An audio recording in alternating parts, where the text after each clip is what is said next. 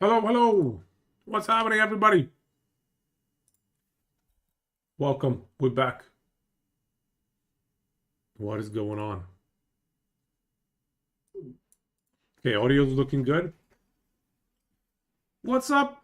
What's up, everybody? Sorry, I failed on Sunday. I didn't make it to the stream on Sunday. It was totally my bad too. But we're back. And today, what is the plan for today, huh? Let's think. I think I have a few build ideas, but I would like to theory craft them a little bit more and fine tune them a bit more in last epoch tools. And you guys know that I absolutely hate leveling, right? So I'm gonna stall the leveling part of things as much as I can. Yeah, theory craft stream. Let's go. Okay, I knew at least Niche is gonna appreciate it. At least Niche would appreciate it. Okay, let me switch to my theory craft.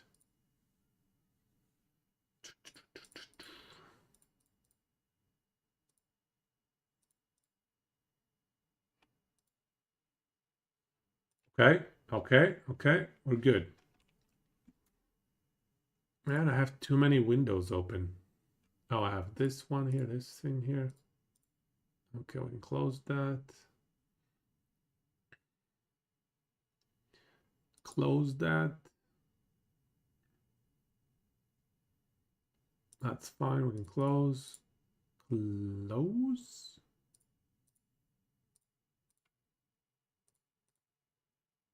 We'll do a little bit of cleanup here. Every now and then, I notice that I have too much crap sitting around. This one we're gonna use. This one we're gonna use. Marksman. Okay, we can close that. We can keep that. Okay, close that.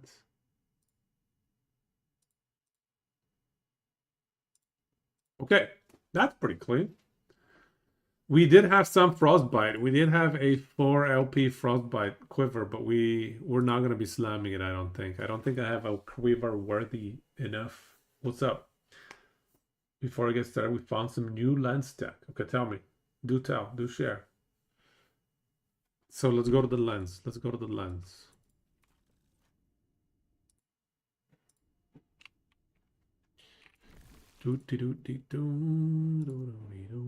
Visit observatory.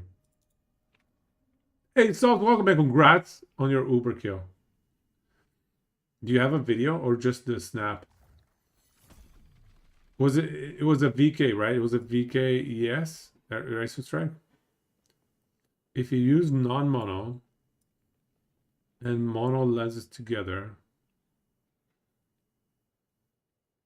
non-mono and mono lens together, it eliminates all events except those with no requirements. And all of those can be done while doing echoes normally. So things like kill a bunch of, what are those? Like kill a bunch of siege golems. Those ones. Is that what you're talking about? Mono.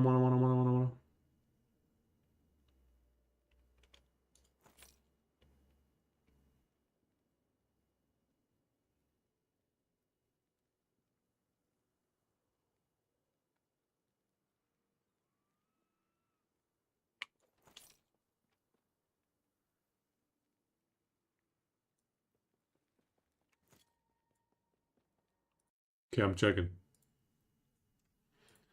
Exiled Mage, Diamond Matron, Siege Golem, Champions, Nemesis, Boss. So it doesn't have the Sand Kings or whatever. Those are pretty easy ones. Those are nice, yeah. So it reduces the number of clicks. It's such a garbage fight. I agree. There's too much goop. The goop doesn't stop coming. It's kind of silly. Because we have a bunch of cheese builds this patch, it's, you know. But I guess part of it is getting used to it. I don't know. I don't know, mine. Then you add the item type you're looking for to have max efficiency or wealth for more items per prophecy. I see, I see. So it's less clicks. A lot less clicks, I suppose. Trying it out now. Sounds weird, but it really feels like it's a fight that players are not supposed to clear. Especially if some of these damage outliers get fixed, the fight becomes quite a bit of a nightmare. It was really nice for picking out prophecies. Solid, man. That's a pretty funny.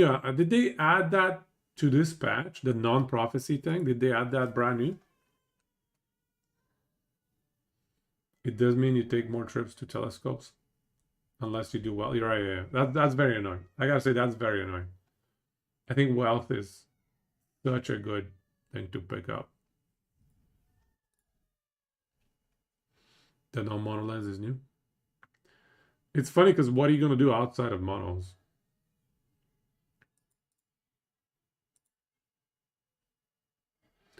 Wealth means more time to re-roll them.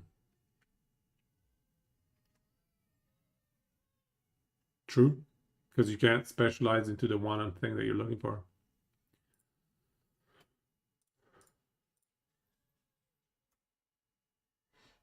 So is time rot any good, you guys? Can we min-max time rot? There's no way people would kill it with normal builds, maybe 2 or 3 people, but it's already at a point where you think, who is this fight for? It's much too inaccessible with insane gear and still skill requirements. Yeah, I see what you mean. Not only just that, but certain builds that don't leech efficiently, because leech is required. Once you get the fight to the last phase, you must have a reliable source of leech. And leech can come from a passive DPS source. So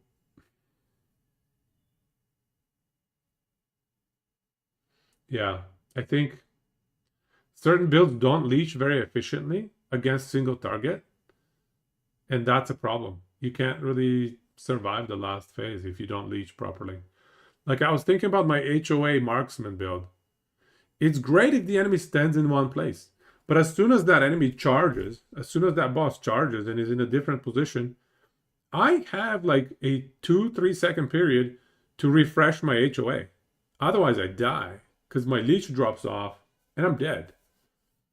So it's a pretty awkward fight for HOA, I think. For the last phase. I mean, if we even get to the last phase. I think DPS wise, HOA can get to the last phase. It has good DPS potential, but that boss moves a lot more in the Uber version.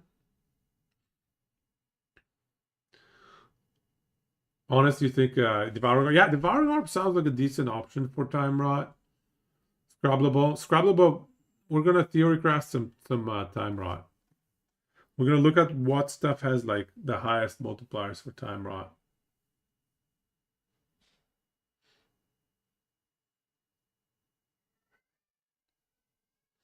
Yeah, I need to update my whole unique item thingy. I was looking at the one tab with the prophecy item. This is all wrong. Like I need to add all the new items. I need to fix the LPL level for stuff that got changed. I basically just need to update this tab. Some of the other tabs probably need updates as well, but most importantly, this tab. Cook the Blade Master build. Time Rot you sleep. Why is Time Rot not good?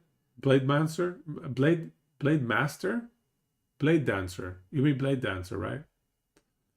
Blade Master. Is this like Warcraft 3? Kojak, were you playing Dota? You have some uniques called Atrophy in the stash. That mace, is that what you mean? Oh, this oh man. Chance to plus low hit. Hey, thank you for the sub. Thank you for the Prime Man videos, place. 3 months. Thank you so much. Welcome. Irashaimate. This is your atrophy. Plead the fifth. Chance to play slow. So this scales, right? Slow chance with void skills, yeah. So that helps. 40% duration. Duration, I don't think it's high value for Time Rot. I don't think Time Rot needs duration as much as other ailments do.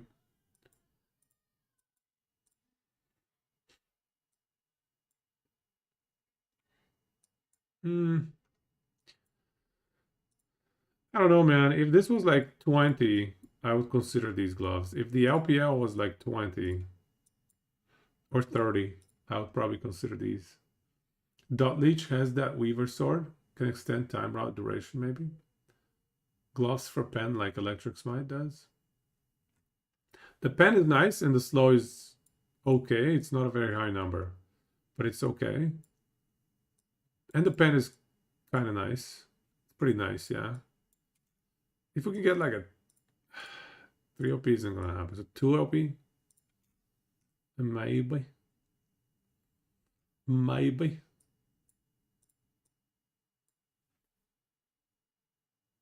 So first things first. So there's a few things I want to do. First, we check Time Rot, right? We're going to search Time Rot and we're going to see everything that has the word Time Rot in it. Hey, Wheezy. Thank you for the sub, man. 25 months. Thank you so much, man. Welcome, Irashaimate. Will be fixed next season or the season after. I'm sure we'll get it right one of these seasons. Multi-stage melee smite proc Time Rot. Multi-stage. What is a multi-stage melee smite proc Time Rot? Probably get crazy stacks. But stack cap is 12. You can't get more than 12 stacks of Time Rot. The Immortal bug, funny enough, using Immortal Vice gloves can make you permanently immortal? What? Multi-strike. Right. But we don't need that many procs for Time Rot. Like attack speed and proc. As long as you can get 12 stacks, because that's the cap, you're good. 12 more void. So this is multiplicative void. Void pain with time. Okay, this is a must-have. So we're going to be crafting. But then we can't run red rings. No, wait, this is amulet, shield, and sword. Shield, though? I think 2 at least. So we can do amulet and sword. But then we can't run a... Then we can't run uniques, can we?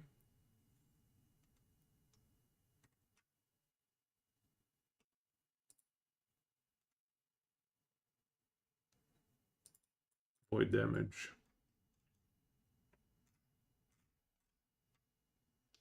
Attack and cast speed. That's not bad.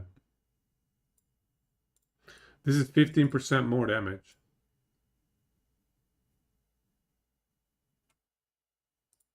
Right? We have the... Oh no, it's... Oh yeah, it's 50% more damage.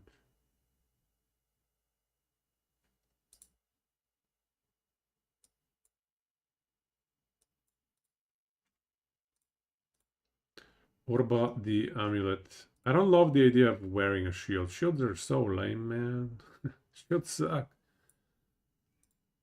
Avoid damage. Time to apply time run. Chance to apply time run. Okay, so what is the...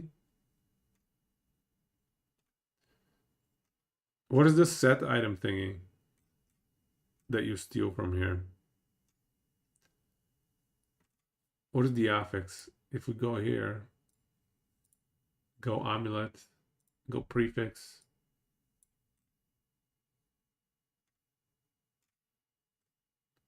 Chance to apply time run. 28 at tier 7? Are you for real? Search affix shards for set. Bottom left. I found it. But seriously, this is pretty bad, no?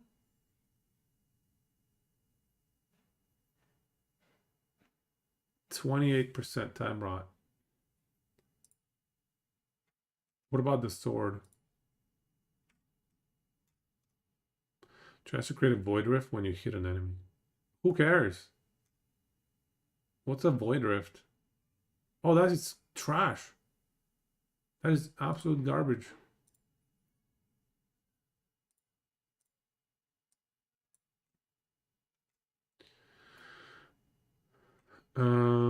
Forgotten Knight. Void damage, nice. Chance to. Oh, it doesn't get the attack speed and cast speed. Rough. Black Blade. Let's check the Black Blade option.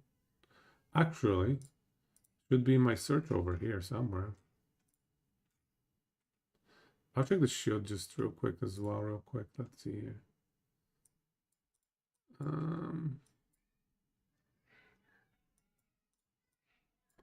This is okay. 28 time rot. Okay. Now,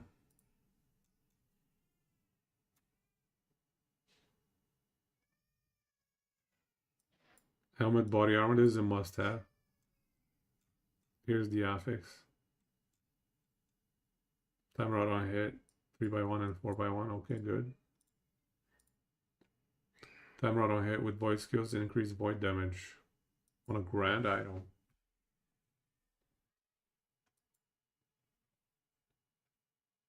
So if you can get this plus this, because these stack, this is a Weaver Wheel thing, or Weaver whatever. Ravenous Void.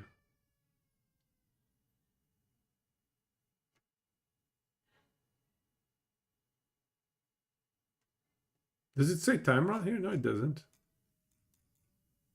Bane of Winter.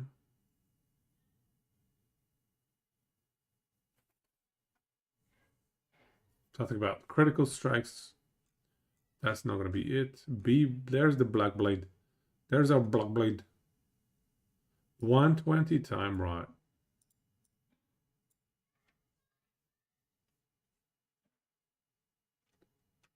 Void Pen per dex.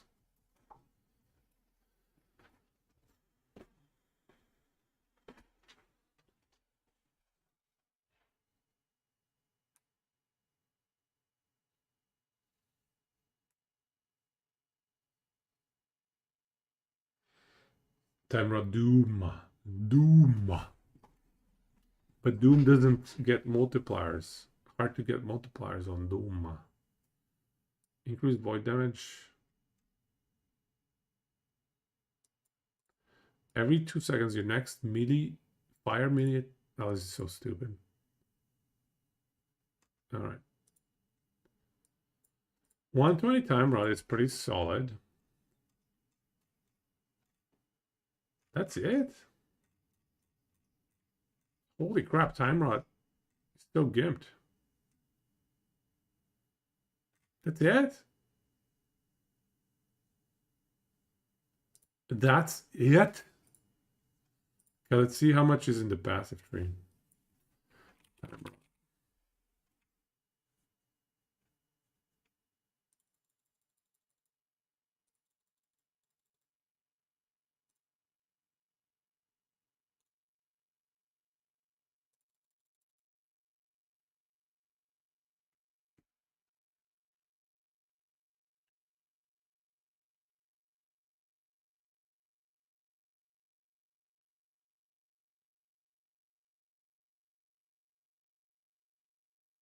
Okay. Oh, this is phenomenal. This is amazing. We're definitely see. Kojak knew what he was talking about. Here's the Blade Master that you were asking for, Kojak. It says it right there. How did you know we're gonna be running a Blade Master build? You predicted it.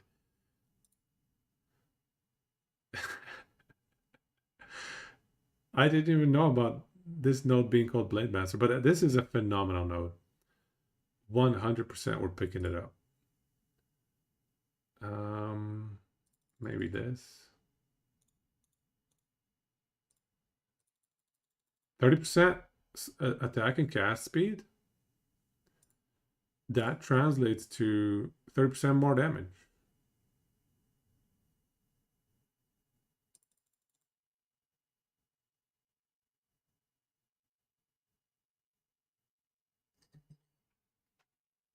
Void damage leads to south. That's a lot of leech we have at our disposal. Area with melee at area skills. So this is something to consider, 5 points, if we choose to go with a melee skill. But for now, I'm just going to go for health.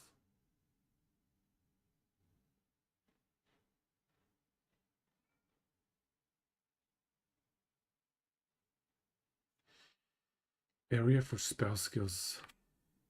Echo chance for abyssal echoes.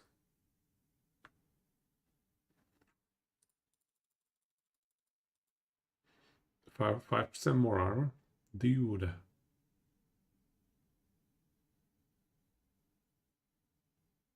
Void dot, alright. Time out chance, alright. Time out chance. Echo stuff.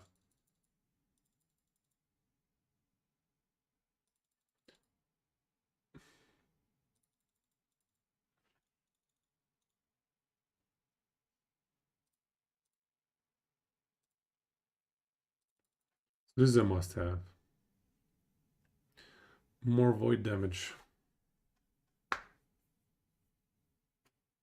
The effect is doubled if you have less than 30% block chance. So if we don't use a shield, this is next level. Void pen and slow chance. Oh my god.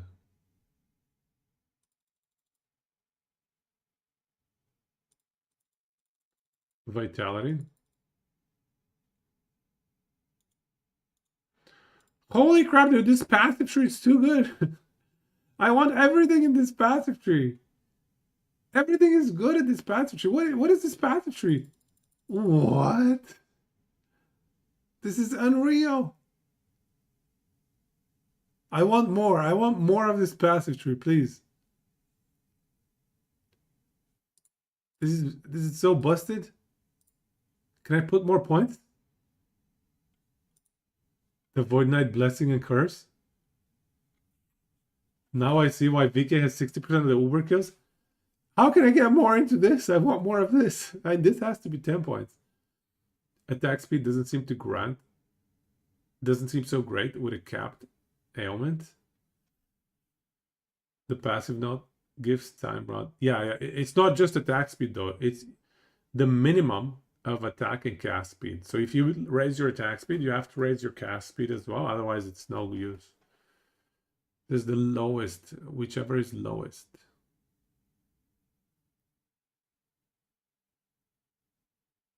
Melee, throwing, and cast speed.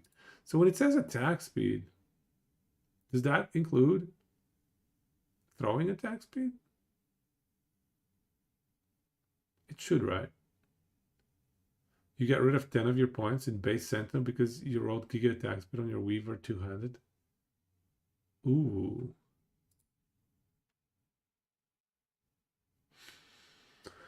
Yeah, this is nuts. This is nuts. How am I supposed to pick everything up?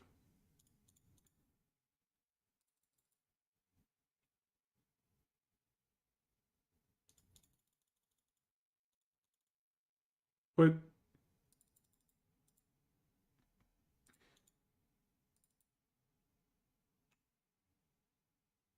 mana gain when a skill echoes. 8-second cooldown though, okay. Oh, increase cast speed. So that can balance things out. But that's garbage. Okay. You have a video of your first Abaroth. Show us. Black Blade. Blackblade definitely has the best time rod chance.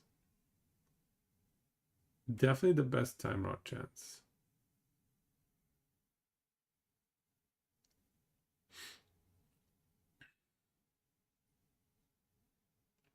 I don't know, this path tree is just insane.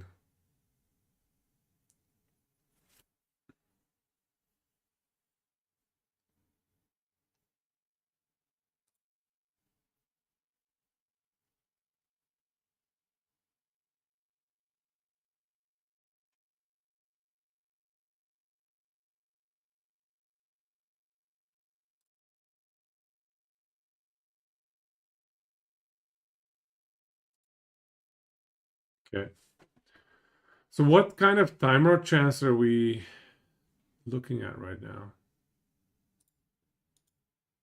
This is also good, man. What the hell? I can't decide. Everything is OP in this passive tree. I didn't even get the leech. How am I supposed to leech? Yeah, it gives you damage per time rod chance. But like you gotta keep in mind, time rod has 12 stacks cap.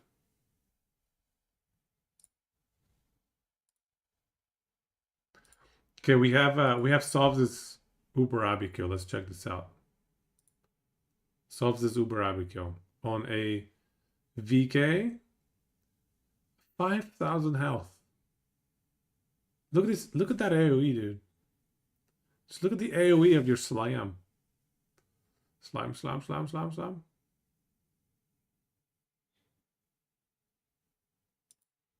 Look at that AoE. That AoE, like half your screen is baboom. Beefy boy.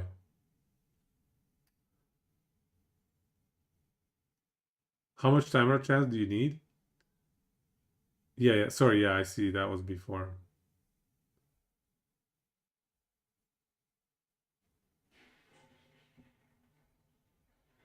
Whoop. You almost got smacked in the face there. Look at those crits. 600k, 700k, 900k. Holy crap, he chunks you so much. Such a chunky boy. Chunker chunk.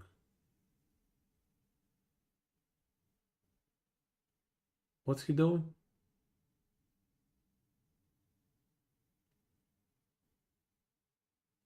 Tier 7 slow and 2 Black Blade. Wait, what do you mean on 2 Black Blade? You mean on what? On a Black Blade suffix? It's a two-hander, right? It's probably on a Black Blade. Yeah, I know what you mean. Yeah. How come your damage went up to like 1.5 million now? What's going on? What kind of impact did you use? Here we go, last phase. Solves versus Uber Abbey, last phase. Can he do it? Can he do it? Can he do it? Oh, uh-oh. Why is he doing that so far away from the center? Here we go. He goes to the center now. Uh-oh. Last phase. Oh! That was close, man.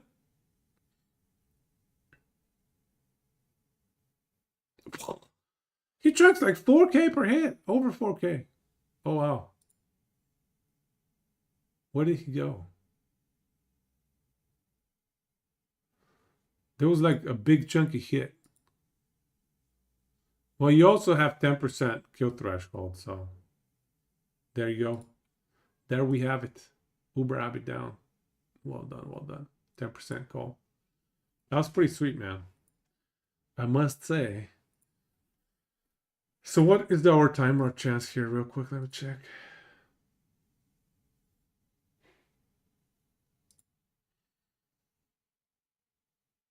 He just got bonked from 20 to 0. Timer chance.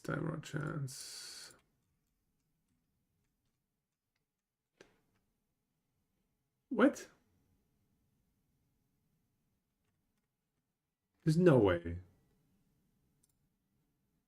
There's no way it's 110. I have 30 here, 60 here, so that's 190. This is 110. These three are 110 already.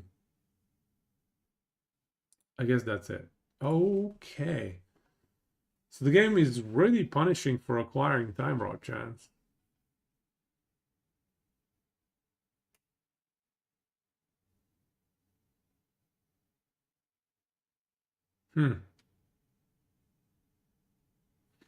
So which makes this time rod damage per 1% time rod chance with void skills. That's pretty high value.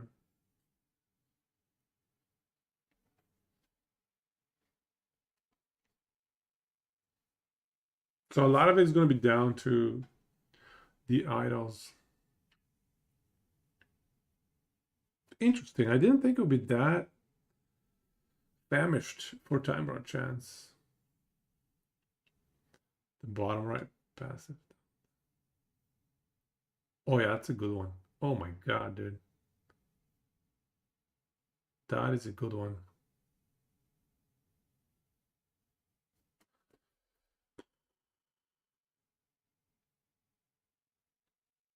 What do we delete?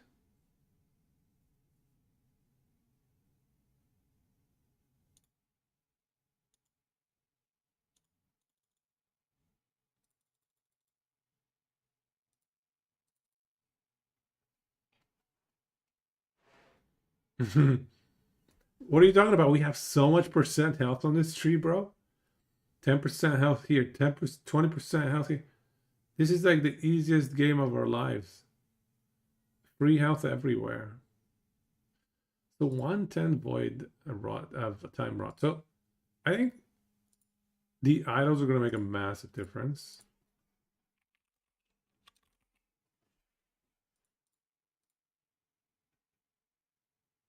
Really?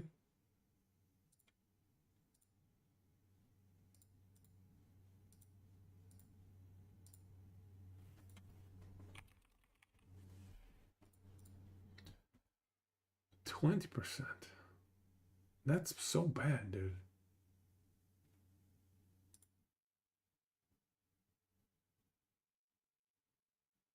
The passive tree is kind of crazy. Builds itself in some ways. Episodic duration. Dot. Okay, this is crazy. Or we could do warpath area if we choose to go the warpath route. Chance to inflict time run on here with void skills. So yeah, this is the dream.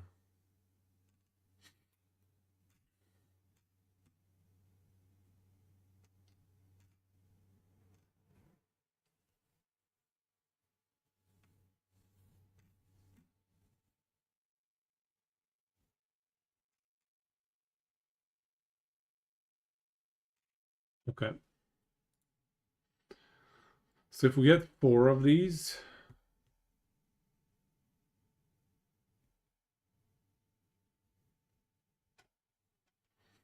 lose a little bit of survivability, but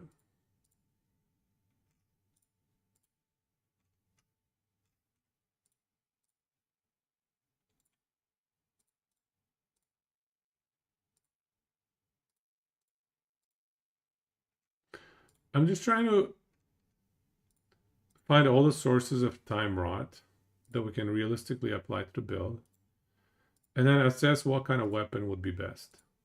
Because some weapons,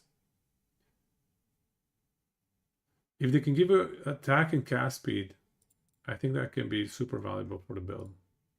Because attack and cast speed is another more multiplier.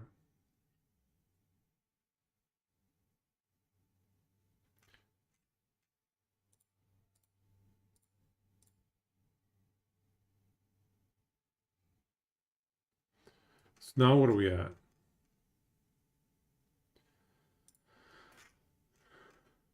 190. That's not counting time rot with void skills.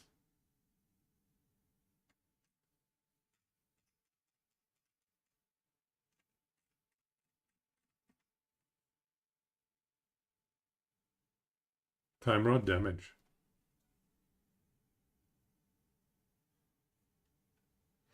The slow chance idle affix. Let's see, slow chance. Slow.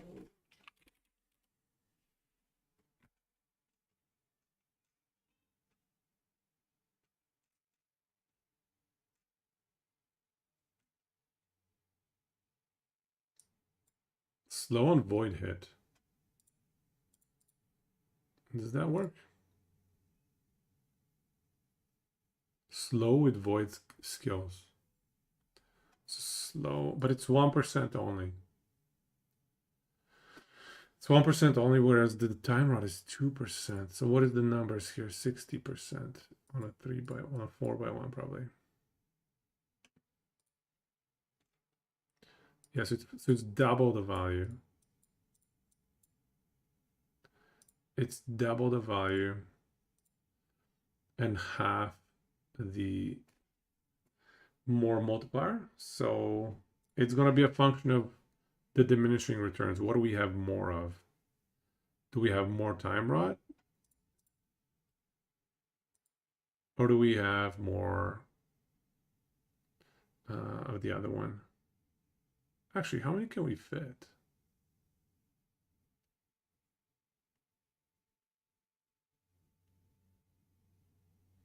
We could even fit 2 of those right here, actually. Yeah, we could go like this, 3x1.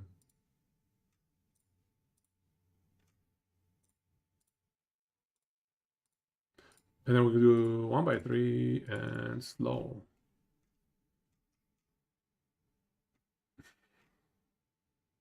These are such bad prefixes, though.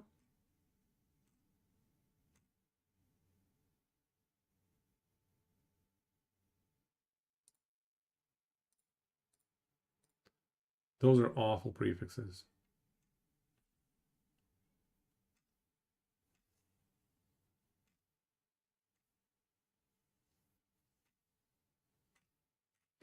Where was the slow chance? Where did the slow chance go?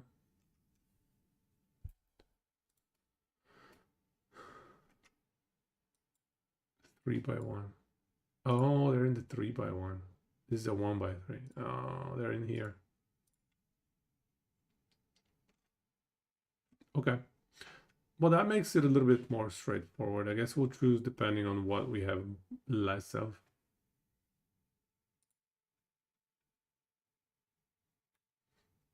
What else has slow chance? Every weapon.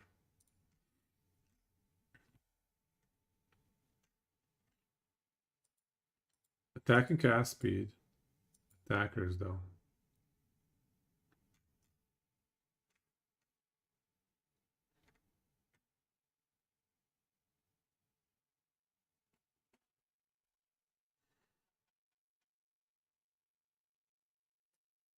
Very slow on hit.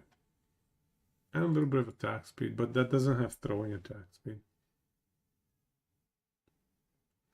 Tier 7 slow on a 200 is 208. I thought it was more than that. Wow. Interesting. So if you slam a black blade with a slow, what are we looking at? 120 time rot.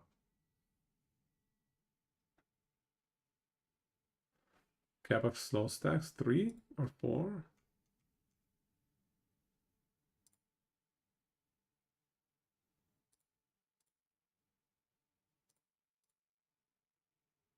Three stacks. I mean, it's not about the cap here, it's about the multiplier, right? 1 to 1.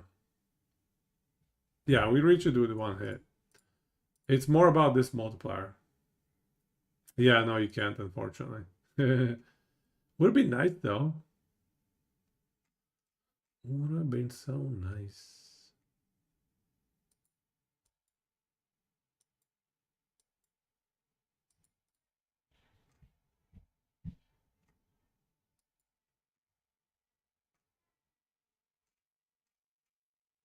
Weaver's Gift. Slow on hit.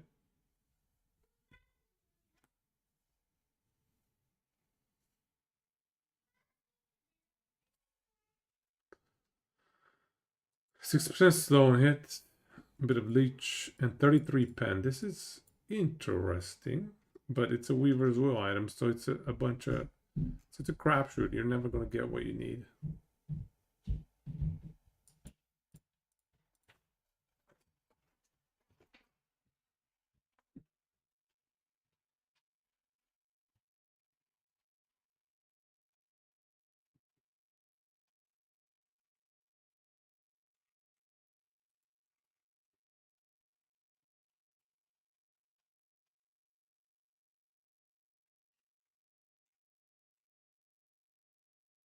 Nothing good.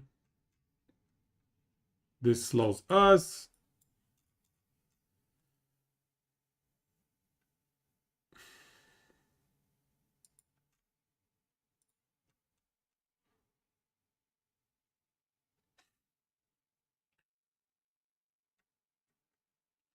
What's with the quivers?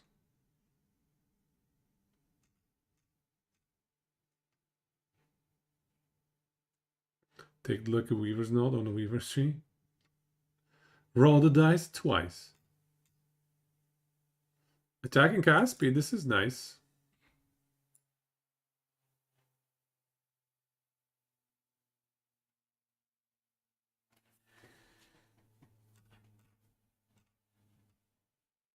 This is Primalist.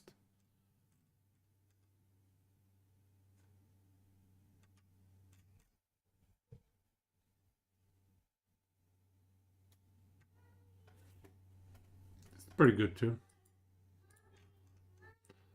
Chance to play slow and hit only 100. This only goes to 100. There is no Time Rod Blessing, unfortunately. Weaver's Gift. Weaver's Gift. What is Weaver's Gift?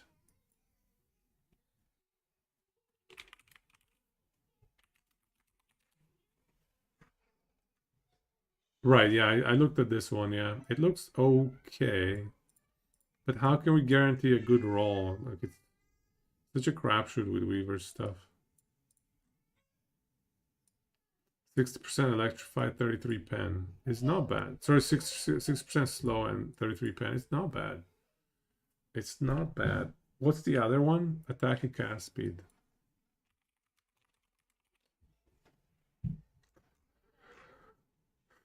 Attack and cast speed for minions. Attack and cast speed. This is great.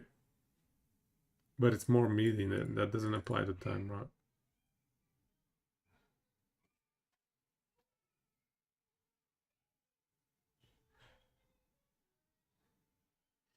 Plus the wheel legendary affixes. Yeah. The inevitable. Inevitable.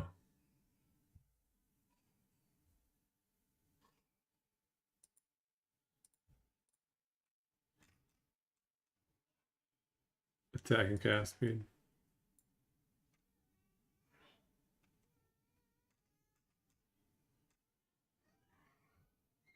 Attack and cast speed with void. It's not good enough. But 50 pen, dude. Hard to say no to 50 pen.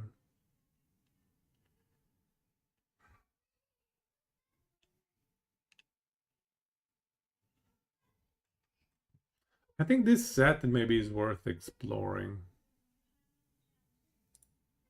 What will we get for shields? Like, what's the shield affix from that set? Forgotten Knight Reforged. Void damage. Oh no, it doesn't give the chance, the Time Rot chance.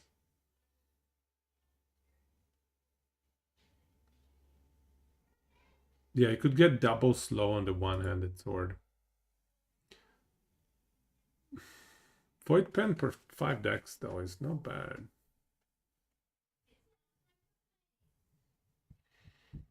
Void pen per 5 decks, because that can.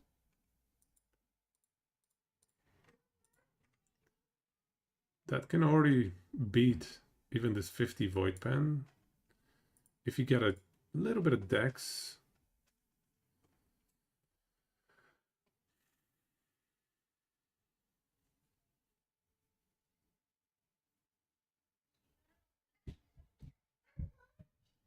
Attribute gear.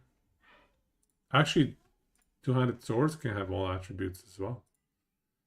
Double tier 7 suffixes. What do we even need prefixes for? Like maybe dot. This is never going to be 3 LP though.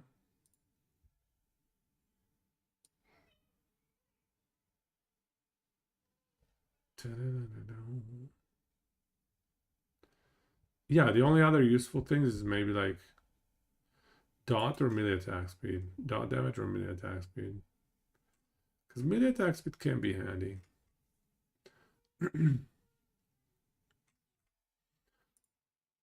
I don't know about 10 to all attributes. I'm not sure it's worth. I'm not sure it's that much of a high value pickup. Maybe. With a red ring.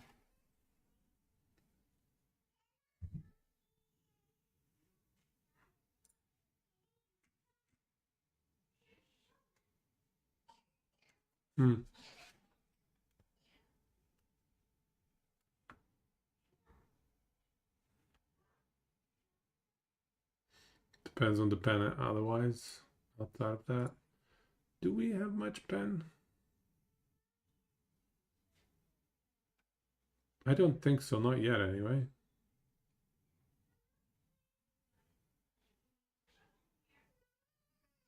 Cooldown recovery speed. Here's 24 void pen. 24 is a good start. I think that's all we have.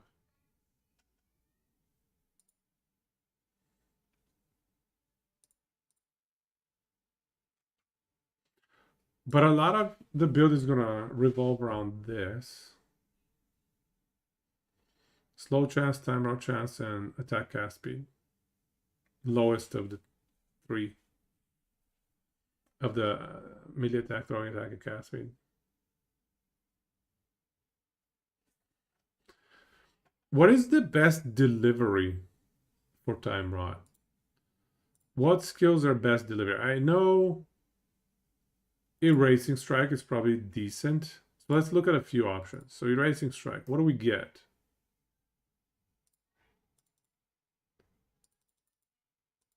I mean, do we even need this? We definitely want this.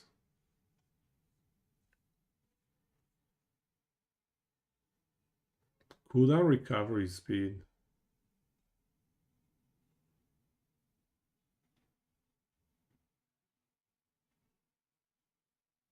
These are all melee damage. That sucks. I don't think melee damage applies to what we're doing.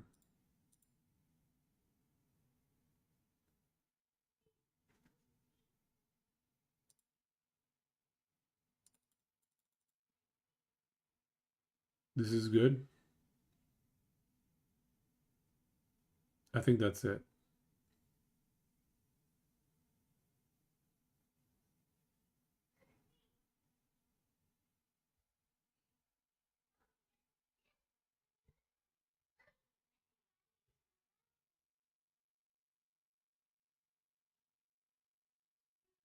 Oh, you even get Void Red Shred for free? How, dude? Free Void Red Shred? I mean, of course.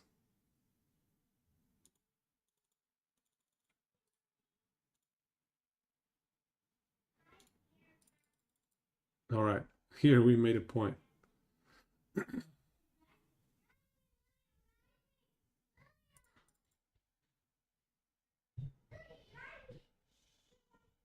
Spin to win Time Rot, and normally gives Void Shred.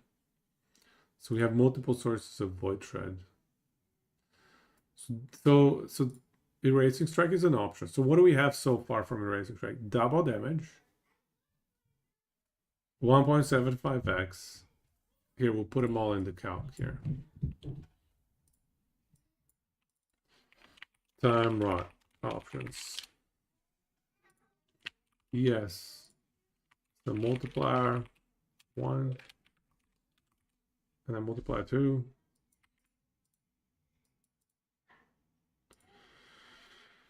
%. 175%.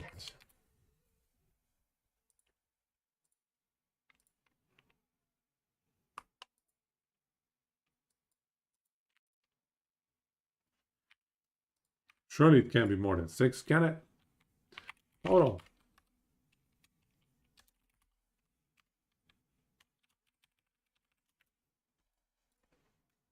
$3.5x. Yeah, that's correct. So this is 3.5x between these two, and then we have this one. This is a 1.3x.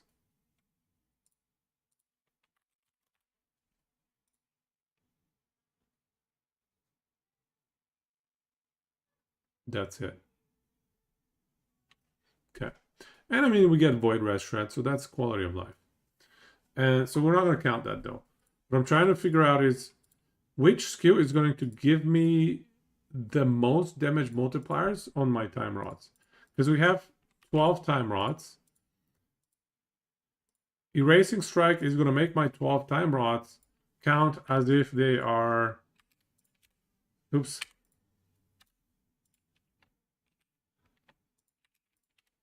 54 time rods from a skill that just hits without more multipliers. More multipliers are just insane.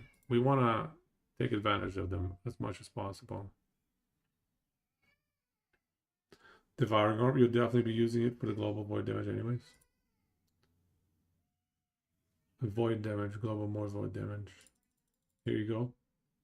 Doubled with 90 plus Vit? Excuse me? How? This is so busted. 20% more damage, that's nice. So what do we get here? I guess Void Pen counts. Yeah, Void Pen counts for our... It's kind of like a more multiplier, but it's more diminishing returns.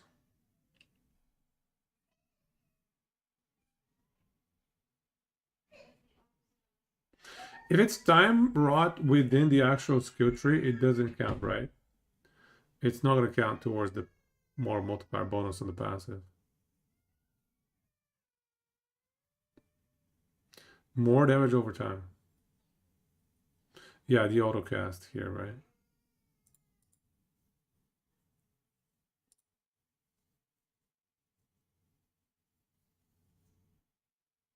Collision damage. So this is a good way to get a massive multiplier.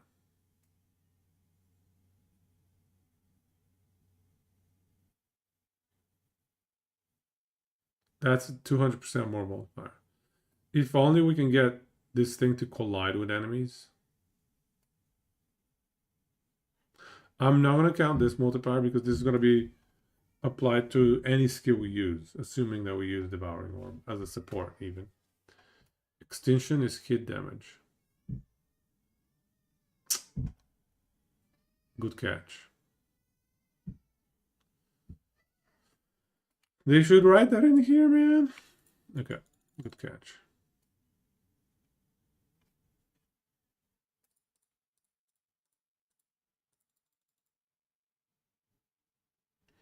It's a 60% more multiplier.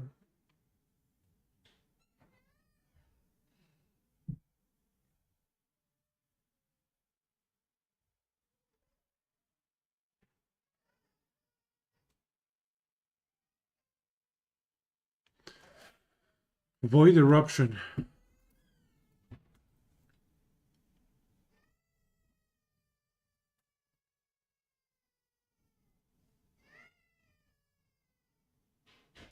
I'm actually surprised there's not as much. There's not as much more multipliers here. When you directly cast non-orbiting Devouring Orb,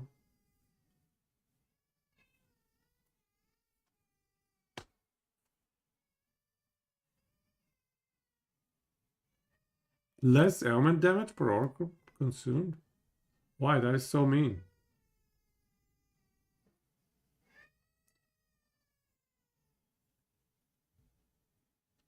Is this worth it? Check DM.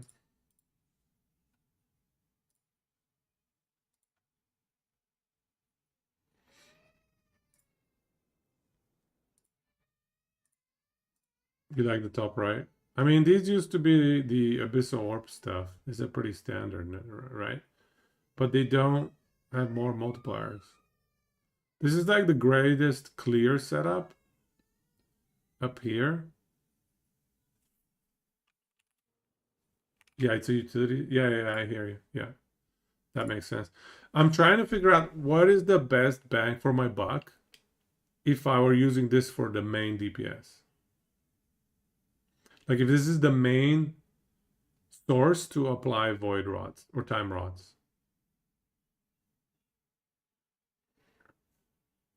Is this all consuming any good? How many orbs can we get? What's the cooldown?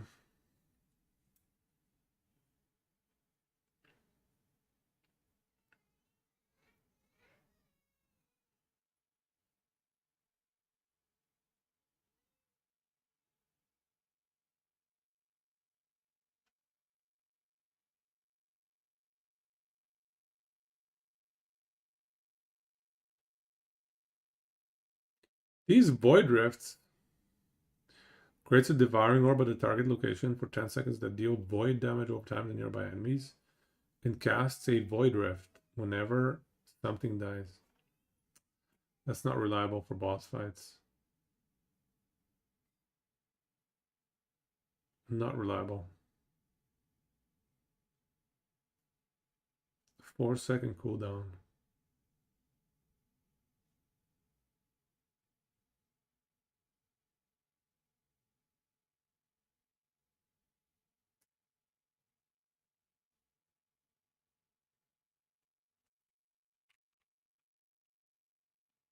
Ooh. 9% more void damage.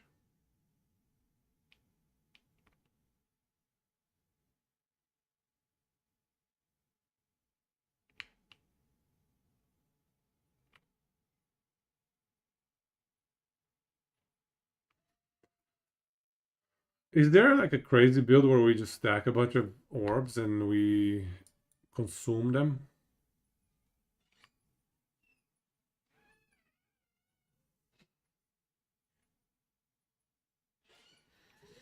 Like that's the only way to get higher damage than Erasing Strike from Devouring Orb. Right now, Devouring Orb is it just can't keep up with Erasing Strike. These multipliers are too crazy. Because so far we have 60%, right? So Devouring Orb. Another 60%.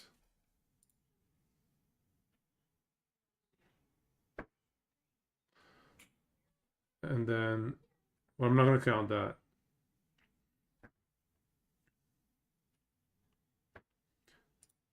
I mean, even if you put like 120 for the Void Pen, it's just not enough.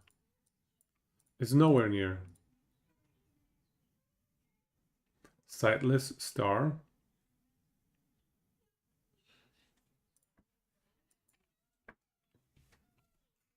One sec. Suvaprond. Void Res, attack and cast speed. One sec.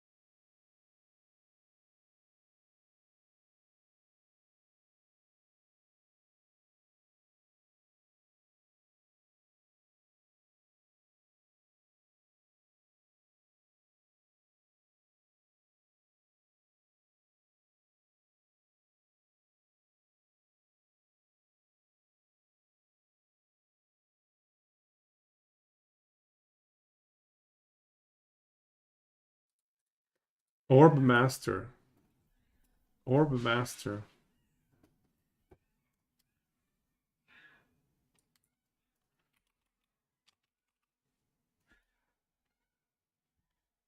Right. But it reduces duration significantly. It's interesting though. And it's only on death, like on the expiration. Cataclysm.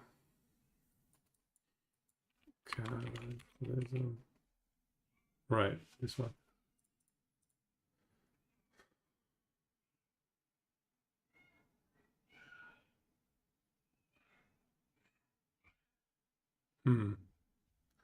I don't know.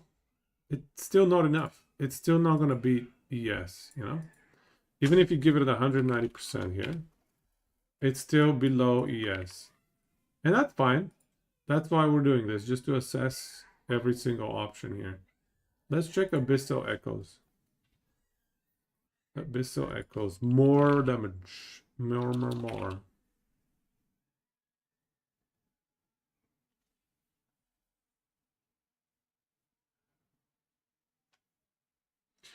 So this is another 1.8% more multiplier. It's not bad. For your next ES.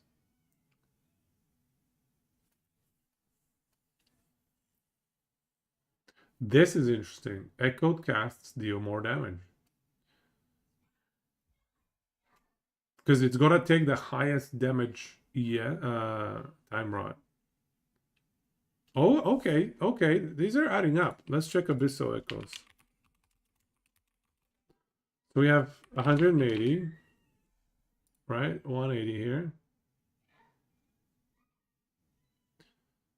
250 there. Ooh.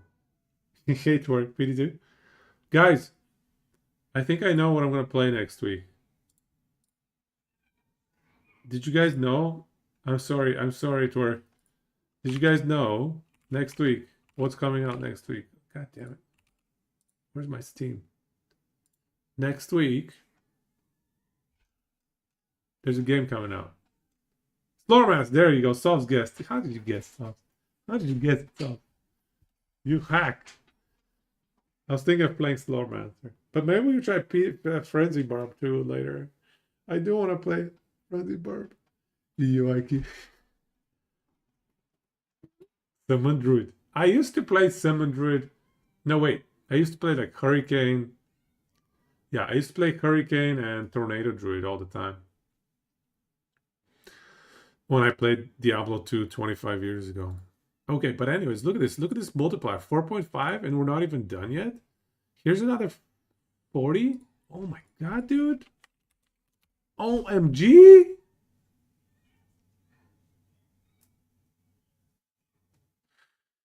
Directly using Abyssal Echoes grants you nether coating.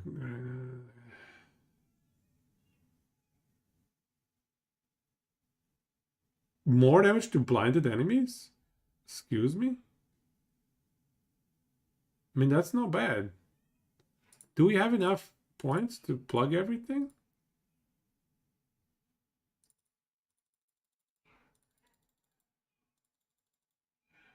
Oh my god. Oh, time out chance. We already... Wait, that gives us global timer chance. Oh my god. Dude. Yeah, the plane is Abyssal Echoes. Nether coating is bugged, by the way. It says on direct cast, but it still procs from the auto cast from Warpath. Okay. At least it's bugged in a way where it's not going to impact us too much. When I read it's bugged, by the way, my spirits sank. I was like, oh no, this is never gonna work, is it? But no, okay, that's not the kind of bug that we're gonna run into trouble with. You'd find the Frenzy Bar pretty fun enough to 99. Is it easier to get 99 nowadays? Especially if your stomach. It wasn't even poison flask. Twerk, how dare you? It was freezing concoction. How dare you? How dare you get it wrong? Is Vorpal Explosion compatible with Rebounding Abyss? Vorpal explosion with rebounding abyss. No longer chains. Chains. What was chains again? Because this is echoes. This is echoed casts. This is chains. A nova that echoes from up to 8 enemies reached and applied abyssal decay. What is this chains again? It doesn't chain to the other enemies, but it can still echo, right? Right? You thought it was an acolyte bug, but it's the falconer bug, the greatest bug of all bugs.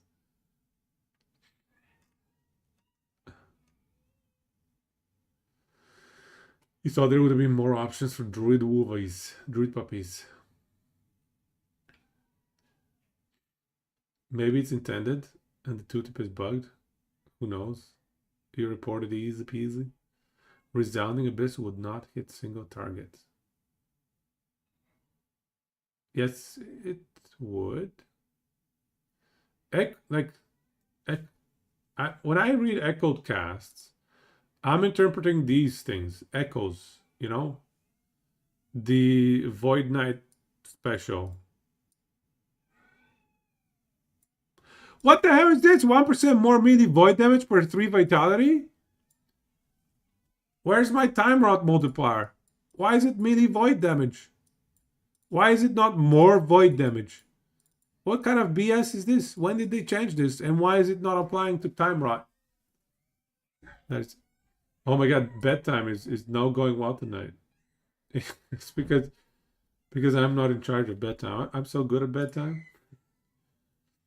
Everybody just follows orders. Your melee attacks, throwing attack, yeah, 10% chance to be repeated. That's what I thought.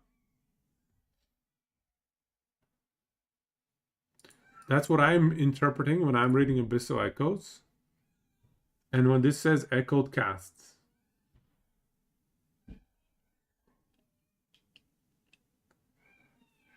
It's the internal echo, not the weak. How do you know that? No, I get that. That echoes from up to blah, blah, blah. Echoed casts. What the hell, man? Should we just test that? Let's just test that. We'll fire up. I think I have a Void Knight somewhere. I need to understand. How does it work? Yes, also has an echo town. Yes. Void Knight, Void Knight, Void Knight, Void Knight. I think it's in offline. Level 78? What kind of a Void Knight is this? I do have a paladin I can swap over. With my... Oh, 1 million gold only.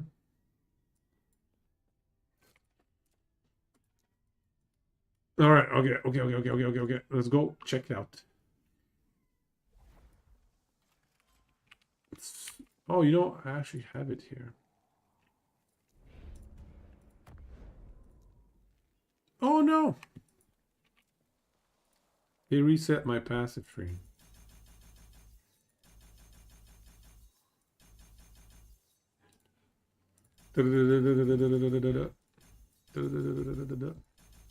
That was easy.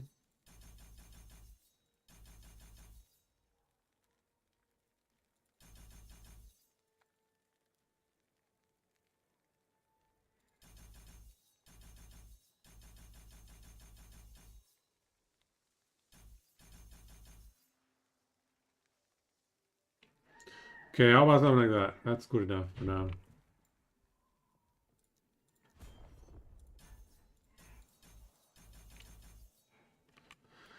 So we're saying echoed something or other.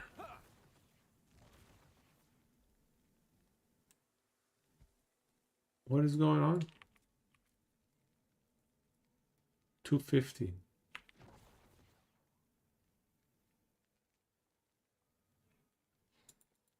$100. See, that was the X. See? No, it's the echo. See, it's 2.5 times the damage. It's the actual Void Knight echo. I think, right? Are you seeing it, Niche? Yeah. Actually, let's try it over here. Let's try it on this guy. 100, because we didn't echo. Now it echoed 250. Yes, it works. It works. Science has proven it. I don't know what these chains are about, but if we put this one, it still works, right? Oh, wait. It comes... What? It comes from my character now? C460 when it echoed.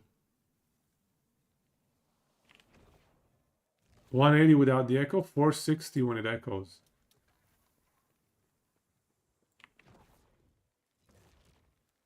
But why is it coming out of my character?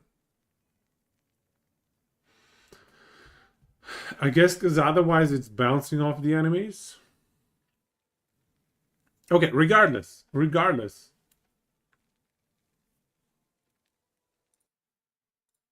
Back to the planner. So we've confirmed 1.8x, as long as they're close enough. We can buff the area, we can buff the AoE. And then what? 2.5x, 1.4x. Even time art chance. This is huge. This is a multiplier in the passive tree. And then more damage to blinded enemies is also a 1.1x. Yeah, so this is actually better damage than Erasing Strike. Much better damage. So far, the champion for our Time Rod is Abyssal Echoes. Surprisingly, I didn't think it would be Abyssal. I legitimately did not think it would be Abyssal Echoes. I thought it would be Erasing Strike. Let's keep going, though. We're not done. Job's not done yet. Although, theoretically, if you can buff your ES with this consistently, but I don't think it's realistic. You can't play like one this, one that. Also, these duplicate casts, I don't think are going to benefit from the Void Supremacy, so...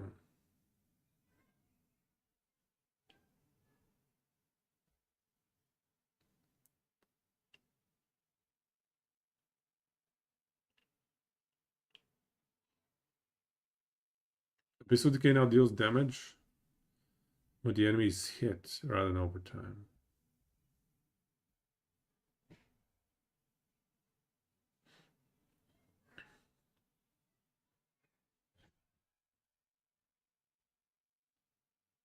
Wait. Wait, this is never going to apply Time Rod. This cannot apply Time Rod because it doesn't hit. Can it? This is not Time Rod, this is Abyssal Decay. Can we... It hits? No, it doesn't hit.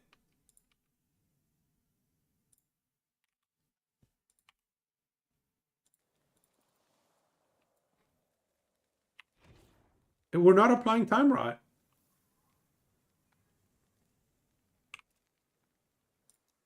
Abyssal Echoes. It does not apply Time Rod because it doesn't hit.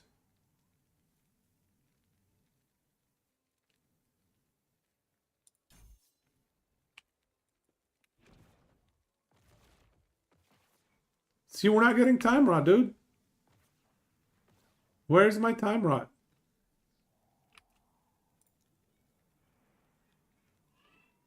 Can we make it explode or something?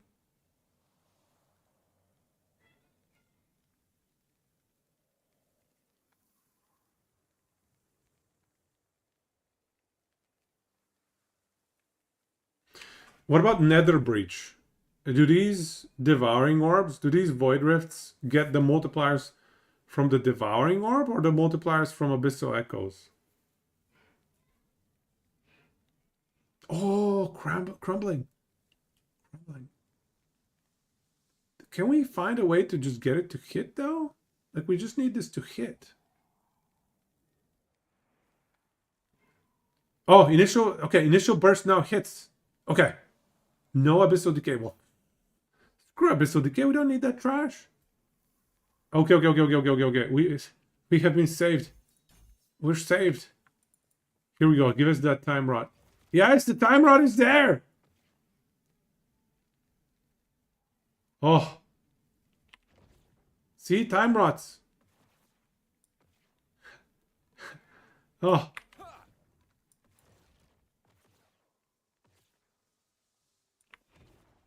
so we walk. We cast this every now and then, and we keep walking.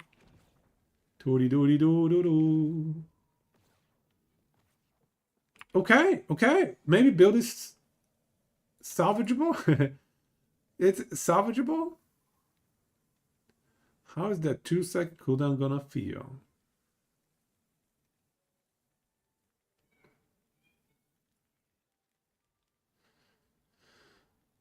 Yeah, dude, if we can take crumbling, this is insane. 8% more multiplier.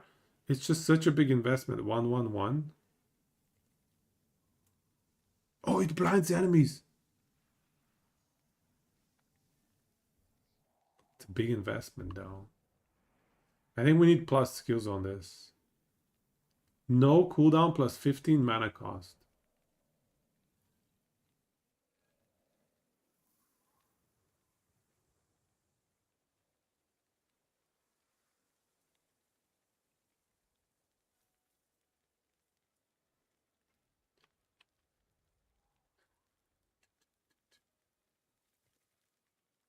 Hey, we don't skill.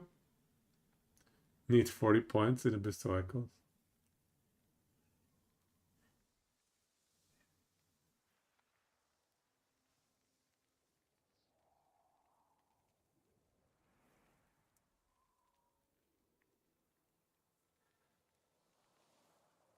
Okay, we don't need this crap. Okay.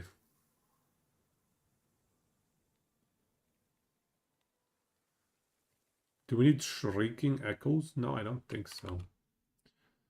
But now we know what we are looking for. I'm just gonna put like plus skills, okay? I'm gonna cheat a little bit.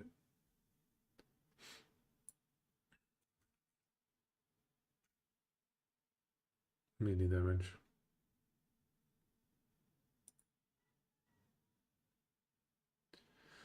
Actually, where does Abyssal Echoes go into?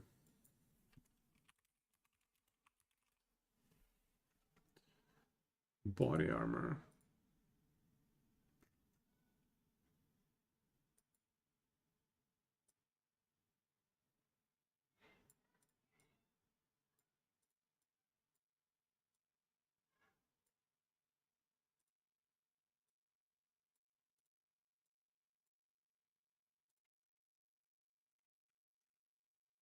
Okay.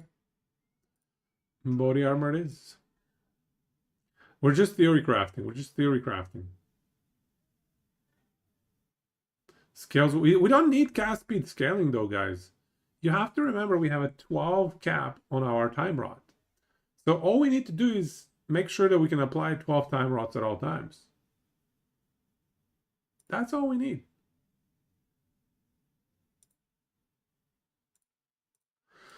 12 time rods. All we need.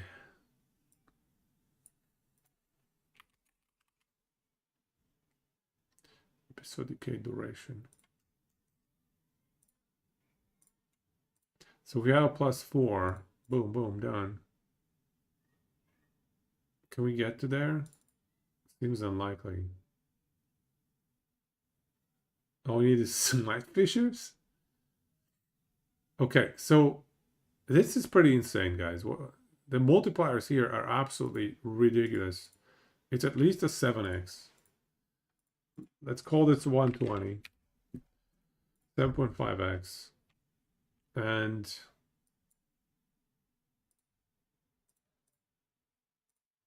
let's check the next skill.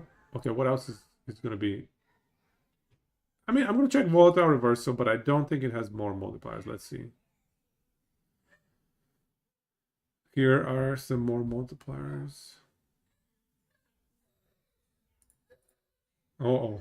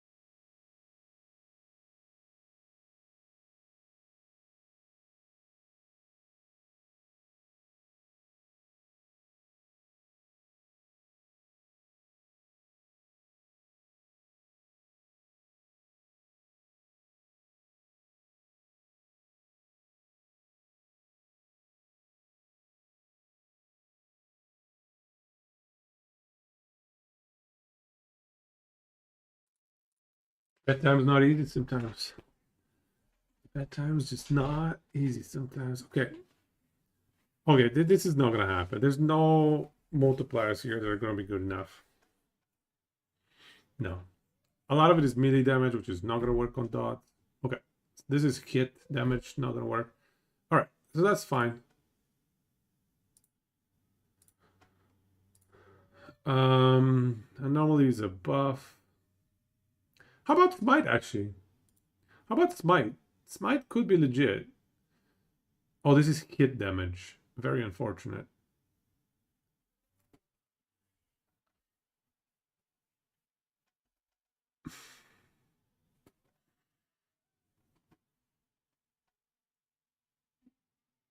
Hit damage. God damn it, why is everything hit damage?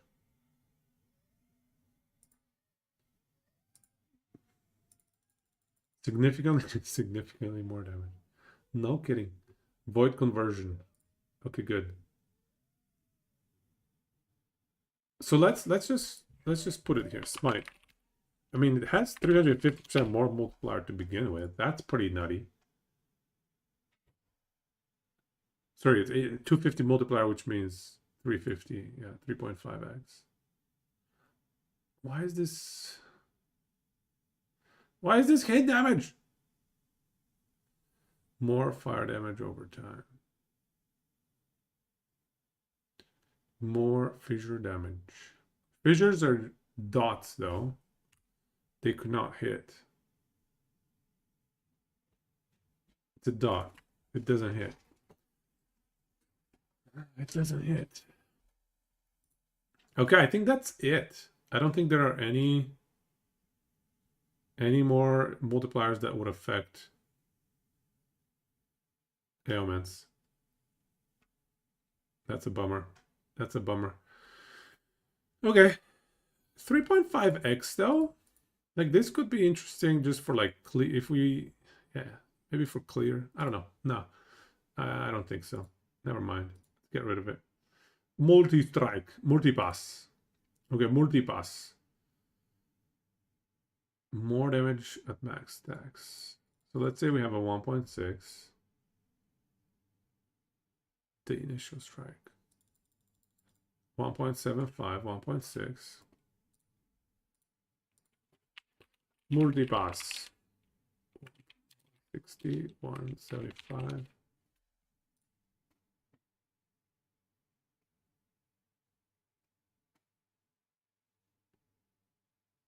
Multi-strike deals more damage per 30 armor.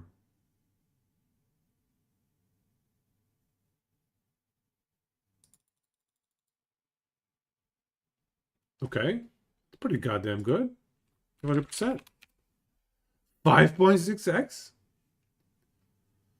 We're getting there.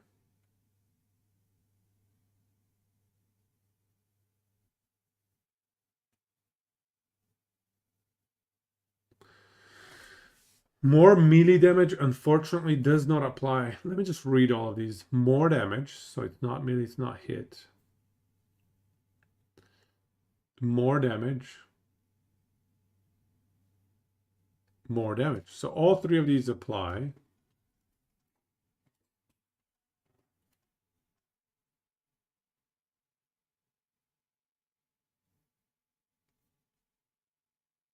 Okay. Okay, this is it.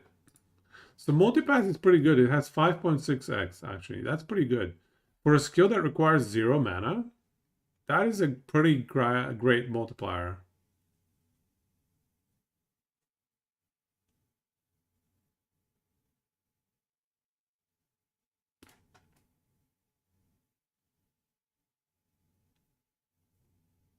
Shield Rush, slightly better.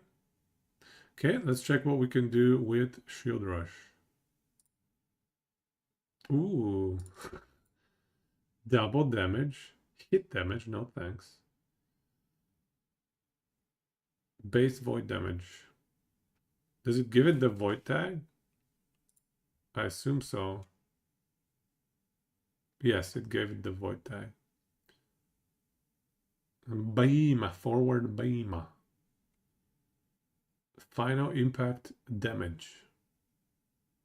So, okay, so let's do shield rush. Shield rush.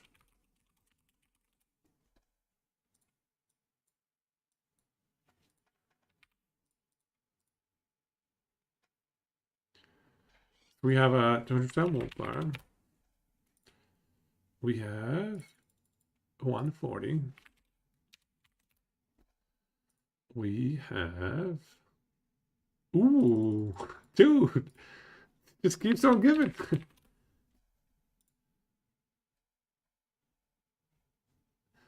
Find out big things. Okay, so I'm just making sure I read it and it doesn't say something like hit damage. Find out impact echo hit damage. Okay, so these don't help. Okay. Hit damage. Okay, that's it. So it's a 6.3. It's a 6.3 multiplier. Not bad. Not bad. That's second behind Abyssal Echoes.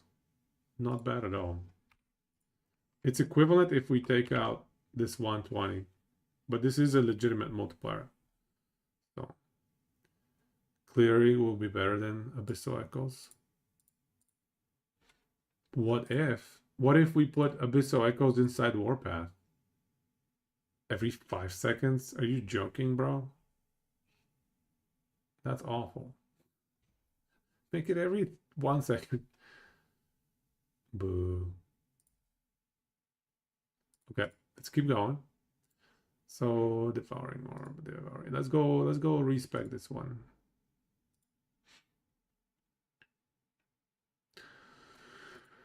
How about rebuke? It doesn't do damage. Okay, it's not gonna be rebuke. How about void cleave? We're just gonna do everything one by one. Everything one at a time. We're checking every single skill. More damage, so 50. Nope. 40.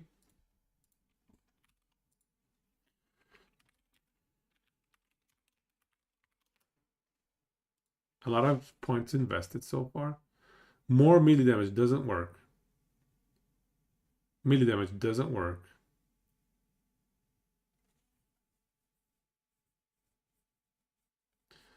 I'm not going to be using Warpath.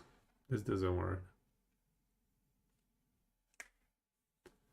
More melee damage. Again, it does not work.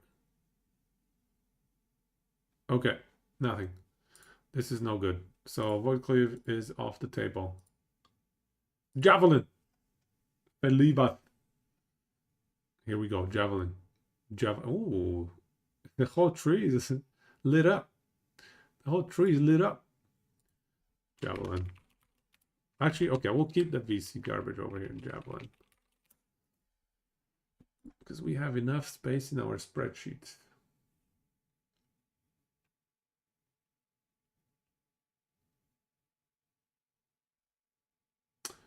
Okay. Oh, 3 points, dude? Excuse me? Okay, so we have a double damage and we have a 60% more damage. The less attack speed is not a problem whatsoever. Because we don't care. As long as we can apply 12 stacks of Time Rod, we don't give a crap. Okay, so we have 200, 160,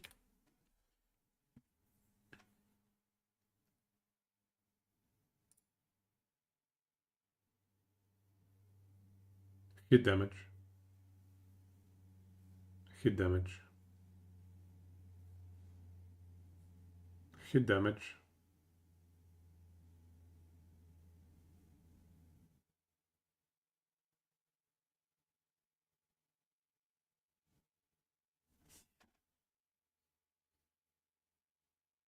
Seems like that's it. One javelin rains down for 4x the damage.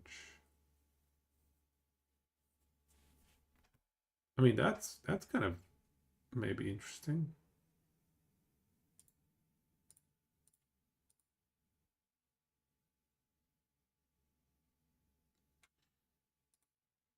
So if we count that 400% multiplier, that is 12.8. The problem is it has a 6-second cooldown.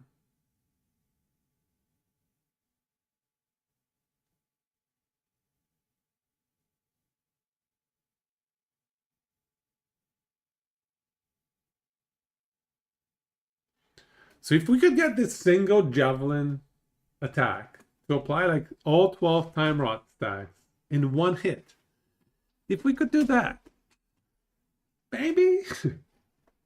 Oh, wait, increased damage per attunement? What is this? Oh, it's increased. It's not multiplicative.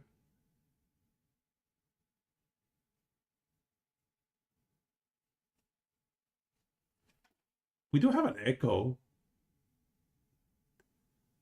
Leave Void Cleave sucked, man.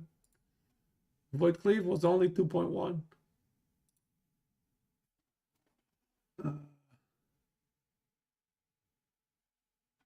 Dismantling throws in Void Cleave.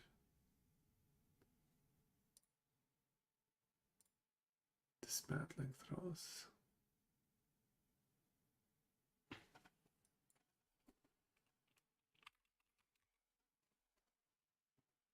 Time rod stacks for next throwing attack.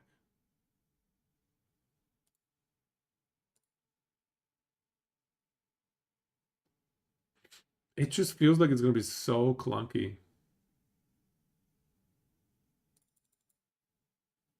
We can even add another 120 multiplier. So it's like double the damage compared to Abyssal Echoes. But it feels unrealistic. It just feels unrealistic. The only issue with Abyssal Echoes, actually, is that this 250 is also conditional. It's conditional on proccing your Echo, which is a 50-50. So this is actually not 100% uptime as well. However, I guess bosses, I feel like it should be fine. Wait a second. Oh, this is the initial burst. So it's not gonna apply it with every single Abyssal Rift, eh? Mm. Ah, that's a little clunky, man.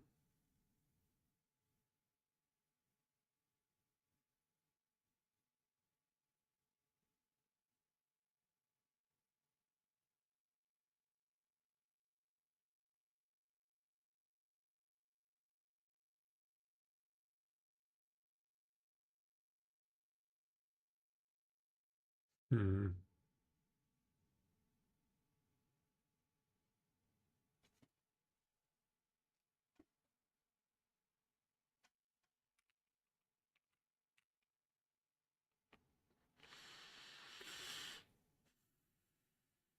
You know, I like how added damage is applied at 750 effectiveness. Added damage effectiveness 250. How does that work? Can somebody explain to me? Is it 750 or is it 250? Which one is it? Which one is it? I don't even know. And why is it intelligence scaling? What the hell? Falling javelin is an intelligence skill? Excuse me? What? There's so many things wrong with that page. Anyways.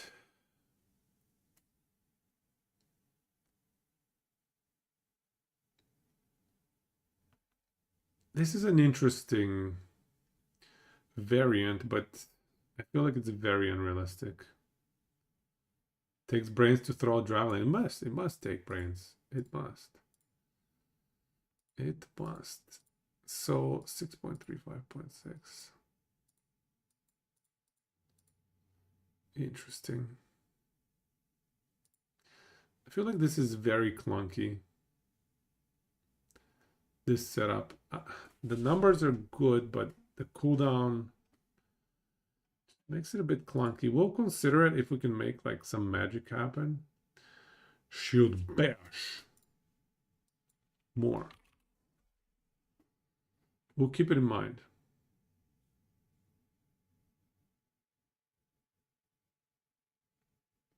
More physical damage per strength. Yeah, once per 6 seconds is rough. Rough. Hey, cuckoo. Damage per extra charge. How many charges can we get?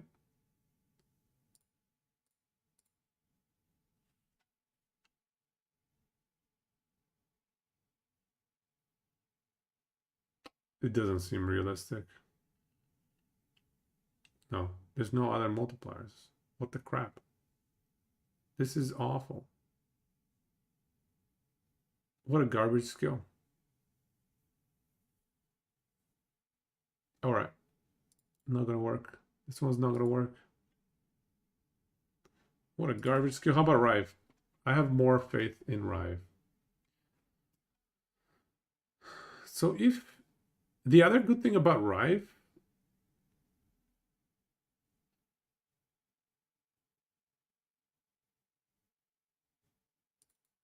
is we can double the echo chance, and this thing is now crazy. Tripled for echoes.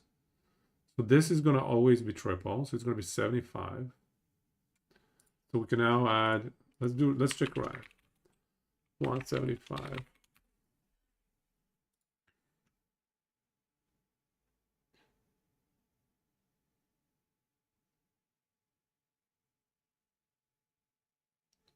Third strike damage, strike 2 damage.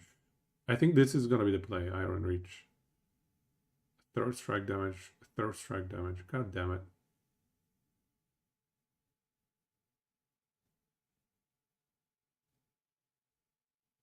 Okay, apparently there's a lot of third strike damage.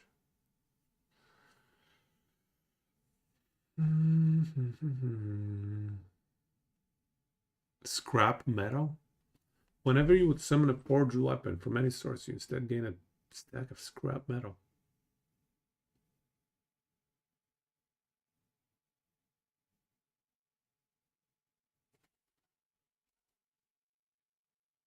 There's no cap on these. Any source. From any source? Any source?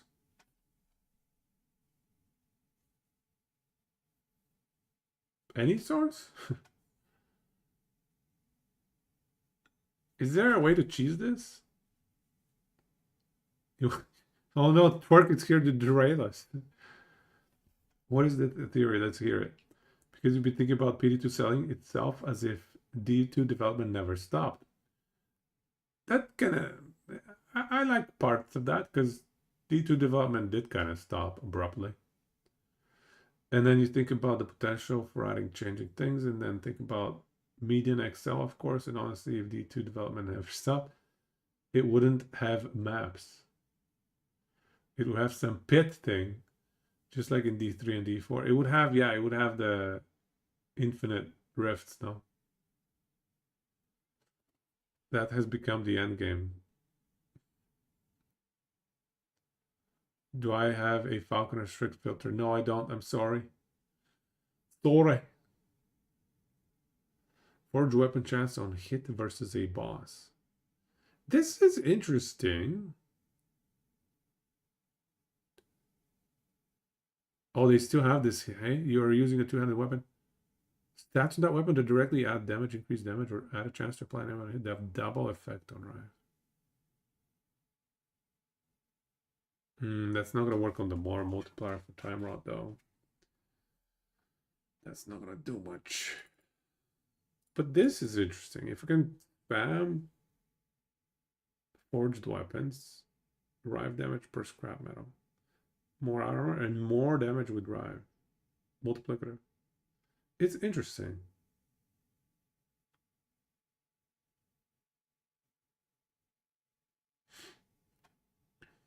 $36 and $50. That's about double damage. 1.5. But there's not enough points, man. So let's say we do 116 and 200 for the second strike. What would this need to be to make this viable?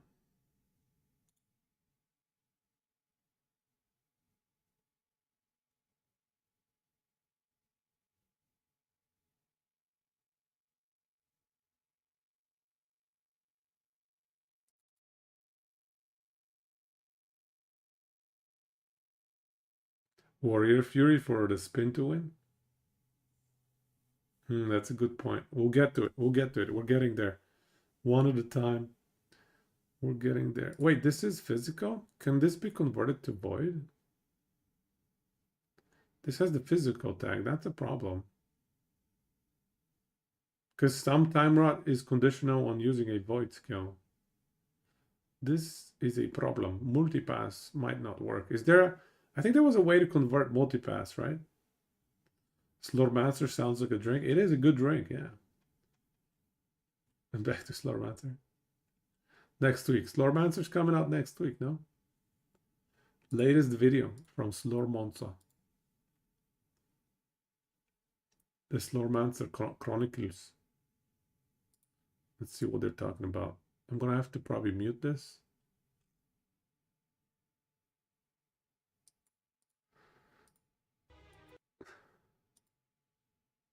So this is Slormancer. You know, these are your characters. You can be a sorcerer, you can be a rogue, I guess, an archer, or a warrior. Anyway, we'll play it next week. We'll play it next week. There is time. There's time for Slormancer.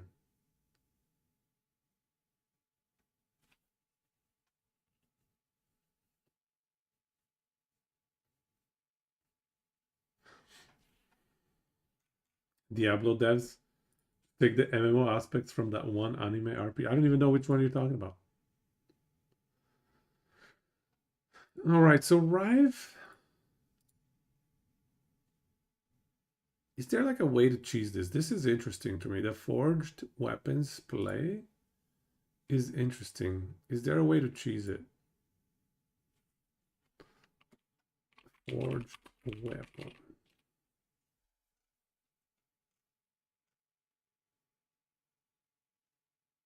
Chance to forge a weapon when hit. That is not ideal.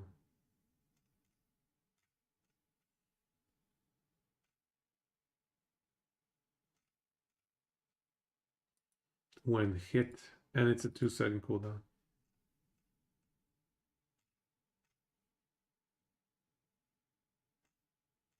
No.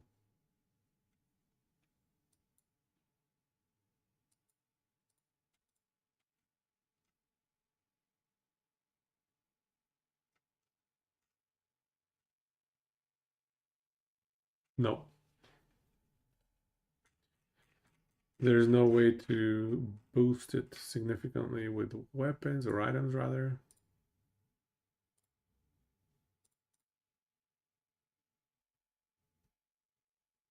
Lost Ark. Oh yeah, what happened to Lost Ark, man? It was so overhyped at some point. No. This doesn't help, actually. Okay. So it seems like there's no way to take advantage of it.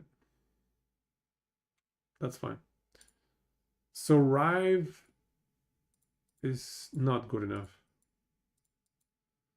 Rive is not good enough, I don't think.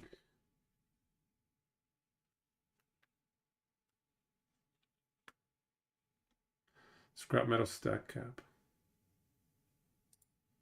I don't think there's a stack cap.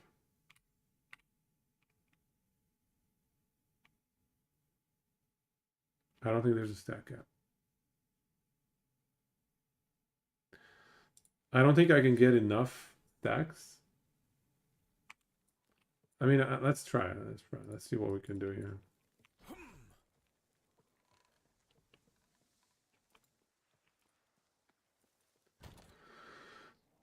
What is my greatest attack speed weapon?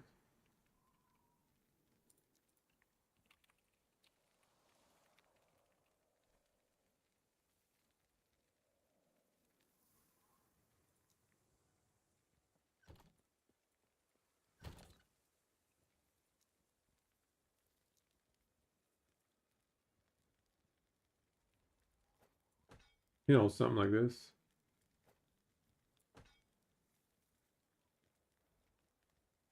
Split the world.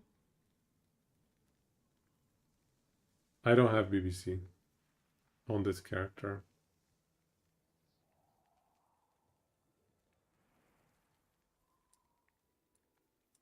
On this offline. There ain't no BBC here.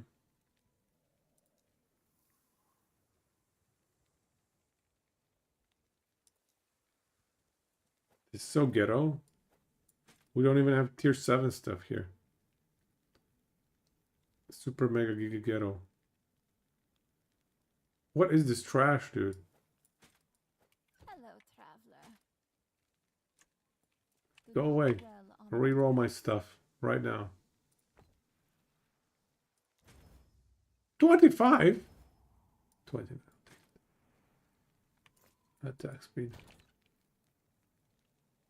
No idea how much you're trying to get a 3 OP splitter. Yeah, this stuff is ancient. This stuff is ancient.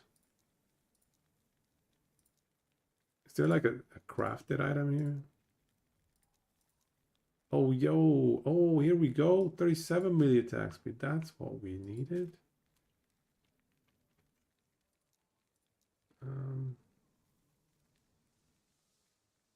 Yeah, that's great. Yeah. All right, what else? What else? Melee attack speed. Uh-oh, we lost plus skills. Anything else? Helms and belts. Melee attack speed.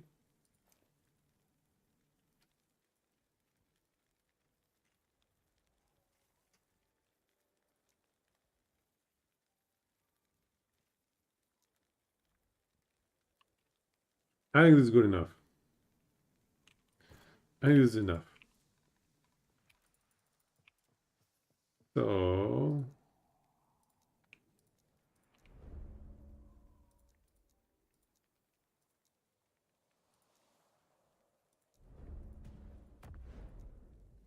we go Rive.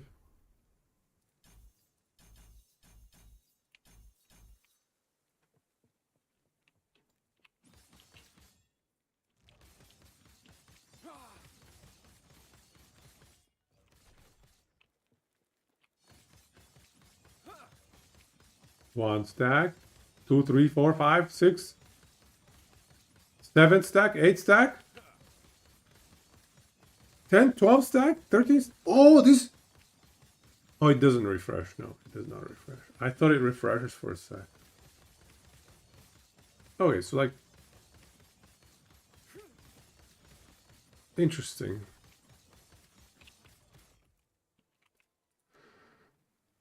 Interesting. Chance on hit versus boss or rares. Effective damage stats. How many ascendancy rules do we have?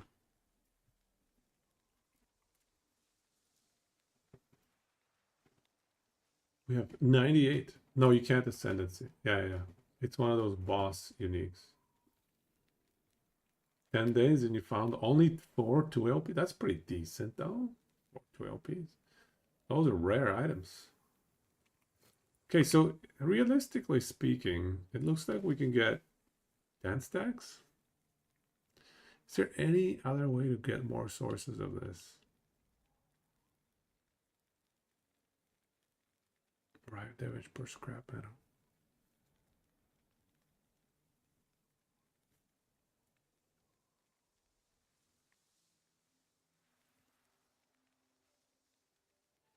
Is there any more sources of forged weapon? I don't think so.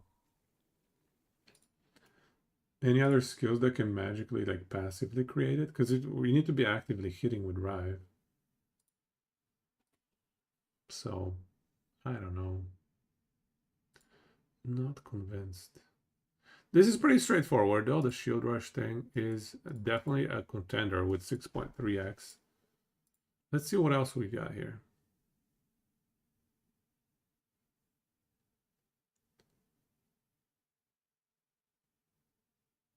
You think Warpath, hey? I think you may be correct. Hit. More melee damage. More damage. Okay. Not gonna be it. Hammer throw. What about hammer throw? %75%.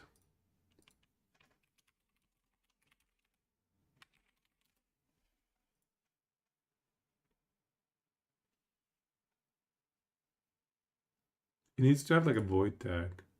Yeah, there we go. Does it actually get the void tag, or does the stupid aura get the void tag? That's one of those very tricky things.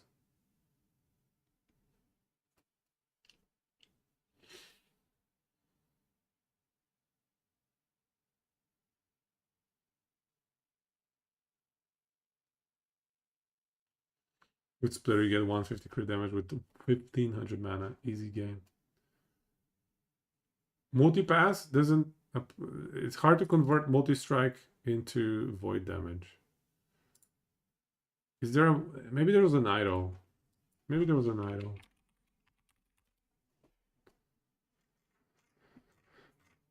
No. No. No. That's too bad. Because I don't think it works if it could not be converted. I mean, unless...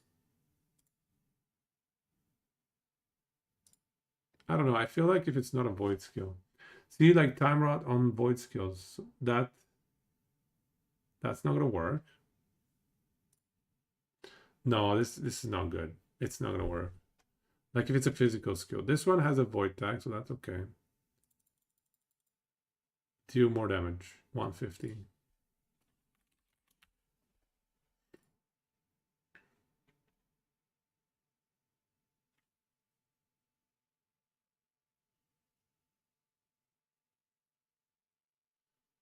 Yeah, that's on getting hit though. That's not gonna work. So what about this Enrus technique? If you have Spyro, it's a 1.8 multiplier. So we just need to pick the Spyro. Don't even need to do orbit. Don't even need to do the orbit. So it's a 1.8. And then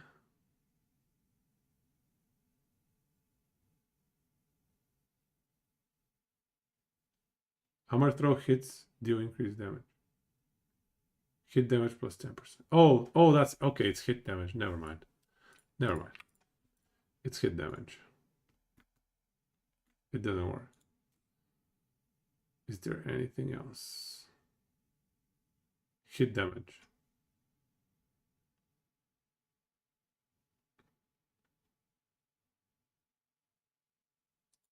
There's a 50% here, but how about this one? Gains more damage and more attack speed for each extra projectile you would have put on. Maybe this. These are multiplicative. So this is a 50%. This is a 50. Okay, so 50, 50. Oops. And then what can this be? No longer throw extra projectiles, but it gains more damage and more attack speed for each extra projectile. So how many projectiles do we have by default?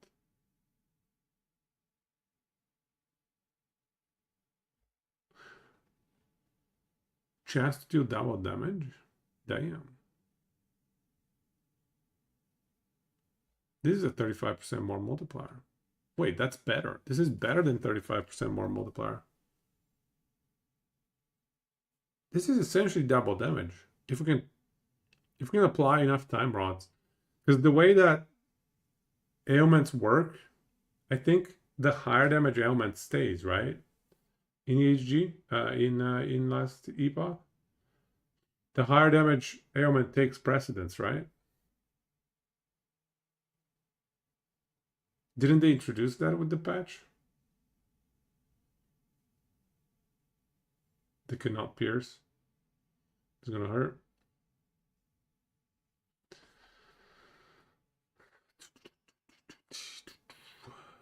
how many projectiles can we get?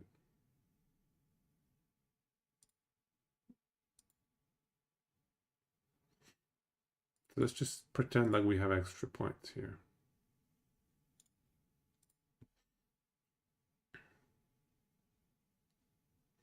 Four extra projectiles.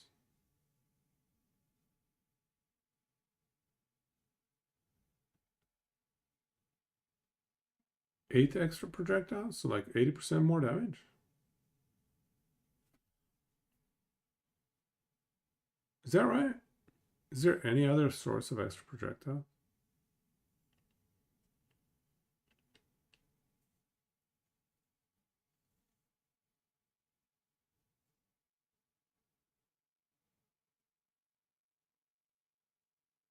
Chance to deal double damage.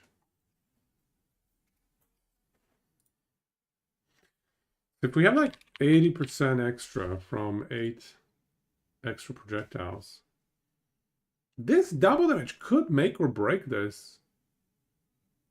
Because the way, if it overwrites, so let's say you do 2 hits, and let's say each hit applies 12 time rods, and the first hit doesn't proc the double damage, that's 12 time rods. If the second hit procs the double damage, I think that double damage. Oh no, wait! It says hits. Never mind. It's not gonna apply to time rods. God damn it! Gotta read, guys. We gotta work on our reading comprehension. It's not gonna work on the time rods because it says hits.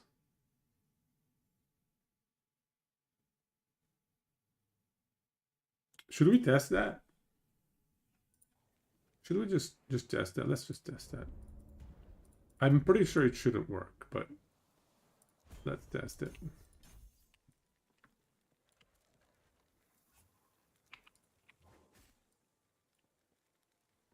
$240.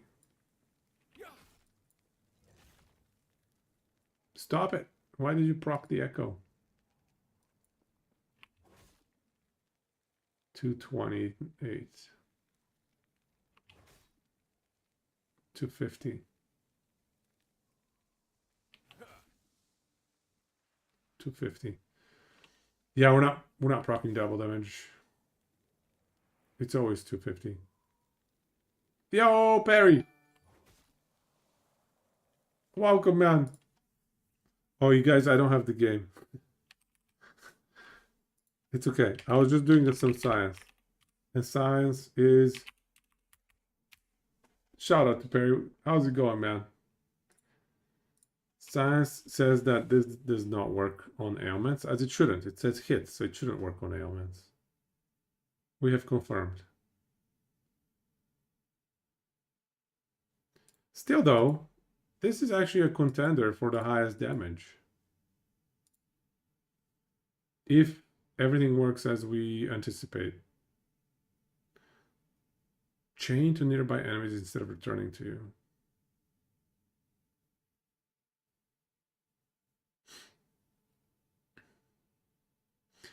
Bidonsky, you got a 3,500 damage non-crit with 10k armor, full resist. In only 500 corruption? Yeah. Champions are a little bit overtuned on the damage sides. Twerk. You're thinking of Diablo, man. You're thinking of Diablo. Yeah, so I think this is an interesting option. The only question I have is it gonna add the void tag to the actual hammer throw, or is it gonna add the void tag to the disintegrating aura? Does hammer throw... Actually, no, wait. We can convert it to void. There's an idol for that. Isn't there? God damn it. There was something that converts a skill to void. Which one was it? Relic. Okay, so... Shield throw. Thank you. You're right. It was shield throw. Okay, then.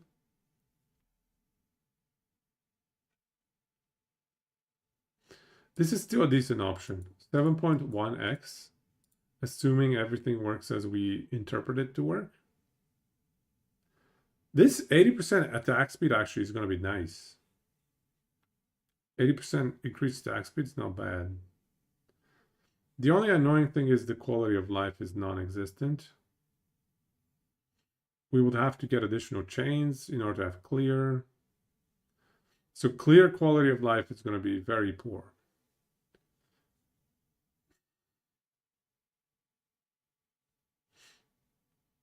Still though, I think it's an option. It's an option. Multi-strike cannot be converted to void, so I think that eliminates it. Even though it's pretty decent multipliers. All right, let's check. Let's leave Warpath for the end because it's actually pretty tricky math on the mana stuff. How about, well, Vengeance should be pretty straightforward. Vengeance, 20% more, 30% more, doubled with recent block or parry.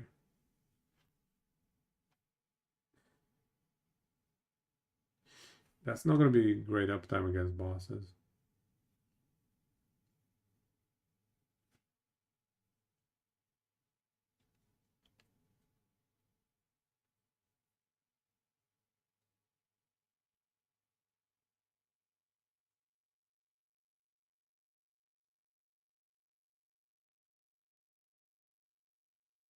I mean, this is crazy, man. 45% more multi on Void Cleave.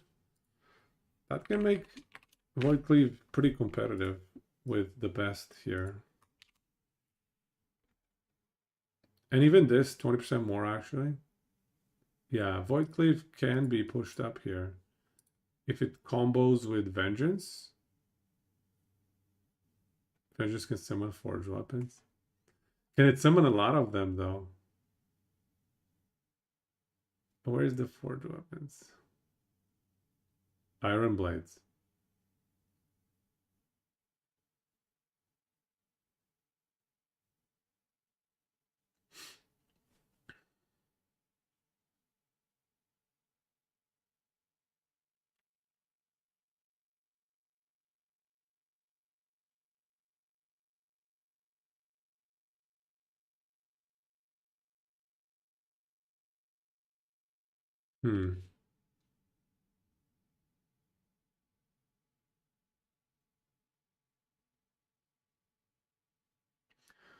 Vengeance and Riposte. It's have a chance to attack with Iron Blade. What the crap is an Iron Blade, dude?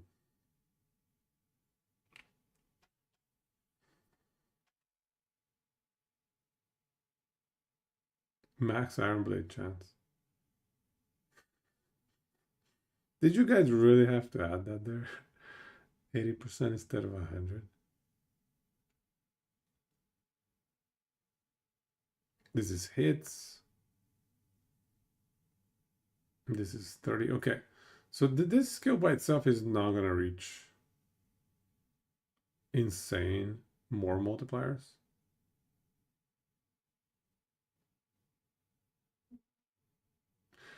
But this is a pretty great support skill for Void Cleave.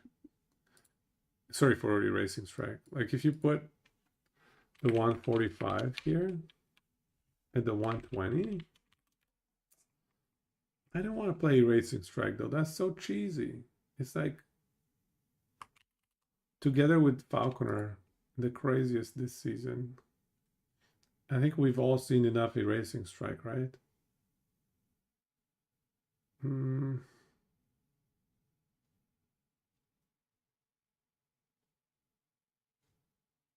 Devouring Ore buffs us as well. Big mood, right? It's a big slam. It is a big slam. How about Warpath? So last one left is Warpath. This one is not going to be the damage source. It can be a good support skill, but Warpath. How about Warpath? This is hit damage. Melee damage. Oh my god. Everything is Not working out. How about this? More damage. Yeah, that works. Yeah, that works. So we're going to count that as double as well, because we're probably going to be two-handing or dual wielding. Warpath, 180. And then melee fire damage. Nope. After spinning for at least 2 seconds, you do a war slash when you stop spinning. This deals more damage in a larger area for each second. What? No. Yeah, it has to be Warrior's Fury. No one has made a bad erasing strike build yet. You get too baited by eraser. You don't get too baited by eraser strike. The big AoE is from the world splitter, not the skill itself. Fair enough, that's true. That's true, the clear might not be the bestest. I don't know. Warrior's Fury.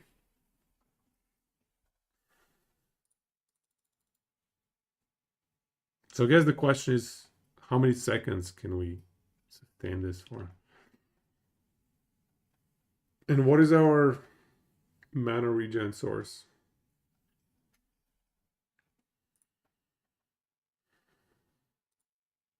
So for like 3 seconds,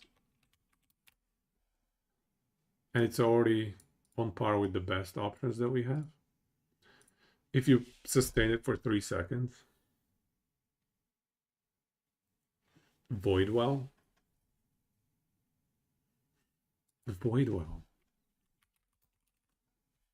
That's a passive, isn't it? It's down here.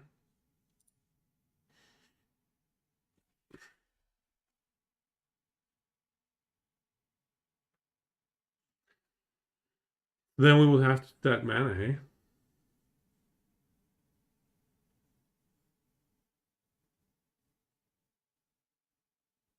%30 of our max mana pool when you have 3 or more void essences. If you drop below 0 mana, you consume 3 void essences.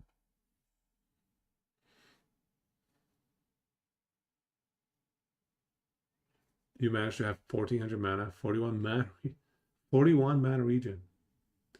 And use mana pots with Orion's Belting. Ooh. It's hard to make single target to spawn pots. Interesting. Orion's Belt.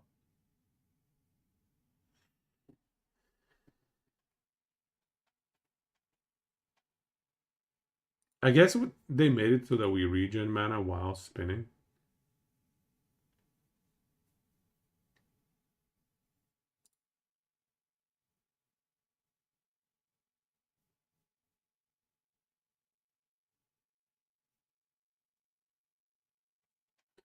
For the potions. Hey, Sharon. You put into array, that's right. We're good. We're trying to theory craft a void build. A time rod build.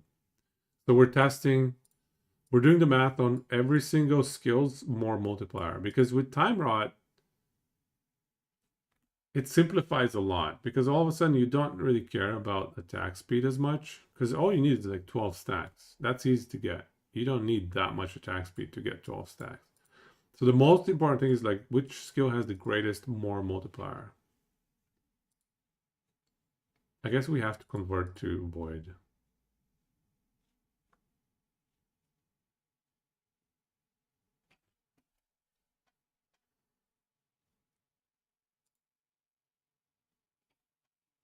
The void cleave plus javelin time rod build. We actually were talking about that today. Did somebody actually try that? Because we were saying javelin has the greatest multiplier. Oh my god, somebody actually tried it. That's hilarious. It is javelin has the greatest multiplier. So if you can get this one hit to apply 12 stacks, the quality of life and the clear sounds questionable. Can you drop it in Discord? Sorry, there's no links in here. I disabled links in the Twitch. But yeah, it is the greatest. It is the highest more damage multiplier for time rod. Unless you can get like, I don't know, 15 seconds of warpath. Void Cleave twice can give the next throwing attack. So you're guaranteed to get the 12 stacks. So if you just have a lot of duration to go beyond the 6 seconds cooldown of Javelin. Well, actually, we have some passes that increase or improve the cooldown, right? So this makes the cooldown better. Yeah, that's what we were talking about like an hour ago as well. Is Javelin had the greatest multiplier for time, right? It's just a matter of getting 12 stacks per attack. I still feel like the quality of life for clear should be questionable. But for single target, this is probably the best option, no? I can see how this could be the best single target option for time rot. Maybe not for clear, but for single target. What else is there? Okay, let me check it. Let me check it out.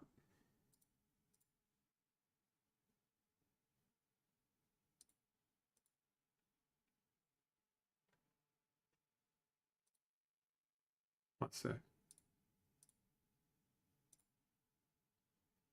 Is this normal, Abra? Wait, what? I remember Mistia.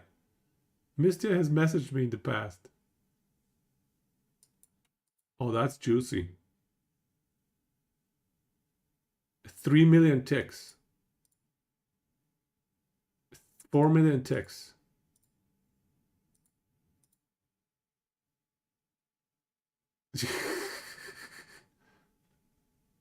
Void Cleave for the clear, Jaff for rares.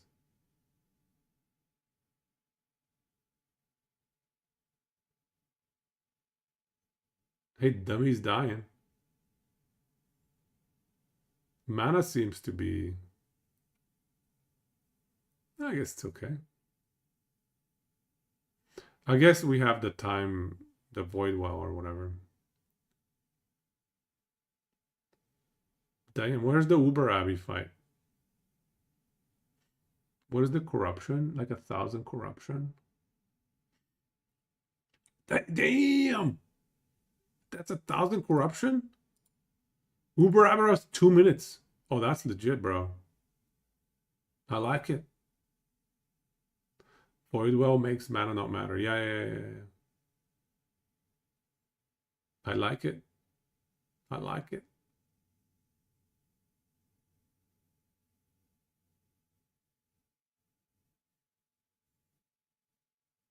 Ooh.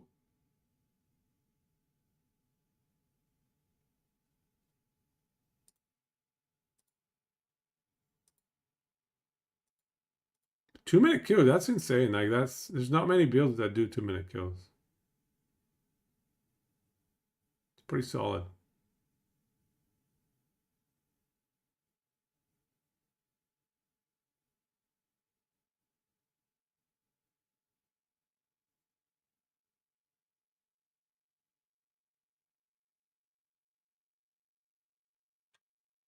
It's getting chonked. Nice. Nice. Here's the clear. The clear is the only thing that, but I guess with Void Cleave, Time Rod does enough damage. Oh, he's even, yeah, Abyssal Echoes is a nice addition. I like Abyssal Echoes. Abyssal Echoes actually does insane damage as well. If you can proc the Echo. Yeah, that's reliable. That is very reliable. You're currently trying to make this build in hardcore? Just missing the sword. BBC, hey? Is that what he's using? We were thinking about BBC. You can have Void Cleave, always Abyssal Echo. I forgot about that.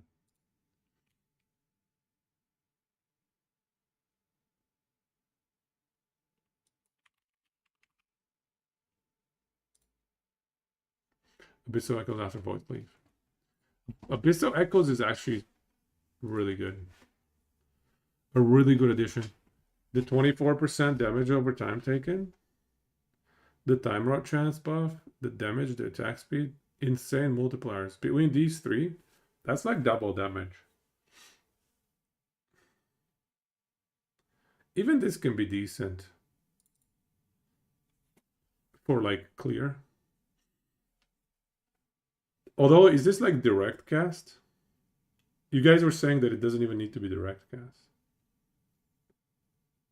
Did we see the Abby kill? Solved. Magic Uber. Oh, I saw that. I saw that. Magic Uber Amara. That's some pretty good memes. Now, the funny part here is, does he show the gear? Ah,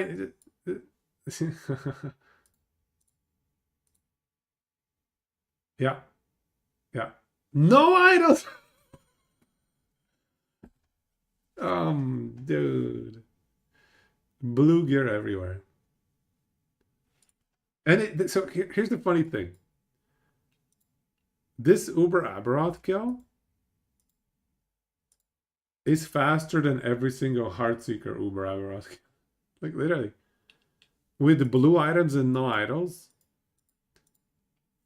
you can kill Uber Aberoth faster than Heartseeker with like 4 LP items everywhere. It's faster than Erasing Strike. And so if it's bugged, is it bugged though? Is it bugged or is it, I don't know, what is it? If it's bugged, are they fixing it? I haven't followed what's going on with the Falconer situation. I know it's doing crazy damage, but I don't know what the consensus is.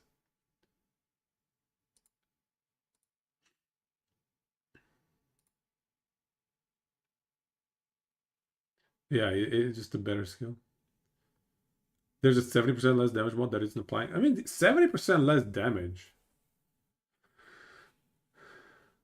Yeah, that would take it back to like 6 minutes, 7-minute Uber Aberoth. That's still crazy, man. That's still pretty damn good. Even with that, it's still a really good skill. It's still a really good setup. Falconer time. Time rot everything. That's hilarious. So did ESG respond in here and say like are they gonna bug fix this? Is this bugged? Falconer is definitely not getting nerfed.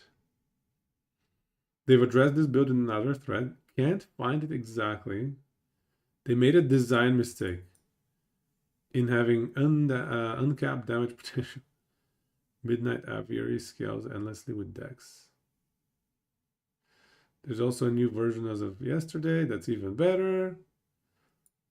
Nice. I think there was a bleed one or something. Hey Frozen, is 7-minute Uber Aberoth very good? I don't know, man. It's decent. I can tell you it's okay. It's not amazing or anything. I think if you delete Void Knight and if you delete, what is that?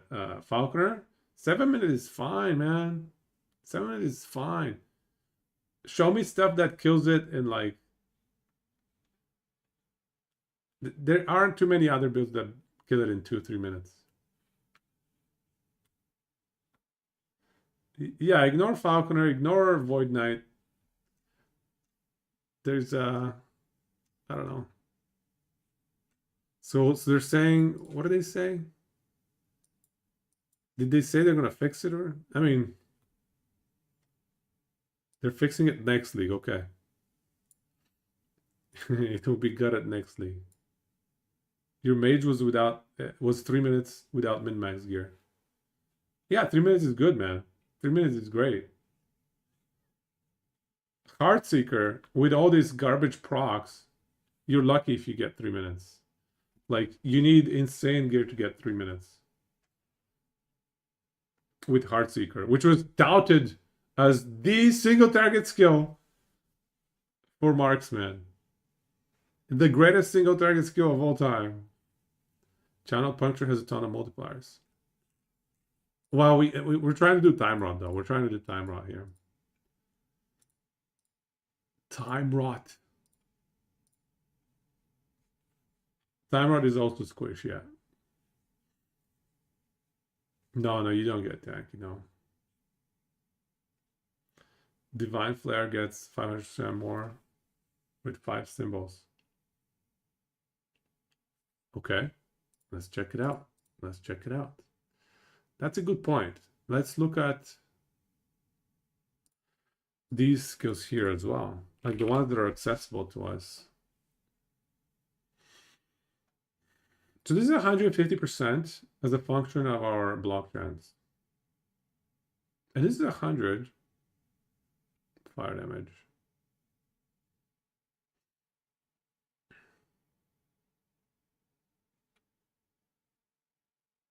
Oh, this is hit damage. Forget it. Forget it. Forget it. It's hit damage. It doesn't work. But the only thing is this lava burst. That's 2.5 and then double. So it's 5x, but it's not enough. It's not enough. Unless there's something else magical in here.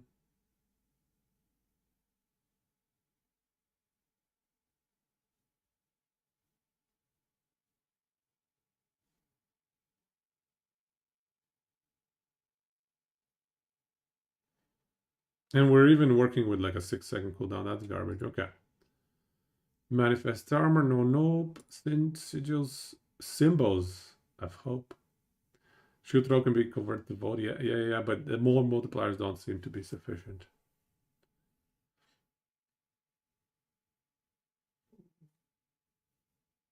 You have obsidians. Oh yeah, that's right. I also have obsidians. VK, thanks. Thanks, man. I have to think about what I'm trying to do. We're still in the theory crafting phase, but I appreciate you. What do we think about ESG's gold standard for a build? Do you need anything? I think I also have 1 or 2 obsidians. And what do I have? I have a 4 LP Troaka's Teeth Quiver.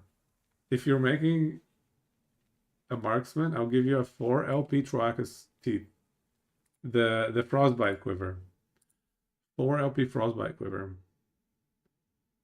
Divine Flare of damage per symbol. Okay, so this is crazy multiplier, but it's the only one. So it's not going to cut it. It's not going to cut it. Yeah, it's not going to cut it. Okay. Okay, so I think, how about Healing Hands? Is that combined levels of your specialized buff skills? Excuse me? Damage versus void enemies?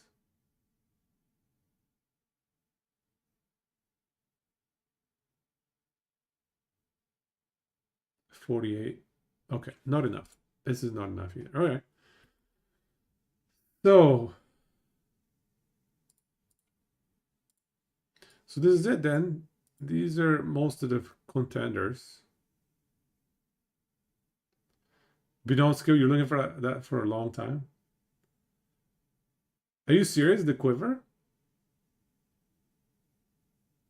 Why do you want the quiver? I thought you're playing. I thought you're looking for the big guy. Healing Hands has no void conversion. Yeah, you're right. It doesn't even have void conversion, so not worth. Probably be hoarding some Time Rod VK items, considering a similar build.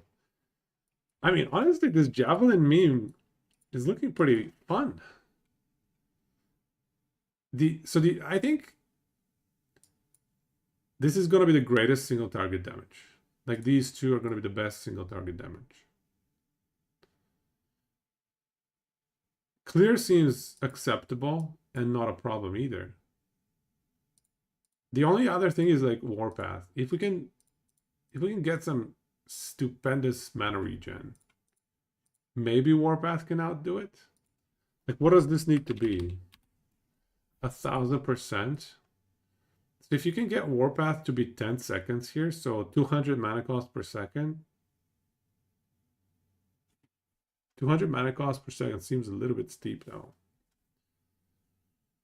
VC, yeah, Void Cleave.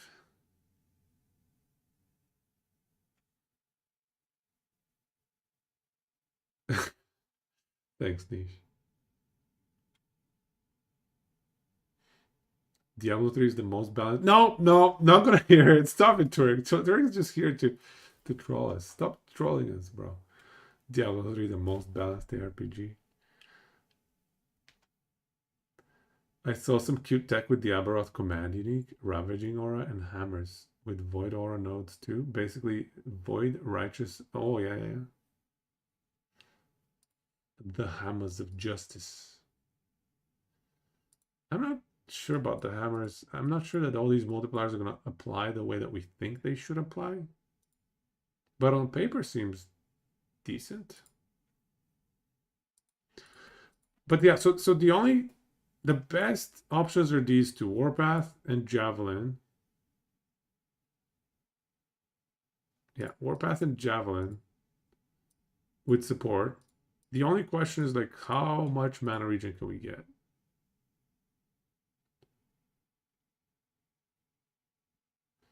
6x from Divine Flare near the top of the non-javelin skills. The Divine Flare? Divine Flare? Is this Divine Flare? What do we mean by Divine Flare?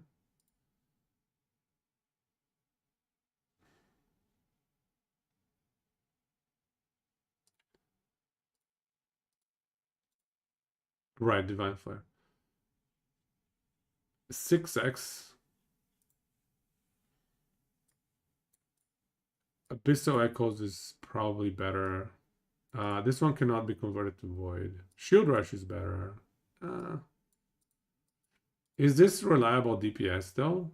Like, can you recast them fast enough? Can you get them back fast enough? Warpath plus Devouring Orb and pick the Future Mind from VK passive.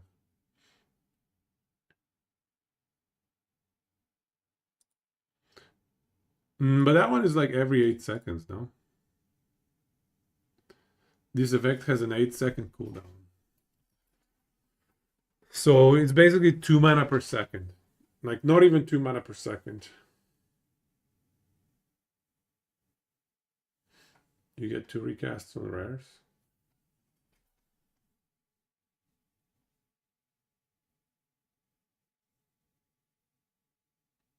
Yeah, 2 mana per second is there.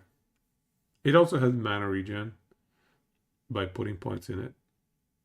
Symbols of Hopes creates a new one every 2 seconds. I know, but is it going to be regenerating 5 of them fast enough? So 80% reduced cooldown. So basically every 2 seconds, you get all 5 of them back. So every 2 seconds, you can pop Divine Flare. Unless there's like another cooldown node.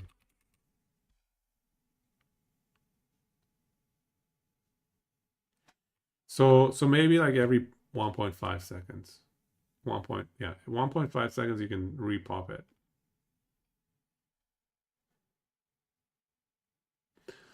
Warpath with dueling Dark Nexus.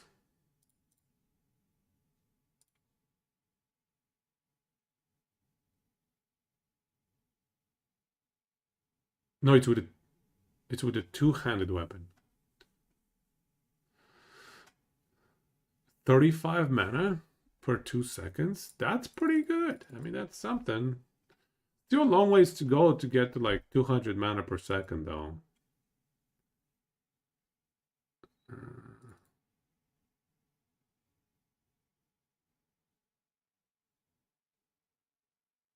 Mana cost per second. Is it mana? Is this mana cost reduced by reduced channeling mana cost? Reduced channeling cost? Tier 7 here? Does that work?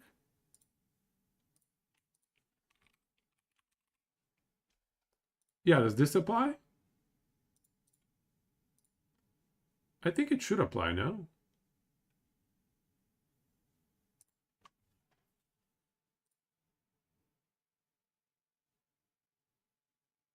Let's science it out, I guess.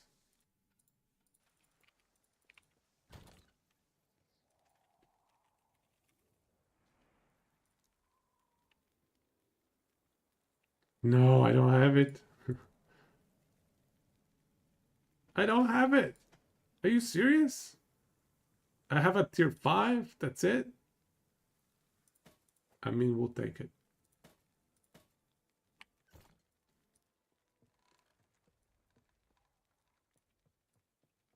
Okay, so it does apply. Okay. Let's just test it out real quick.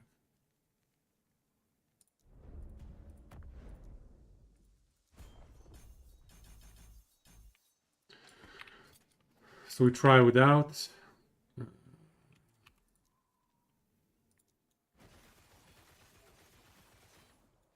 That was pretty quick. With. God damn, that like evaporated my mana.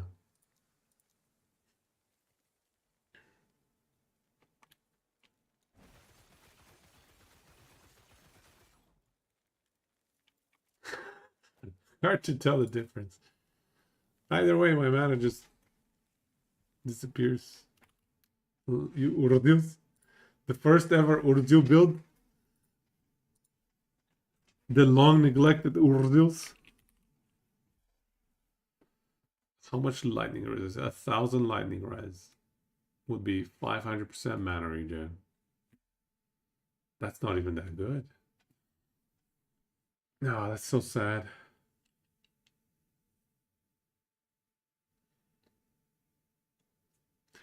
The Void Cleave buff on next attack. Void Cleave buff.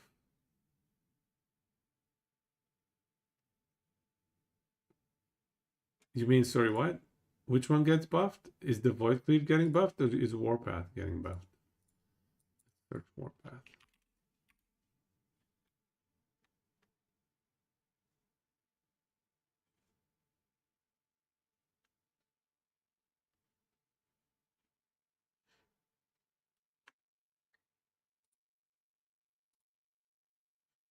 You can use Smite to give you mana regen, regen, while also heal you and 20% attack speed. That procs Smite. We need some crazy mana regen though. Like a little bit here and there is not going to cut it. We need something insane. How does Smite give us mana? Just like direct cast Smite? Is that what you're saying?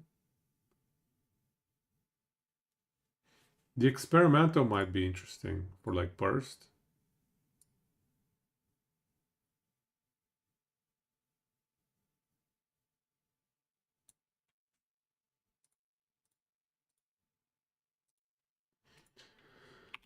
Experimental. Mana potions. 35 mana potions. Mana regen for 4 seconds when you use a potion. And we're saying on the Orion belt. Even on the Brew belt. 4 potion slots.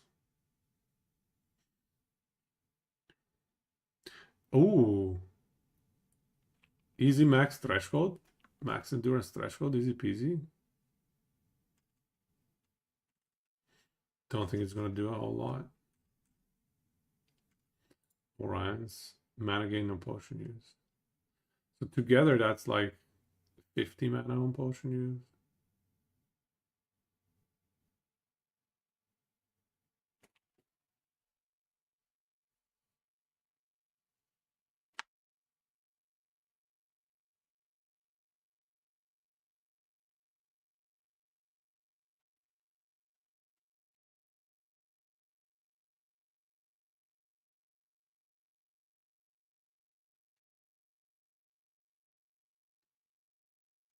Yeah, okay, so it's 50 mana on potion use.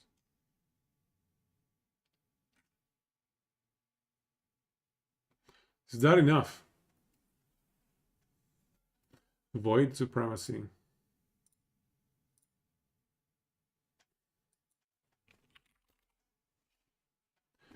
Void Supremacy in Void Cleave.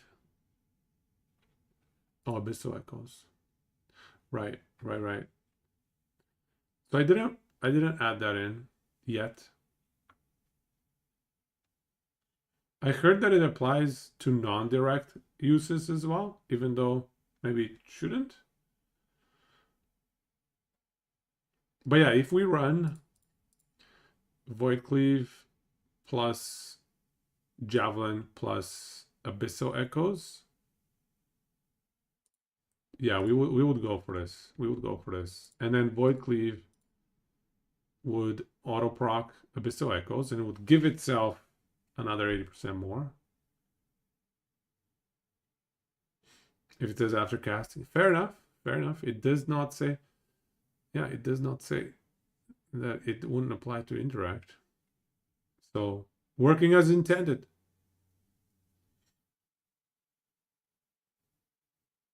Oh yeah, it definitely transfers to element.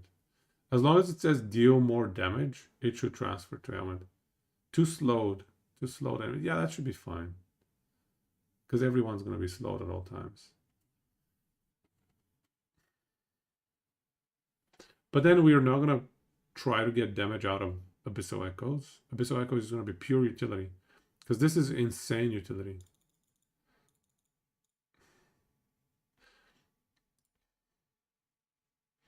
If we happen to put 1.8 in here,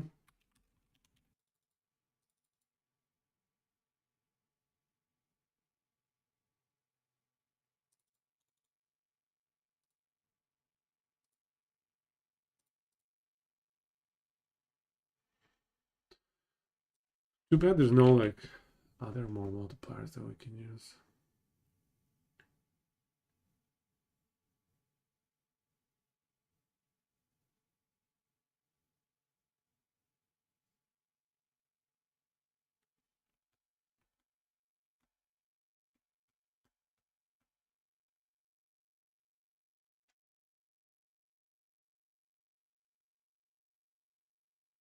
Abyssal drains mana.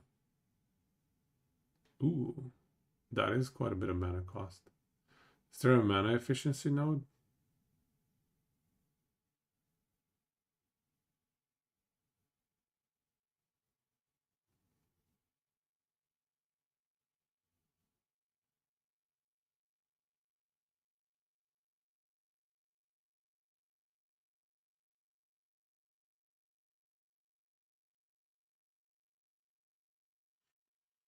Only up here.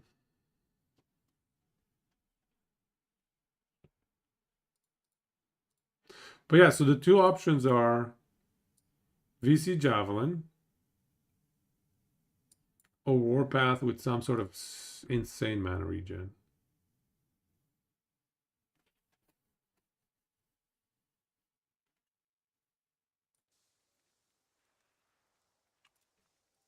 Not sure we can get that kind of mana regen though.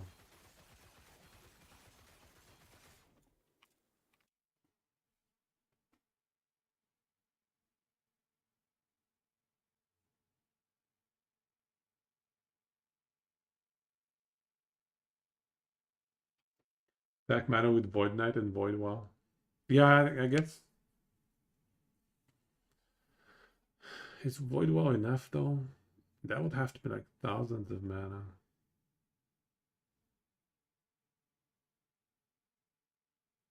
Stack mana with Void Well.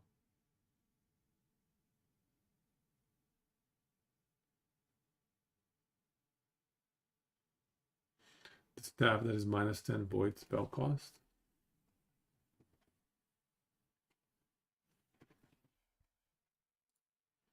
I think the weapon should probably be BBC though.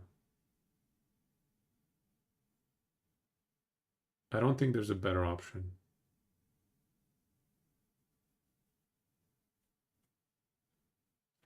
Void Well minus channel cost is definitely one of the really important things.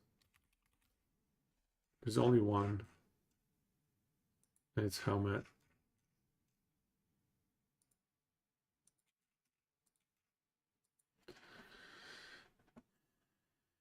$45 minus channel cost.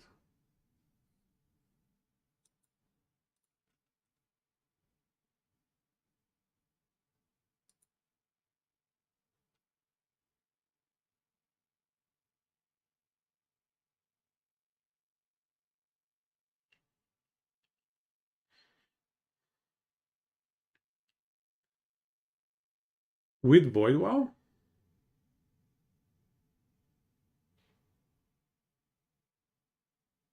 Oh, 1 point in that node. I see what you mean. Have we figured out what's best for imprinting? Do you prioritize subtypes or just a random type with many random exotic stats? I'm trying to get my 1LP red rings. Still the 1LP red rings. You need only 1 point in grow overpath. And then it's gonna take forever to get damage, man.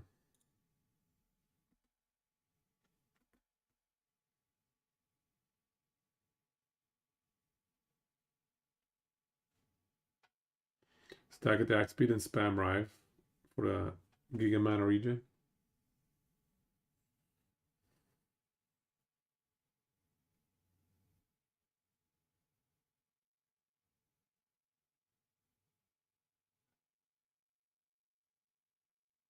Yeah, I think this is different from the melee version. I agree with Encharion because if we can get enough duration on Time Rod, maybe we can regain mana and start spinning again before the Time Rods expire.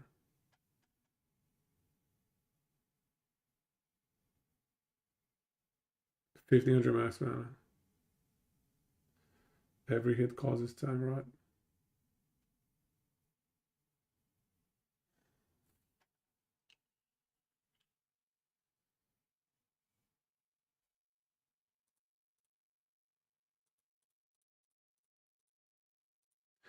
So yeah, if we can get it to last for like 10 seconds, the damage starts stacking up quite a bit.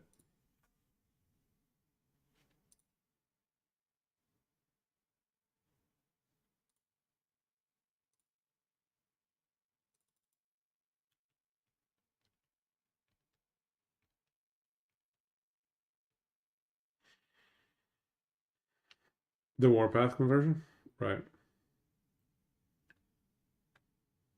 Yeah, there's a little bit of extra Time Rod chance. With 1 point. But we want to get to the max Time Rod hits ASAP, I think. I don't know.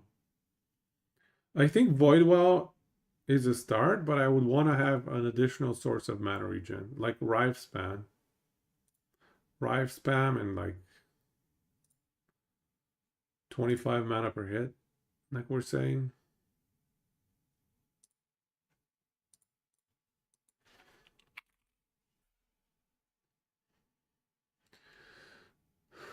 $17 plus the passives. And that, when you echo Rive, when Rive echoes, that's extra mana, right? That counts as a separate hit, right? As a separate proc of the mana. It should.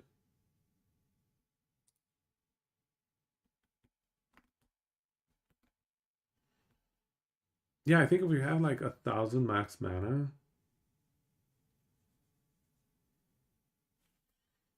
and then when we run out, we proc Voidwell. So that bumps us up to 30% of max mana. And then we start spamming Rive.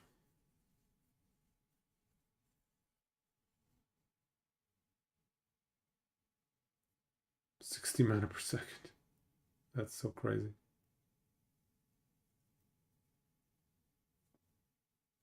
That is crazy.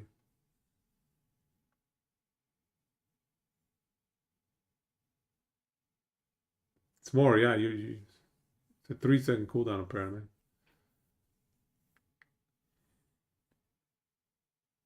Yeah, you're right. Maybe just that, maybe. But no, that's only. How much can 3 seconds push us to? What is? Sorry, 300 mana. What is 300 mana in terms of Warpath mana channel cost? It's like 6-7 seconds maybe, and then we're done.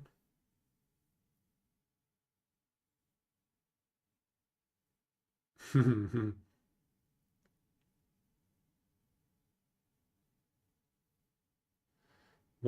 mana per second.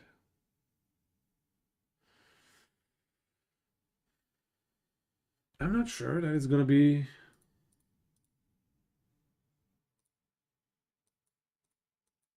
as good as the javelin option. What makes them equivalent?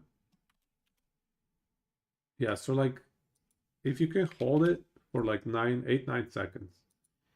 Around 8, 9 seconds. So let's say 8 seconds. If you can hold Warpath for 8 seconds with max Warrior's Fury, that's the point where Warpath exceeds Javelin.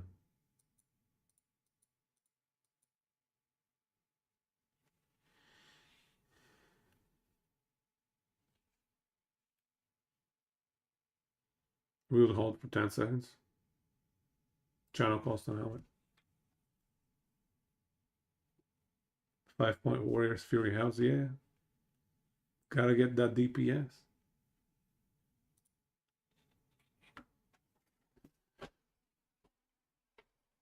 So you're saying if we start at 1k mana or if we start at 300 mana in Charion?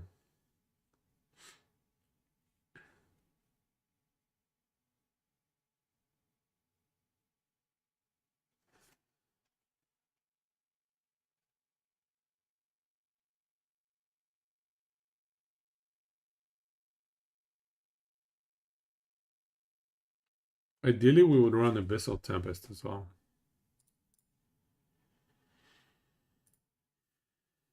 Holy crap, this tree's demanding. Demanding to say the least. This is not good.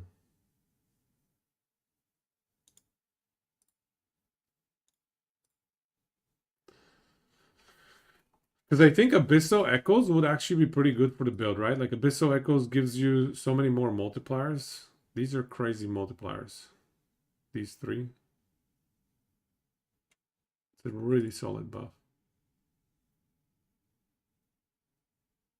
Void Wall with Warpath. Starting at 1k or 300 doesn't really matter.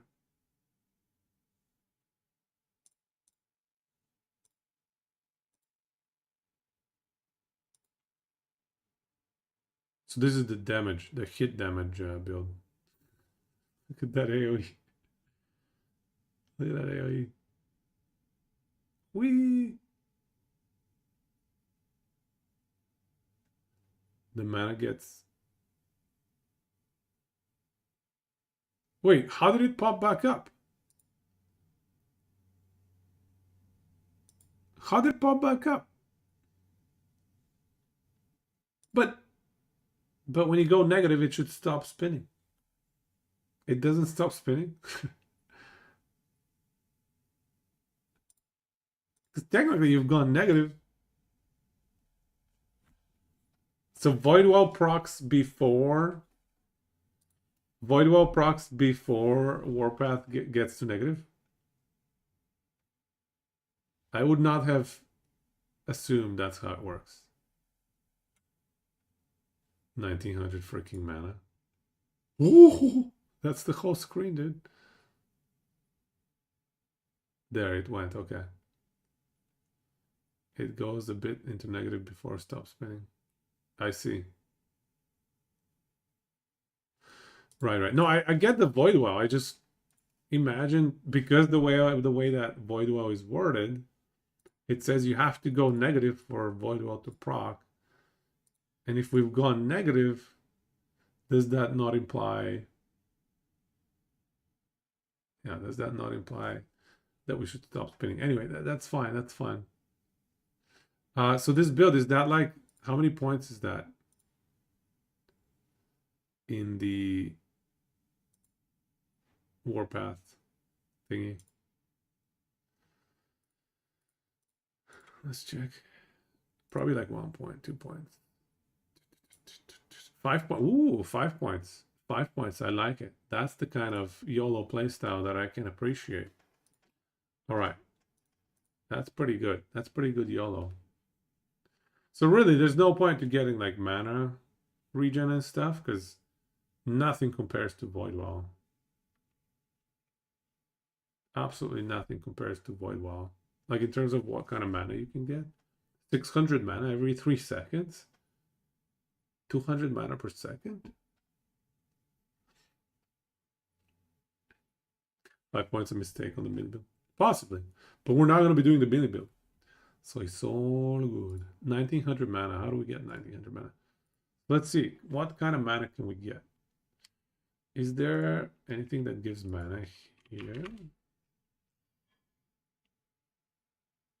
80 mana. 10 attunement.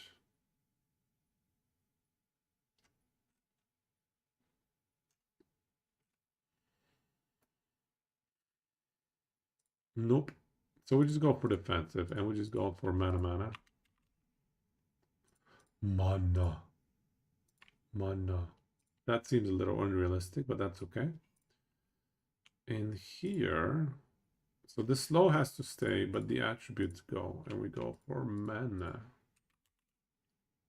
Tier 7 mana. Very realistic build, by the way. Very realistic build, by the way.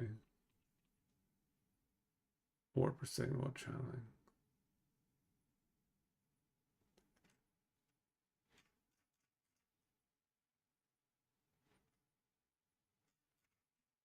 It has to be Orion's Eye, right? It just has to be. Mana. How about slow chance? Really? Oh.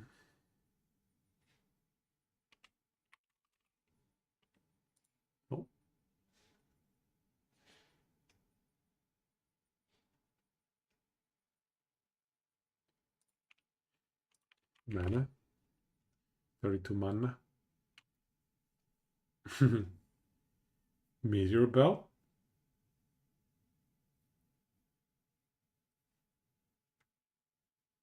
Meteor Belt. Damage reduction.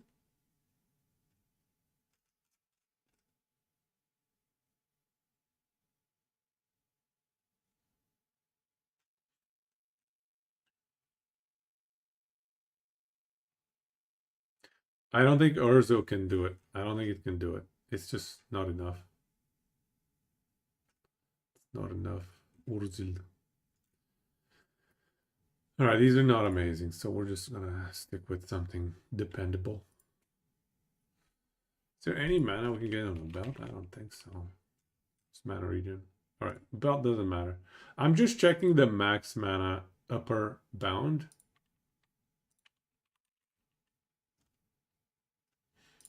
Font of the erased.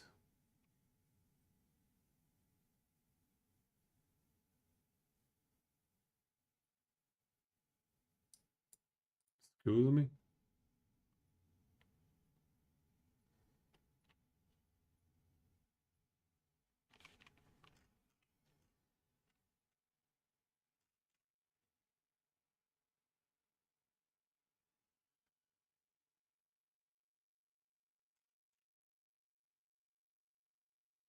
Red ring. Red ring or font? Let's see font. Let's see double font.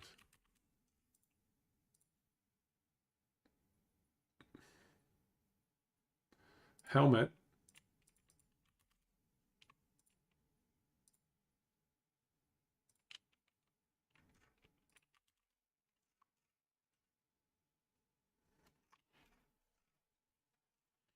Is there anything that gives mana for gloves? Honestly, swaddling is not bad.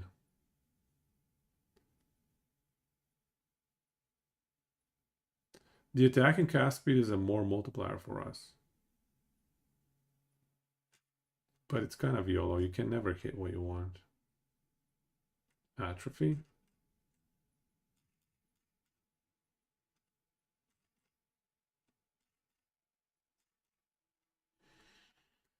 Atrophy is just so mediocre, man. Maybe. Timer duration, maybe. The duration is kind of nice, actually. In the current setup, maybe duration is worth.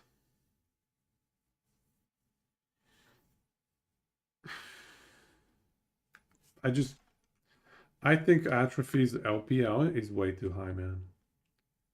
The dot pen is not even that high. We have a bunch of pen sources already.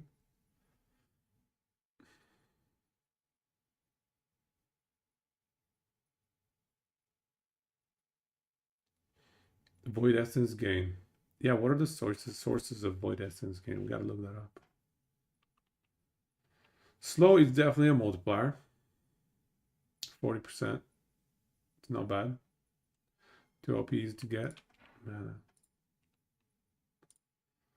And then here we can do like, I don't know, cast speed.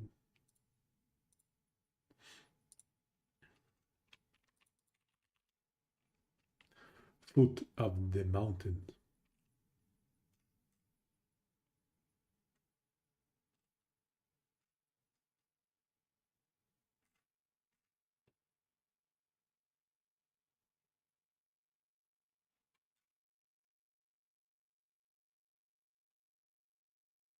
Two mana gained when you, oh, Typhoon Mirage. 2 mana gained when you dodge while channeling.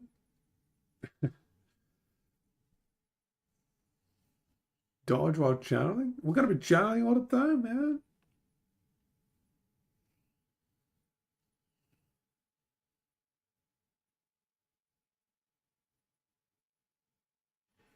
Yeah, I do think duration is gonna be good for the ramp. I agree. I don't know. Typhoon might be a good meme. Why does it have increased MS while not channeling? This is such a troll item. Why can't I have my MS when I'm not channeling? Such a troll. How about the Void Cleave boots, the Dark Strides? We're not gonna be adding melee void damage though. I don't know. I don't know. Let's just put something. Let's just throw something on for now. Whatever. I just want to see the max mana we can get. This, of course, has to be. Ooh, mana cost for melee skills. This is actually pretty interesting. Code of the Erased Sentinel. This is interesting. But I think it has to be Stormcarve, no? Surely.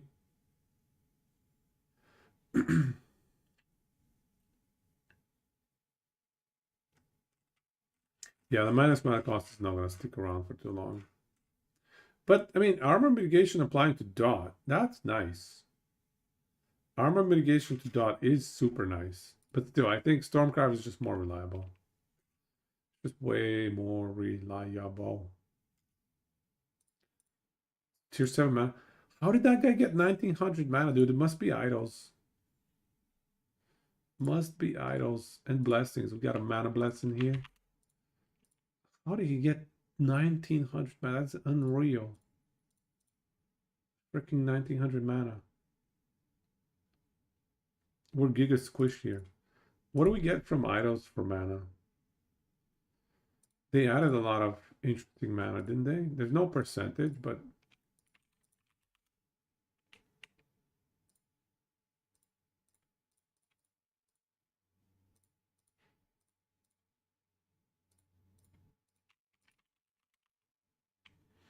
nothing. It's on the 101s.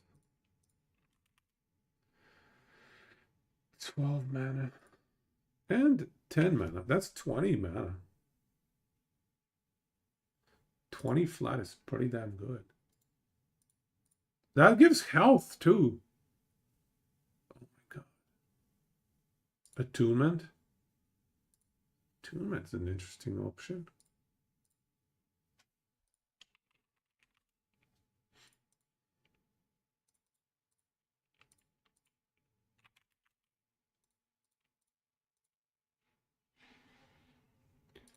Yeah, these are getting scaled quite a bit. These mana idols.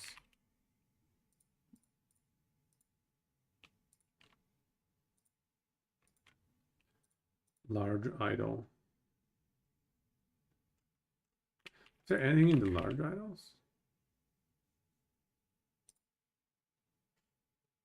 How about the 2x2s? Is there anything anywhere else for mana? No. It's just a bunch of 1x1s, eh?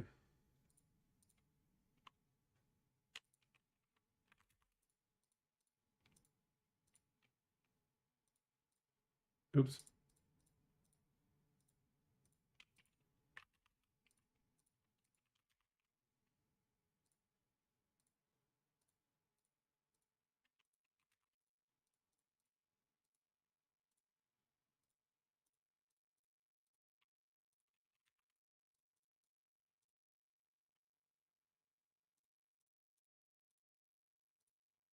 Almost there.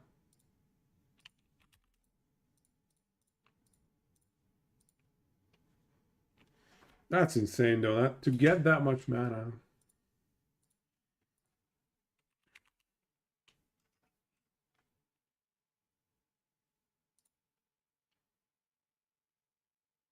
Four bones have void spell mana efficiency. That's that's not gonna apply to Warpath, right? Void spell mana efficiency. Double mana minor idols is probably the MG. How much are they on MG? How much are they on MG? Is it better to have one of this or three of these? These give HP as well. That's ridiculous. Honestly, I think I might prefer the minor weaver idols. Three of them instead of this thing.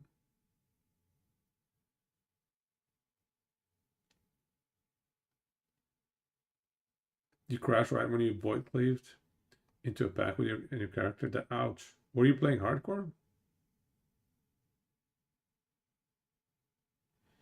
For Abyssal Echoes? 4x1s are so expensive to put into the here though. I'm not sure that we can afford it.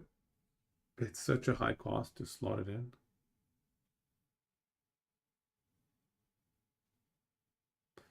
This is unrealistic mana though. To achieve that much mana is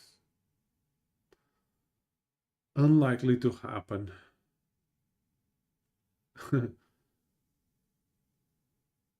Hmm.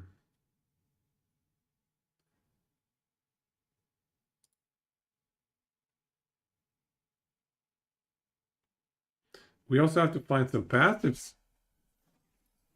Oh my god, cooldown recovery speed. I guess we don't need cooldown recovery speed.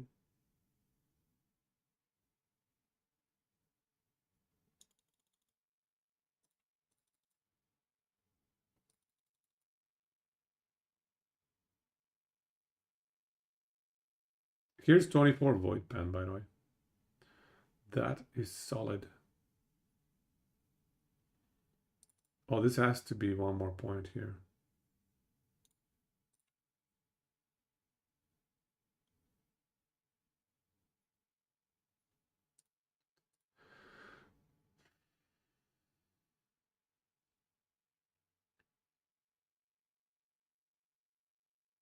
Those idols will bankrupt you in MG.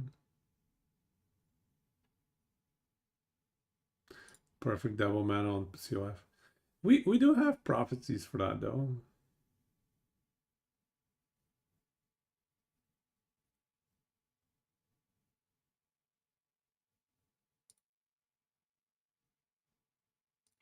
So honestly, I don't even think Dark Nexus is necessary. Because this is, let's call it 12 mana per second. This is 12 mana per second. Compared to what we get from Voidwell, which is like 200 mana per second, it's dwarfed. Yeah, I don't think it's worth. But the AoE though, that might be nice. The AoE might be nice. God damn it, we run out again. 230 mana per second, right? So two issues is we need the Abyssal Tempest. And I think this would be nice to be maxed. Maybe not. Maybe not needed given what we're doing. Orions and Stormcart.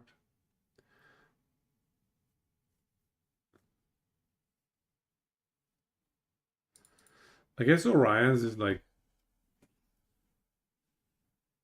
how does Orions function with abyssal fluctuations? What takes effect first? Yeah, how does Orions work with abyssal fluctuations? +4 on the chest. And all 4 into channel cost.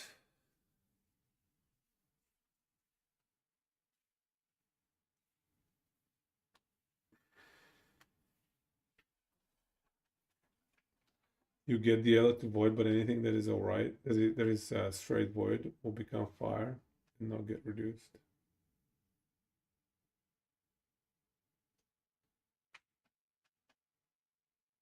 Wait, but the Ela gets converted to void, but doesn't that void then get converted to fire? Doesn't it?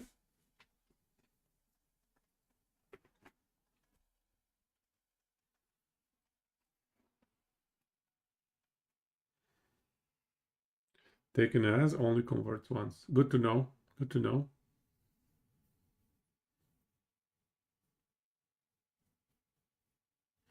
Otherwise, it will be an endless loop.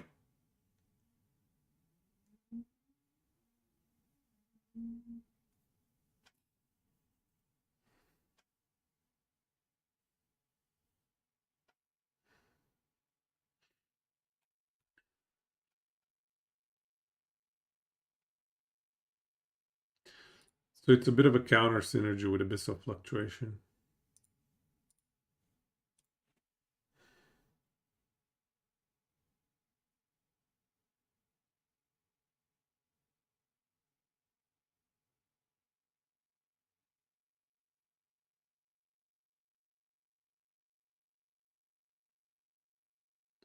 Having many points in essence of the end isn't great. It's just high chance, but it has a cooldown. Which one? Essence of the end? What do you...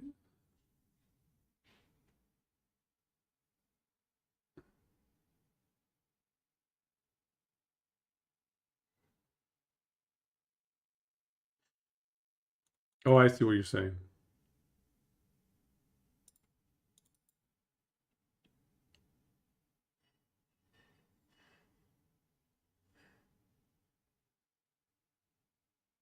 You cannot gain more than 1 every 4 seconds.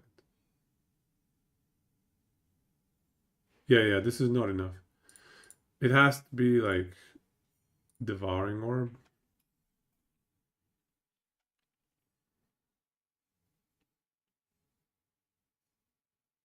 Yeah, it has to be Devouring Orb.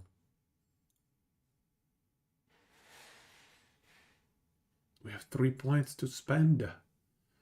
Spendaroo. I don't know.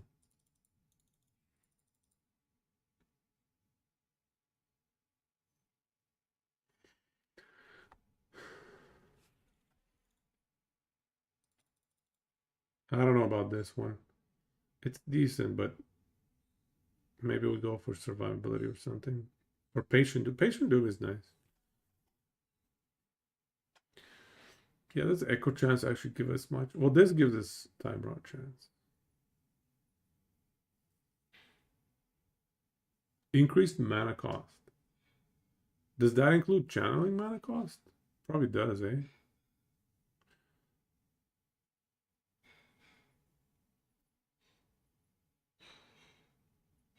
Ooh, reduced attack speed could be a problem.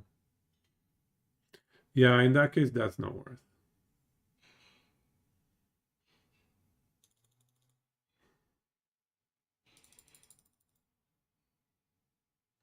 Anyway, the passive tree can be fine-tuned later, I guess.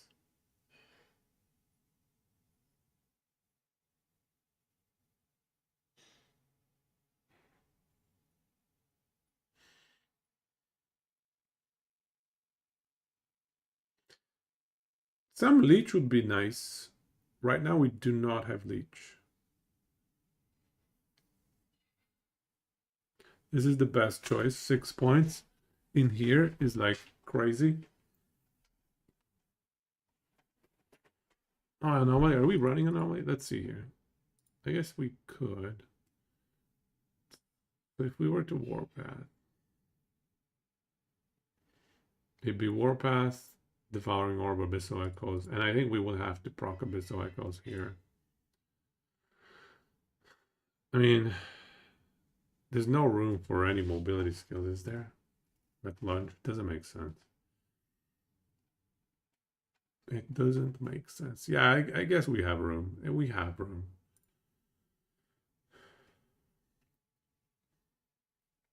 This is actually nice though. 15% extra damage. Like we can use this as soon as our warpath expires. 15% increased damage over time taken.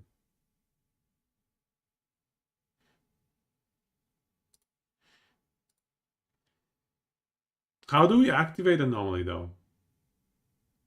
Like if we're warpathing, who's going to be activating anomaly? Can it activate itself? I don't think so. I don't think so. It's instant?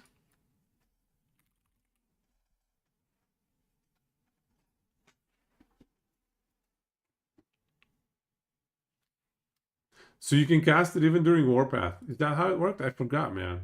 God damn. Oh, this one. Oh, but increased cooldown. That's not a problem. We can have increased duration. We can have cooldown reduction for 100% uptime. 10 seconds. Yeah, cooldown's a bit of a problem right now.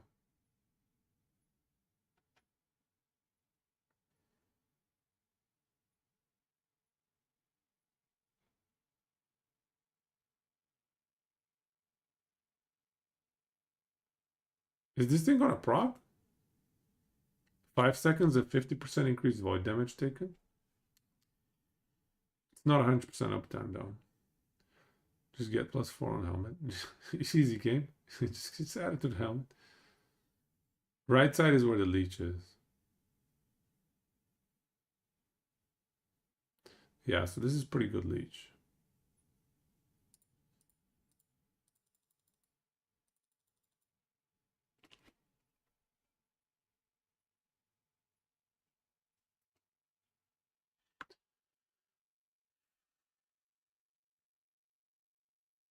Oh, right, we needed to follow us. That's right, I forgot.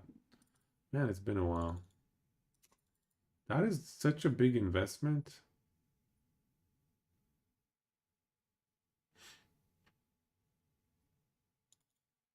Okay, we need a lot of plus points. We need some plus points.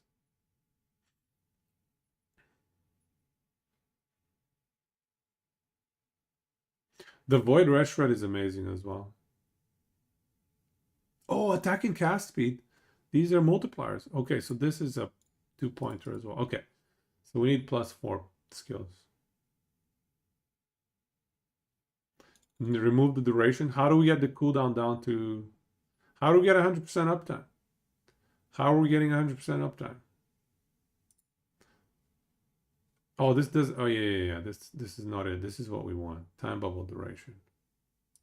This is maxed. Yeah, you guys are right. This is the duration we want. And then 2 seconds extra. So this is 12 seconds right now.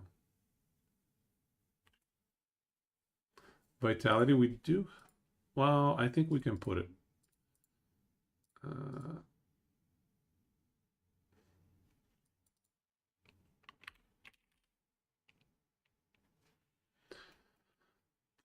There's also this one. That's not a movement skill though. No, it doesn't have the movement tag. 15%.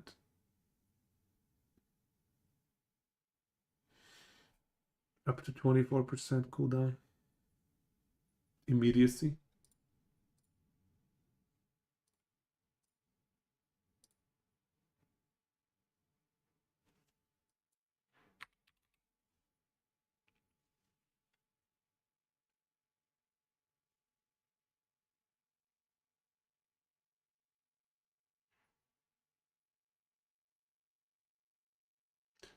So effects, like what? What does that include? Anomaly effects. So like time bubble?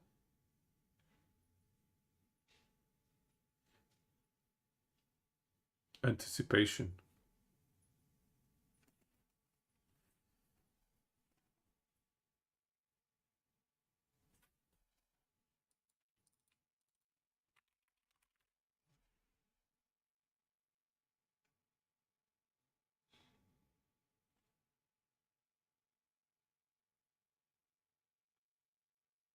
Yeah, this is the only one that reduces cooldown.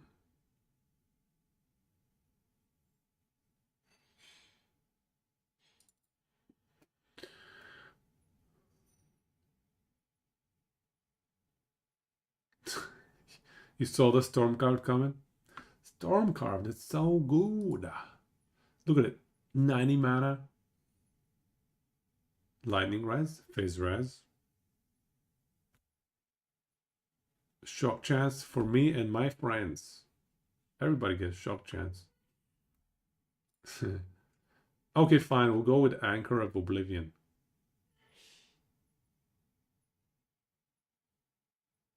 Pretty good increased damage. I think it's probably better damage. Easy game. 2.2. How did that guy get 1900 mana? Why do we need immediacy?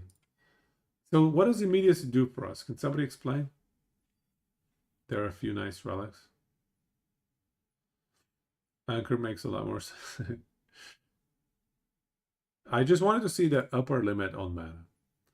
I just wanted to see the upper limit on mana. And it was like 2400 or something. And then theoretically we could switch more idols too, but that's pretty crazy. Oh my god, how did he get 1900? That's sick. The anomaly normally is a delay skill. So which effects are we talking that get instant?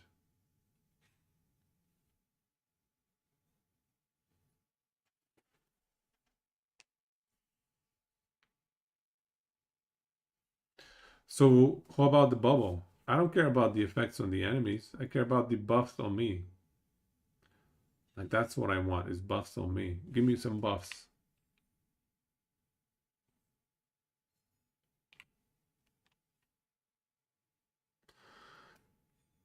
Buff me. I think we could get this to 100% uptime probably. Time bubble happens immediately.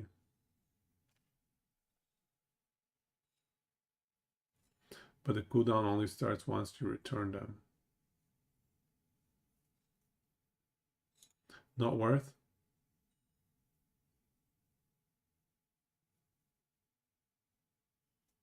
Symbols. Ooh. Seems like Frozen Bubble applies a bunch of your ailment duration instantly for free. The bubble applies a bunch of my ailment duration instantly for free. How? How? Create a bubble where time moves slower than the space around it.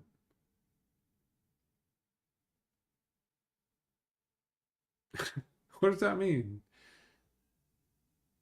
Yeah, no more rogue. I mean, I don't know, man. I change my mind on what I want to play every few hours, so my problem is leveling. Not the biggest leveling fan. So what is the how does the time bubble do that? Anomaly itself, instant effects apply. You move them forward in time 5 seconds. They say take 5 seconds of ooh. Without consuming the helmet. An arm shattering flash. Yeah. Even if you take the effect of on yourself, you have less time to hit them. If you cast on enemy, the enemy is vanished for the duration. I don't want to cast on enemy. If you have anticipation, you should be at almost 100% uptime. 12. minus 3, 9 times 1.5, 30.5. It's pretty close to 100. But I mean, we have a little bit of CDR as well. Like we have some CDR options here, and a little bit of CDR goes a long way when the cooldown is such a high number. So this is actually decent. Yeah, this is decent.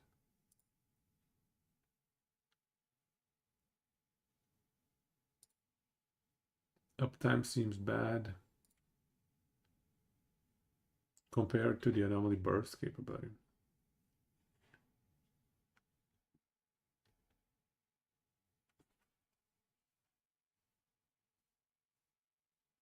Five seconds of instant time rot. If you want to admit, Stubbs, that you don't understand it, don't worry, bro. I don't understand the anomaly tooltips either.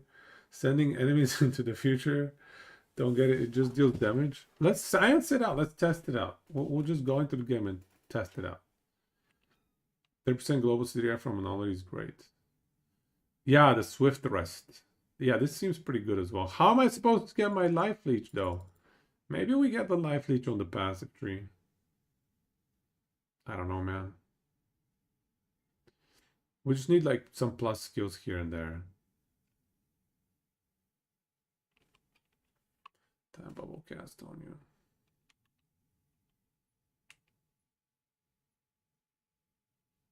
Yeah, we need some plus skills to get this. +3.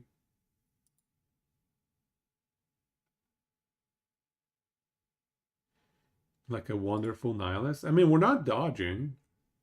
Nihilist has percent mana. Ooh. Nihilist.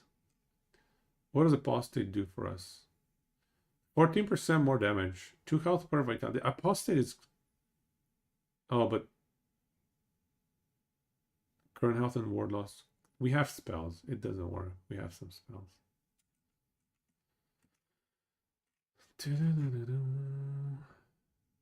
Where is it? Where is it? There it is. 12% max mana. We're not going to be using evade. I don't think. Lose half your health every time you anomaly. Great investment. With the 30% CDR, the cooldown of anomaly is 10.4 seconds. Yeah, there we go. 100% uptime. And we want to even get more CDR because mana went down. Can you believe it? Because of what Frozen was saying. Like if it actually applies a bunch of time rod damage instantly, like we want that cooldown to be as low as possible. So we're definitely going to think about getting temporal velocity here. 8 points.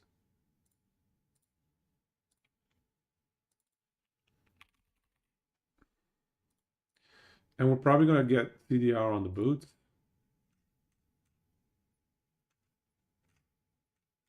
Right?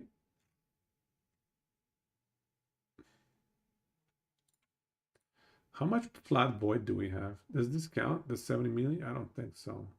Does it count? Oh, this has void melee damage. Yo.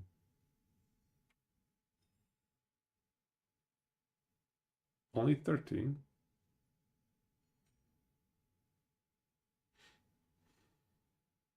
I guess it doesn't count the generic melee damage. I suppose it doesn't count it. Slowly making standard VK build. No, no, no, no. No, no, no. Blood of the Exile.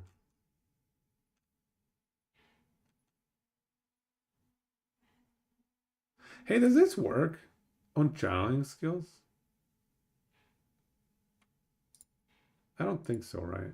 Like it doesn't work on channeling skills. Because technically Warpath is a movement skill. Oh, only... Why only one hit? Oh, okay, so every 3 seconds. Okay. That sucks. Just exalted boots. How dare you say that? Just pathetic exalted boots.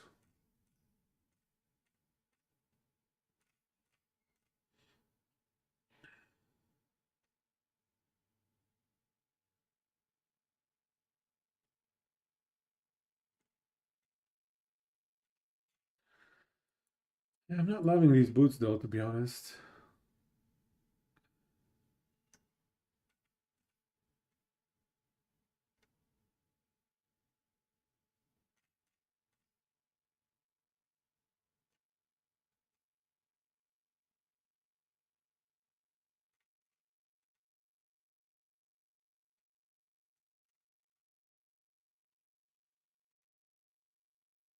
$128 damage over time. Okay.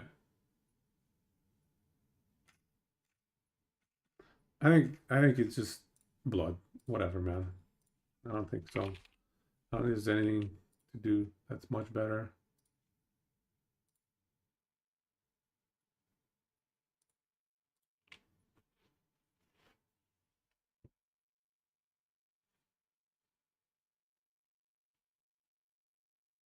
This one at least gives us a little bit of dex to buff Blackblade. You tested that for Mana Guide? Okay, gotcha.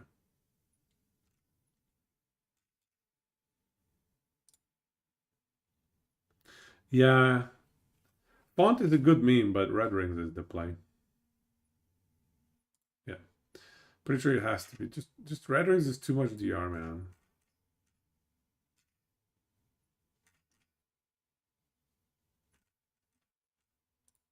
Has to be red rings. We can even use our Dex red rings, to be honest. Dex red rings is okay here.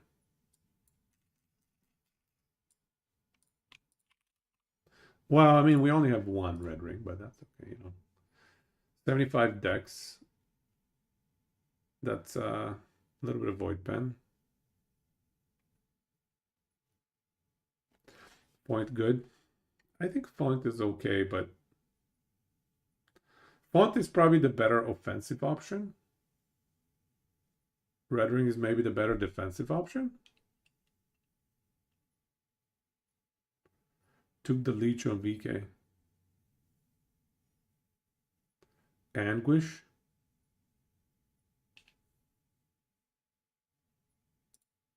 What is Anguish again?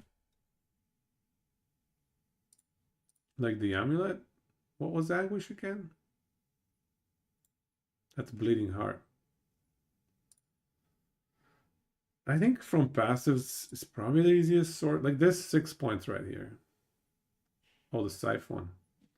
Right, the Oribus one. That gives us what, 3% void?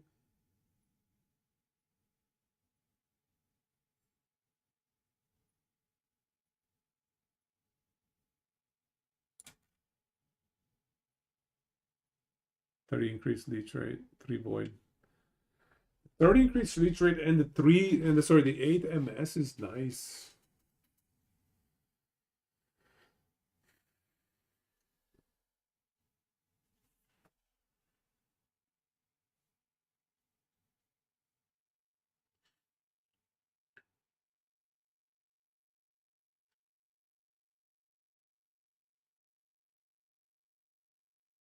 Thank you, Theoris. Yeah, you should be able to leech from Time Rot. It's void damage, so it's leeched. Yeah. Yep. Yeah, you can definitely leech.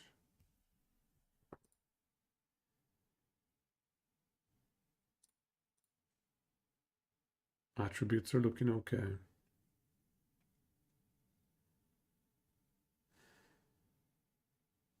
I don't know, man.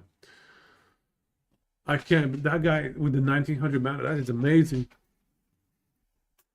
I think it has to be more minor Weaver idols to get that much mana. I think more realistic is 1500 mana, to be honest.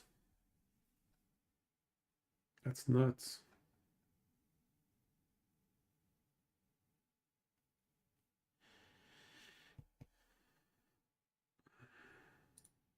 What about blessings? Like all res?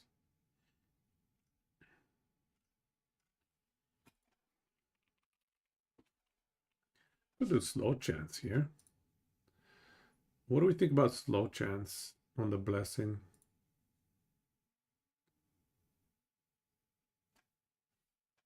My slow chance right now.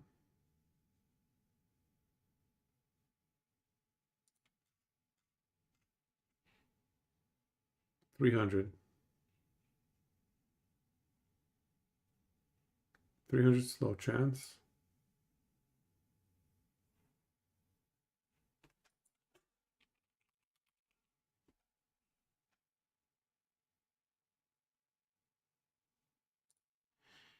Which is a 4x multiplier. So we're going from 4x to 5x by picking slow chance here. So it's a 20%, 25% more damage. 25% more damage, I think it's worth it.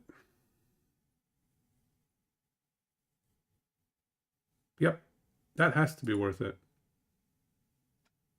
That has to be the play.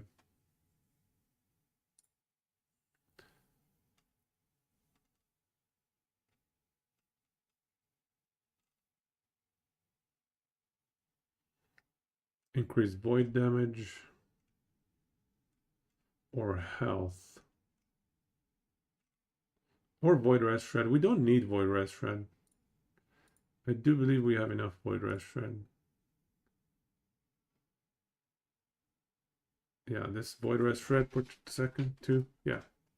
Yeah, we don't need void rest shred. So it's either health or void damage. I think void damage. And then armor while channeling, my favorite. Oh my god, armor while channeling, dude. So sweet. 650 armor while channeling. This is probably your favorite node as well, Frozen and Niche. What are you guys running this node? This is so good. 650 armor while channeling. Can't go wrong. 650, that's so much. What are we at? You guys probably were maxed even without that. 4K. I mean, we could definitely get more armor. Chill, cold res. Nope.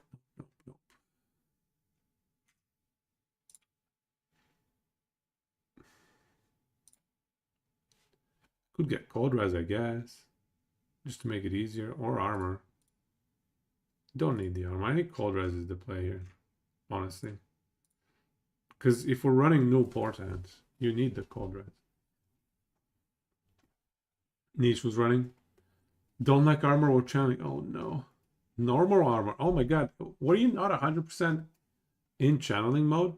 I suppose you were hedging because while channeling you already had so much armor. You wanted to make sure. I see. I see. You were hedging. Makes sense. Makes sense. 15,000 armor is crazy, man. That is juicy. I don't think this is the belt we're gonna run.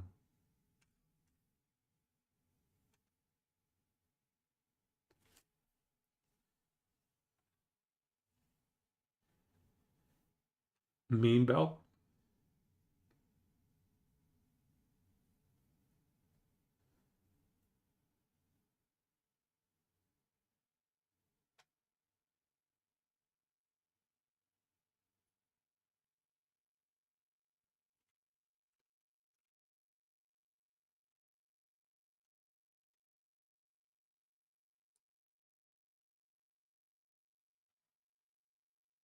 Is there anything else interesting for belt?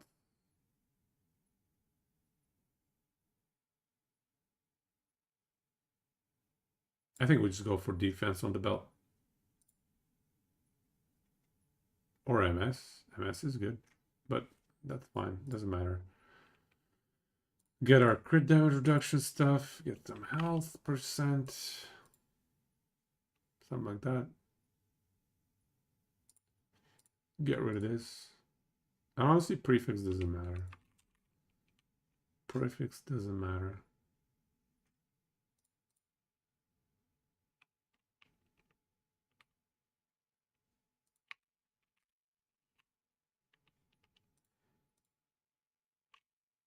and a cleanse. Something like that.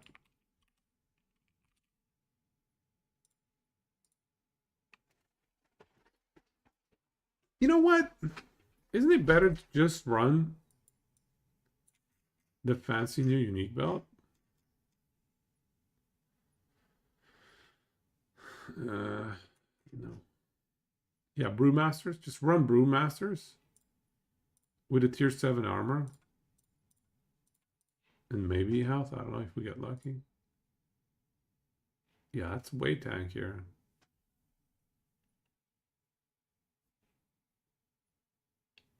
Leonine.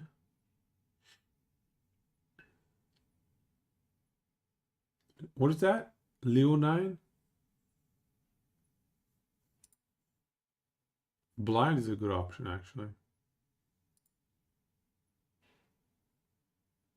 Hey, Hunts. Welcome, man.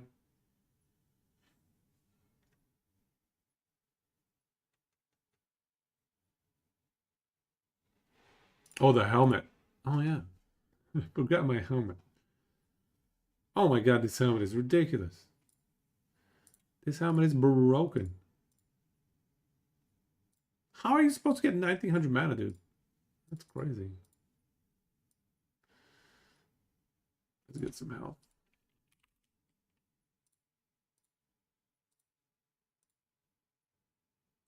So we definitely don't need this.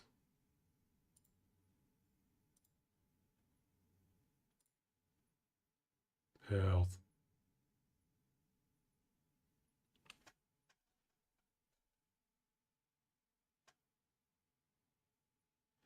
Shadow Dagger Pen.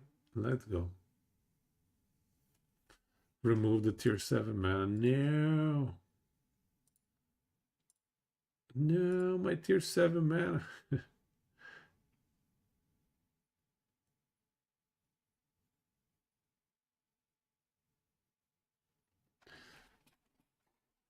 Yeah, 10% DR, 10%, 20% DR. Just need some lightning rest somewhere.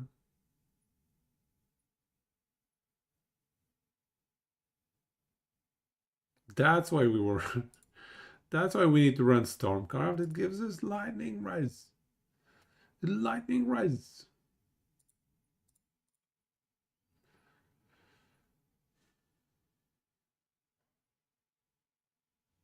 +2 to all skills is actually crazy valuable here. Yeah, I think that's insane value. +2 to all skills. These are just all great. Yeah, yeah. Even the Warpath.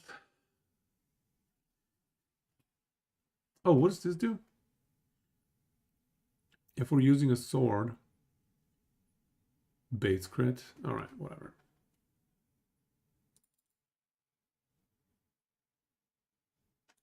Wait, we have to get the move speed. The move speed.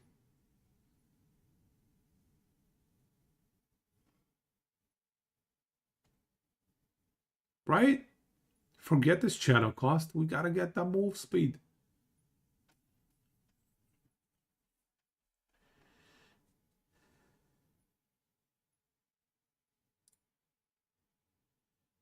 So the Abyssal Echoes has to be reworked.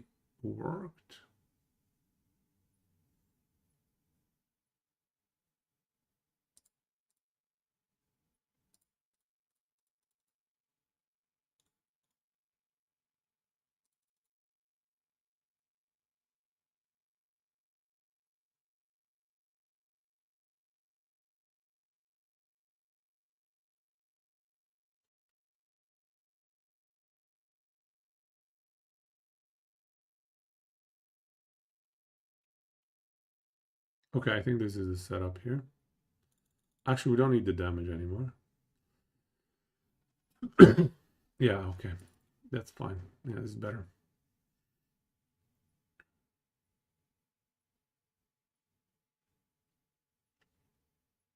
Yeah, something like this. That's fine. This would be utility as well.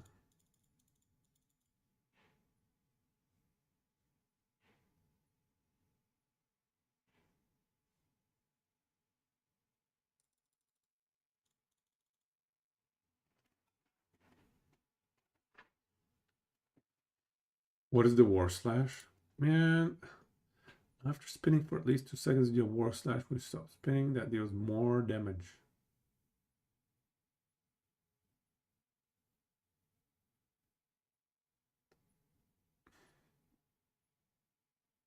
Wait a second. Am I, like, is that 75 times 5?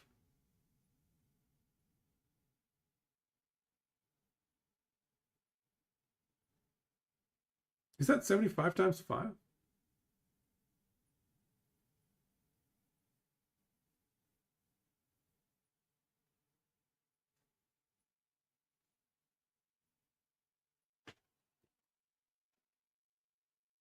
So maybe that's the play. You just go 5 seconds of Warrior's Fury.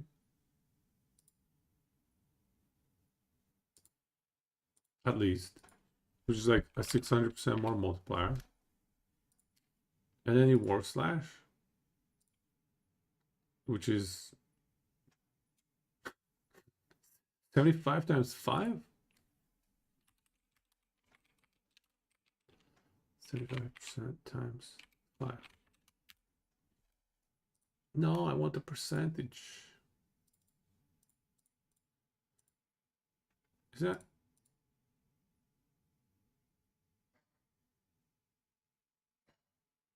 Is that right? That's crazy, man. That's nuts, dude. Just after 5 seconds, we do 50 times the damage.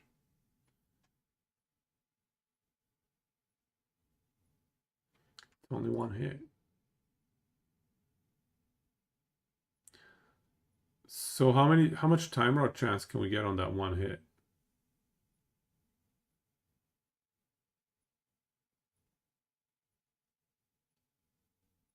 You could do Uber Abbey while watching. Do it.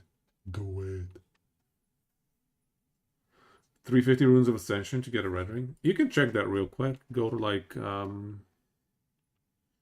that's epoch tools. No. Where's the, what was the name of those other tools?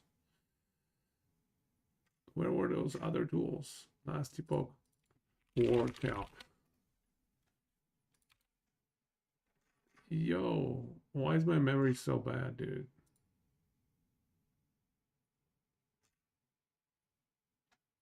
Gun clap. Yeah, there we go. Thank you. God damn it, dude. Oh, the icon was weird. Last epoch info. It didn't say Tongue Lab. All right, that's what threw me off. Yeah, you go in here. You go Runes of Ascension. Runes of Ascendance. A ring. Well, there you go. 1 in 733. It's not 350. It's 733. There you go.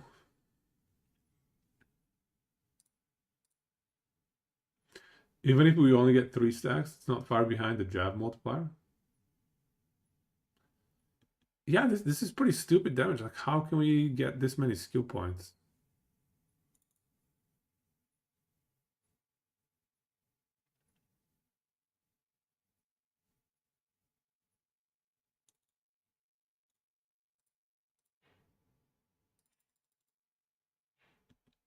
We have to get +4 in the chest, I guess.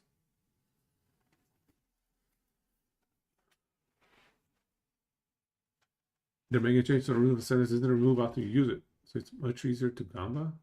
Oh, I see. We don't need as much mana now. I agree. That's what I was thinking as well. Mana is not... So which gives us more? 1775. Take that out. 1425.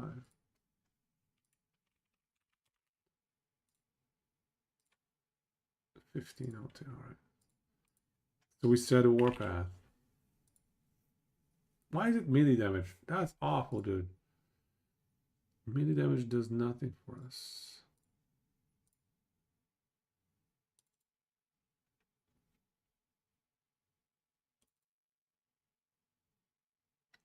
Even 4 points in here, as long as you go like 6-7 seconds. Anything like this. This looks good. Is that gonna work the way we think it's gonna work though?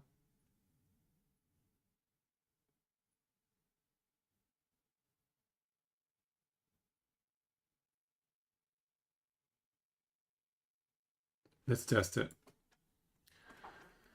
It just seems too good to be true. Anytime there's something that's too good to be true, my spidey senses.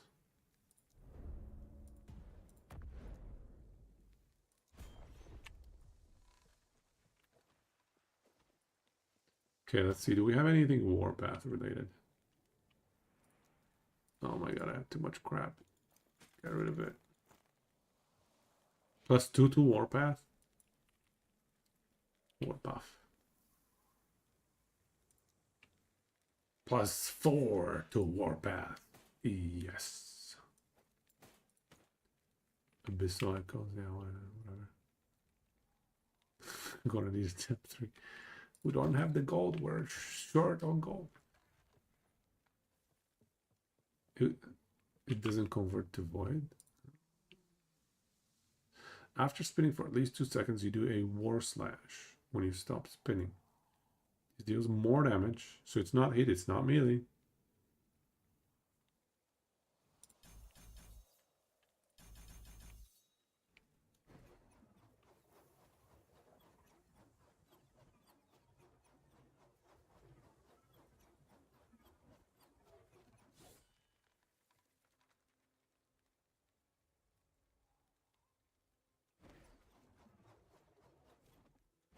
Oh, 5 seconds. Oops. 3, 4, 5. 750.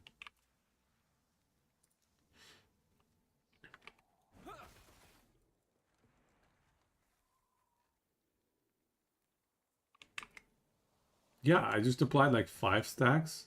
Here's 2 stacks of time rot. 330. This thing, yeah, it's multiplying.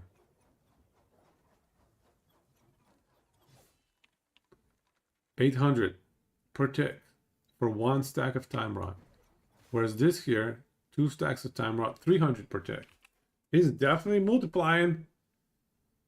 It's definitely multiplying. Are they gonna scale together though? Are they gonna scale up together? 1, 2. Ah, we can't last 5 seconds. No, we couldn't make it to 5. Also, the AoE became too big. The AoE. Okay, let's just go to 1, 2, 3, 4, 5.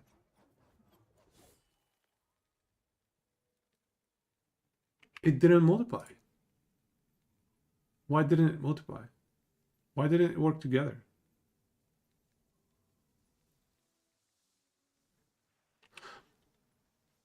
Is War Slash not counted to be a subskill?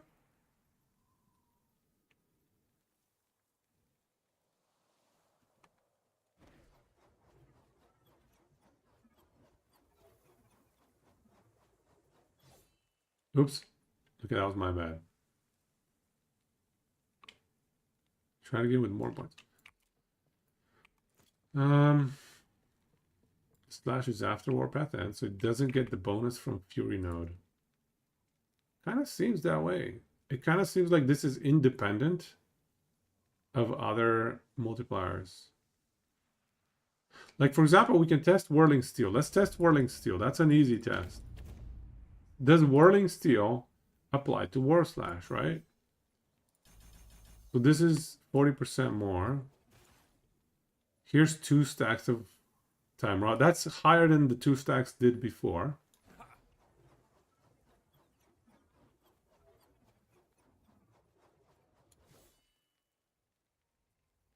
$1,500. 1,500 is higher. Yeah, that worked. So it worked with Whirling Steel.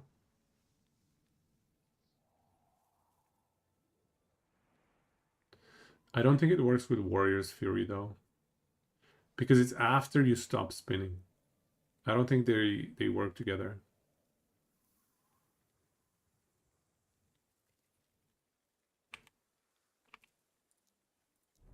So it works with this because it's a sub skill.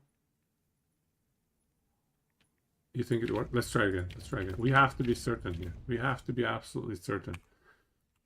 Absolutely certain. Can I last with 2 points? I don't think so. 1, 2, 3, 4. Can I get some more mana, please? I would like to have additional mana.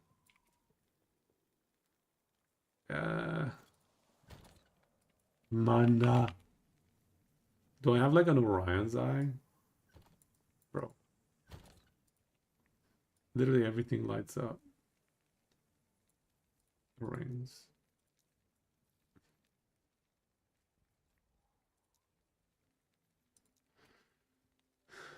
I don't know, man.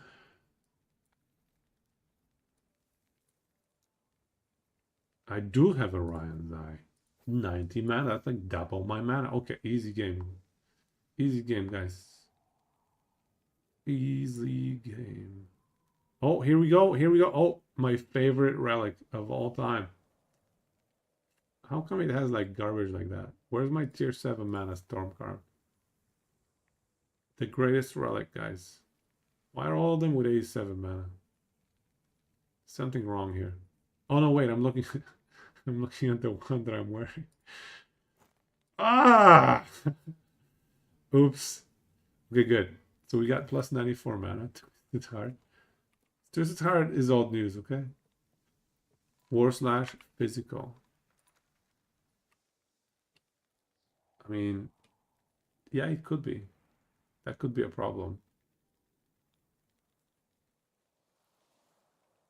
Channel cost. I do have channel cost in the helmet. So let's see here. Ooh. No, it doesn't apply. It does not apply. Okay, this is kind of annoying though. The storm cards, I'm not gonna lie. I think it makes sense because if you read it, see, it does not apply. That's crazy, man. For each second, you continuously spin. And then this is after you spinning for at least 2 seconds.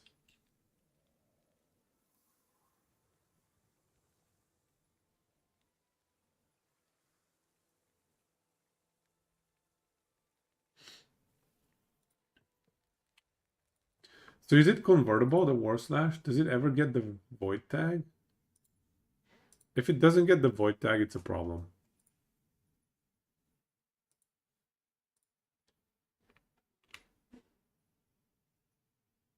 It doesn't seem to get the void tag. That's a problem. If it was just a War Slash, even as it is, even just the War Slash, that's decent.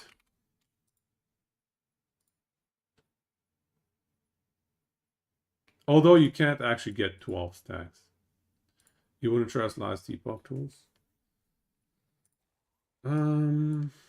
What's a... Is there a good way to test it?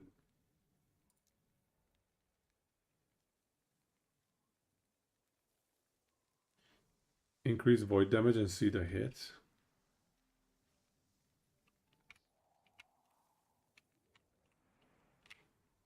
Why won't it let me? I can't look at it.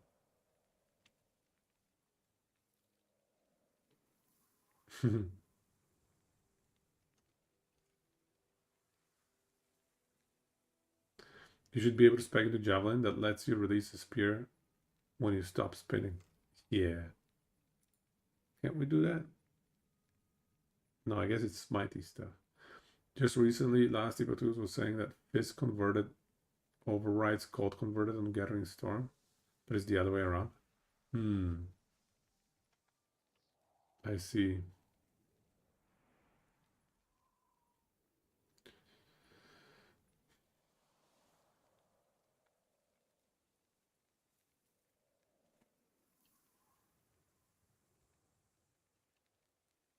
Interesting how all these work.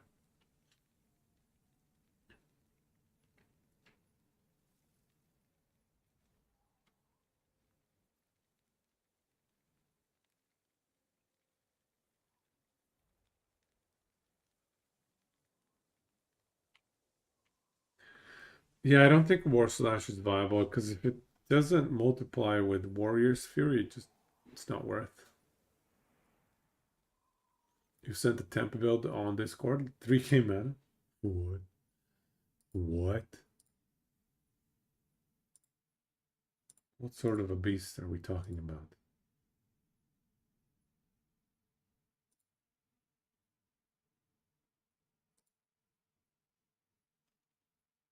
Oh, with World Splitter.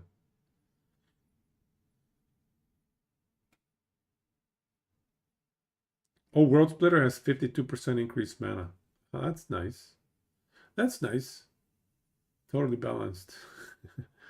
52% increased mana, dude.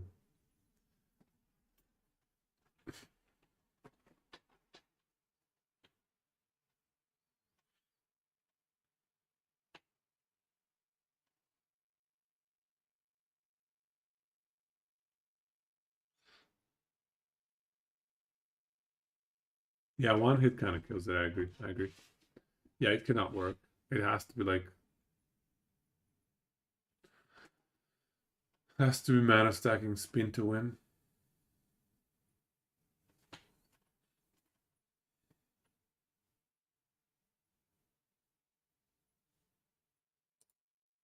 This is the build we got from skill.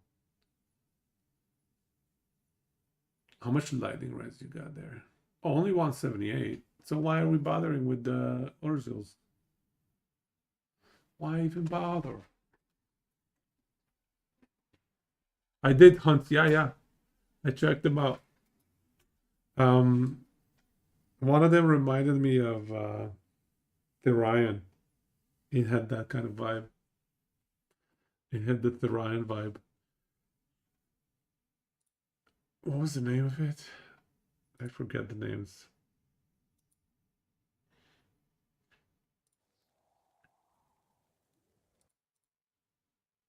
Definitely had the Therion vibe though. Yeah, why no BBC, man? Skill. I guess 52% max mana goes full YOLO on the mana. Honestly, I don't think Urzu is the play here. Because if you have 3k mana, the Urzu doesn't do anything. It's not necessary. I would go for a defensive option. Yeah, the Epico one. Yeah, it's the Epico one. Right.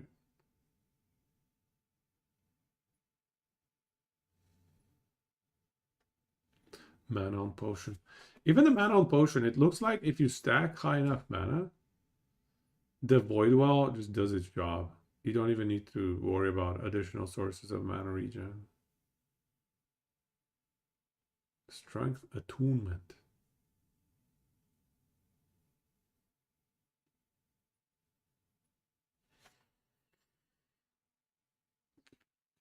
See, Urzu only gives you 59. Are you going mana regen? Oh, there's mana regen on the little idols too. Yggdrasil Helm. What is going on here? Yggdrasil Helm.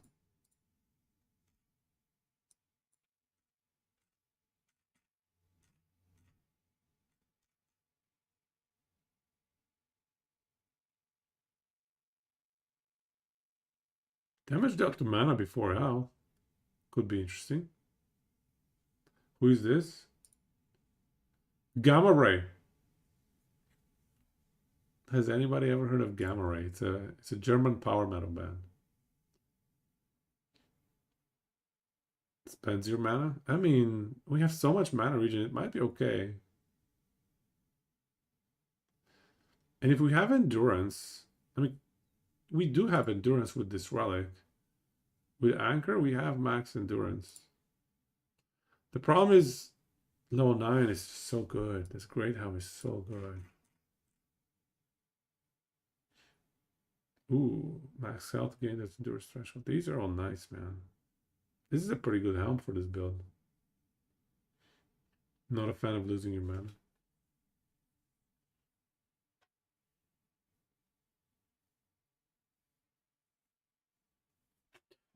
Also, getting a 2 LP is going to be an upward battle.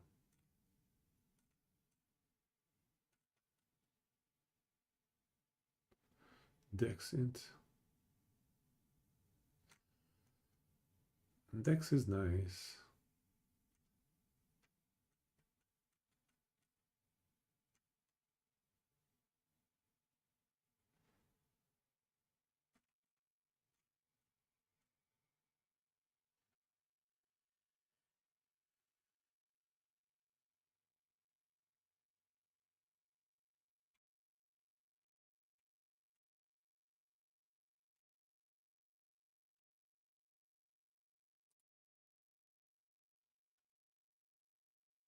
Because the VK is not really an issue since you regain 1/3 of your mana every 4 seconds when you run out.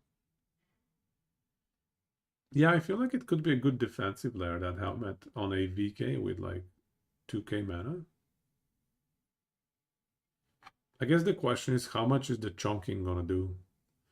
Like those champions that hit you for like 5k, how much mana is that gonna chunk you? Because imagine 2 of those 5k hits. If all of your mana gets deleted, that's too much of a problem. 25% of damage dealt to mana before health. I suppose the armor mitigation is gonna help. But still. And then endurance is going to apply. But that's just so much damage. Even after endurance. Even after endurance, it's so much damage. Depends on how mana intensive your build is. Not an issue for mana. Wow, nice.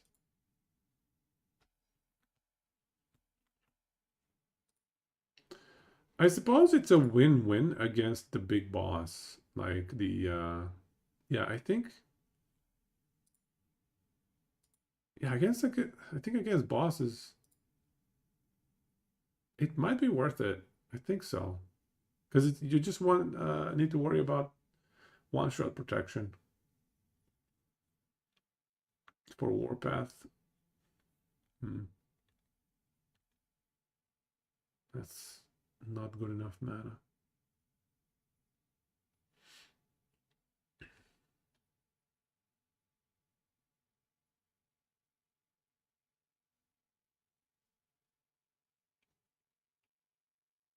Is 75 dex good enough?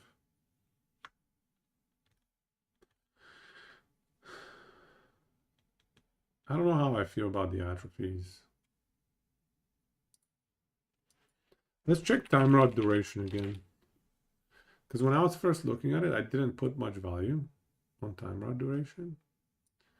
More void damage per stack of time rod. So this is 36% more damage.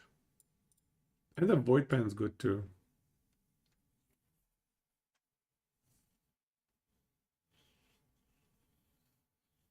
Yeah, this is really good.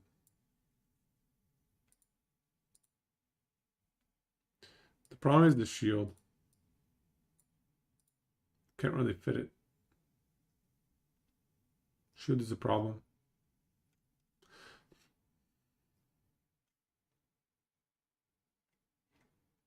Chance to inflict time rod on void hit. Oh, I forgot about this. Damn.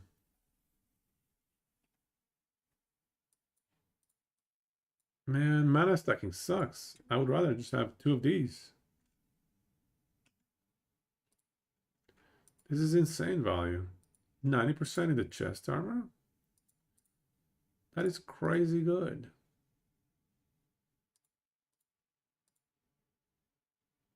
Because if we look at this, 1% time rod chest, it's 2% more damage. You tried Heartseeker? Since you were curious, what did you think? You tried Ouija's one? With Reign of Winter and the cold scaling, you felt so stupidly weak. Pew pew pew pew pew pew pew. Yeah, that's Heartseeker for you. And it, yeah.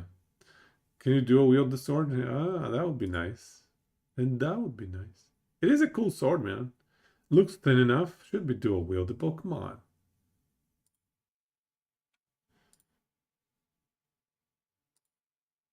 Yeah, I think this is such a good affix. 150 time rod chance?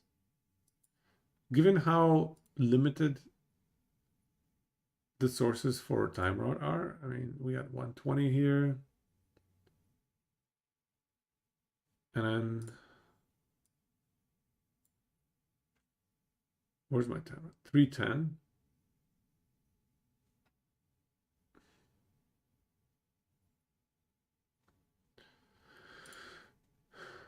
So look at this damage, 2100. 2100 damage. We swap level warpath with... Oh, it's not going to recognize it, actually. It's not going to recognize it. Because it's void skills. Oh, it counted it.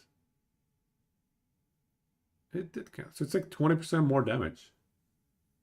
It's 20% more damage. That's nuts. That's just the chest one.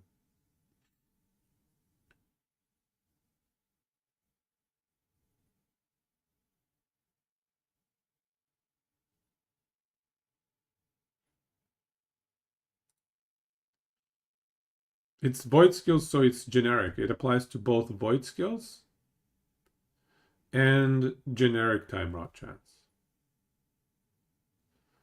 Atrophy doesn't... Okay, so we can check.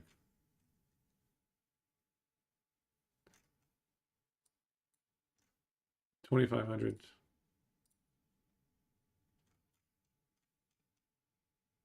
%. But that is...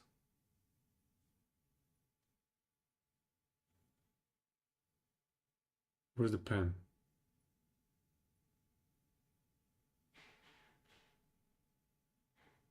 Where's the pen? Let's try it.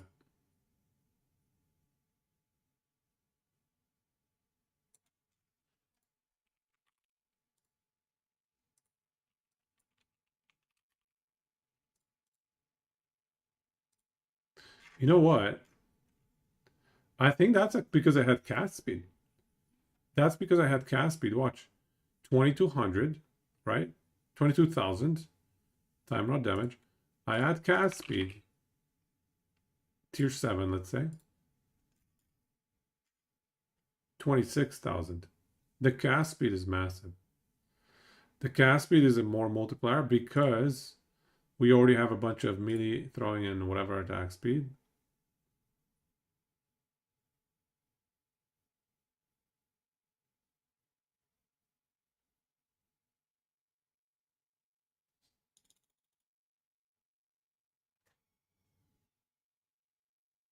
Let me just see. What does this do for us? Am I capped on it? 28. No, it went up. 30% more. Yeah, so that's the 30%. I thought I had another source of cast speed. Does Mortal Cleave give you more damage since you hit harder? What is Mortal Cleave? Can you gotta be more specific. What is Mortal Cleave? Mortal Cleave.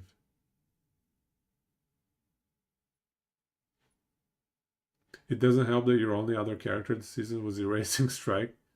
Yes, the difference between Erasing Strike and Heartseeker is just...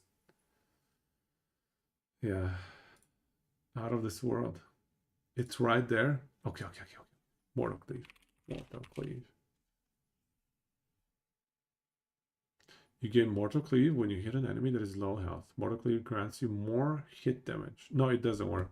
It's hit damage. So it doesn't work. It does not work with dots.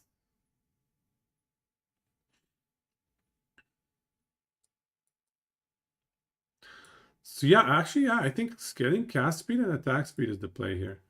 Oh, so this is interesting. Sword attack and cast speed. You have increased attack and cast speed while you have a sword or axe equipped.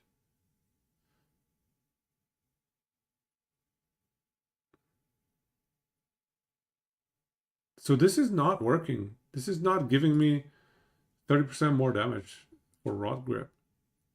You see it? The multiplier at the very bottom, Void Knight passive tree, Rod Grip, 30% more time rod damage. That's only the ones coming from the cast speed from Atrophy. Is that an LE Tools bug, or is that an LE Tools bug? Or do you think that's how it works?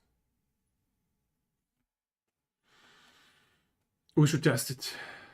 Yeah, we gotta test it. All right, let's go test it. Science. Science. Let's go. Oh man, this guy's so under level, dude. My poor little Void Knight. Hello, traveler.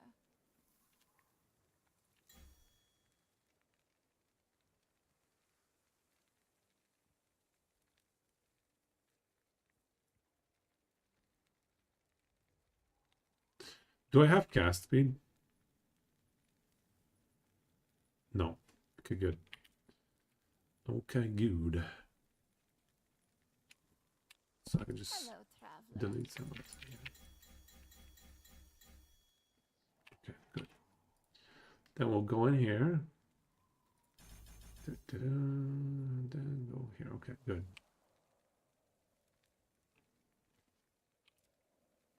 Axe. Am I wearing an axe? Yes, I am. You gotta install the mod. Install the mod to test build stakes. Which mod? Is this like the offline one? I think I might run an offline mod just to make testing easier. Won't surprise you, something's bugged on the LE Tools after season 2 patch. Okay, let's test it. Offline character editor. That sounds very useful, yeah. Zero, you love Black Blade plus Void Cleave, dismantling throws into a battle standard javelin. Yeah, yes. Perry was pointing out that as well, the battle standard javelin. I'm starting to lean towards that as well. The item and prefix requirements for mana to make Warpath viable, or at least to make Warpath strong, I feel like it's way too item intensive, way too prefix intensive. And given these time rot prefixes on the helmet, on the chest, I don't think it's worth. But anyway, okay, let's test this out. So let's just use something simple. Let's just use I don't know. Yeah, hammer throw. What? Stop it. Stupid friggin' Stormcraft Testament. Cut it out. All right, let's try again.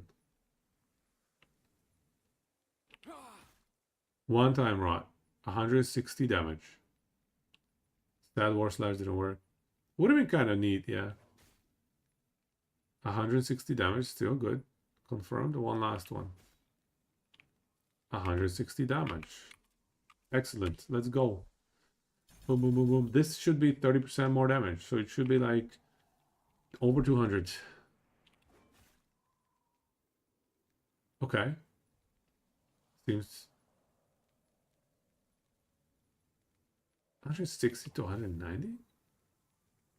Why 195? What's going on, man? Time rod damage per 1% attack or cast speed. The lowest.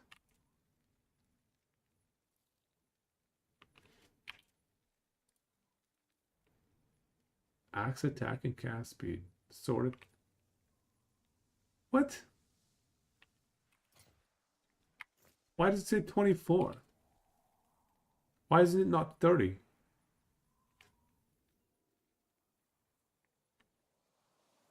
Am I like stupid or something? Why is this 24? It should be 30. Oh, maybe. I took the reduced.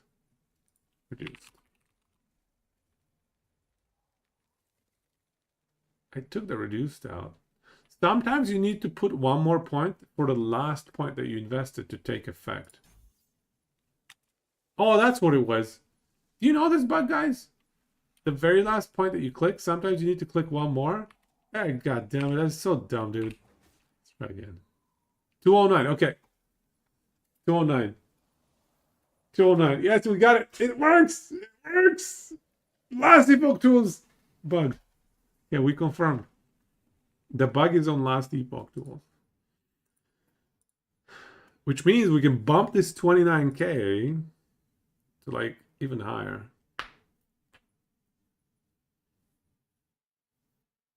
I think the play is the javelin, guys. I like the javelin option better because there's just so many affixes that we want. Imagine switching this channel cost to time rot. Easy game. Look at that. It goes up to 32K. That's like 10% more damage. Swaddling instead of atrophy. And then cast speed in the swaddling. The swaddling might be a really good option, yeah. Let's test it. So we have mana cast speed. So we have 32,270. And then we'll put a swaddling with cast speed on top of it. Yeah, we'll keep these affixes. Yes, exactly what we wanted. It's better. It's better. Wait, the pen is not counted though. I think the pen is not counted. Is that a meta build? Is Javelin a meta build? We don't count it as a meta build because we're not running it. This doesn't include the pen. Yeah, this doesn't include the pen. So is that an issue? I did see, I think Perry shared the video. There was a video that Perry shared.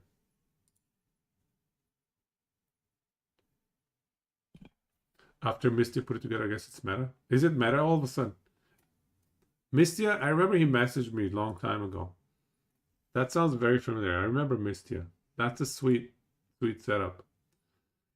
To be fair though, we're doing science here. We look at every single skill and the highest number comes Javelin. And I like, yeah, Mistia messaged me like a year and a half ago and asked me if I'm okay if he translates some of the builds that I have to his Chinese audience on like the Chinese YouTube or whatever. I think that was Mistia. Pretty sure it was Mistia. Anyway. Yeah. Cool guy.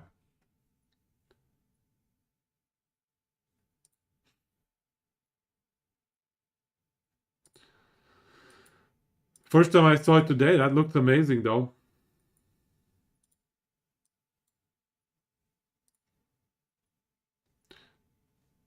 Where else can we get cast speed? So swaddling?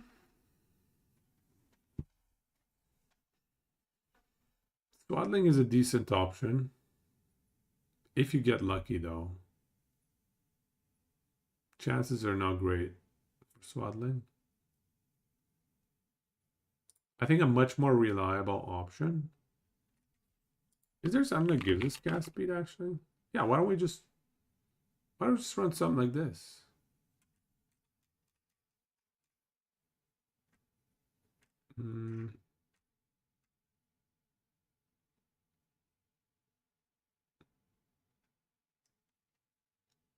Terrify, is it instant cast?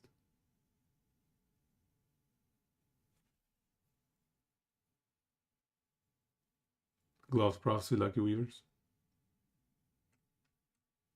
Fingers looks bad.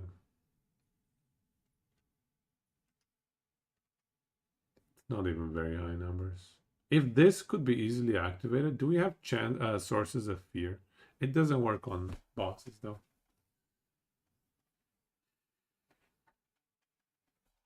Yeah.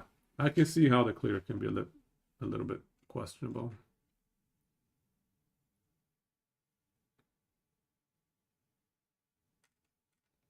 But is it instacast? It Terrify instacast. Like I'm not casting this garbage, you know what I mean? It has to be instacast.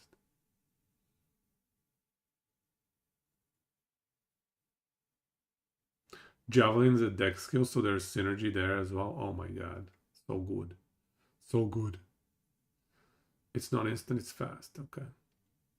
Probably got some.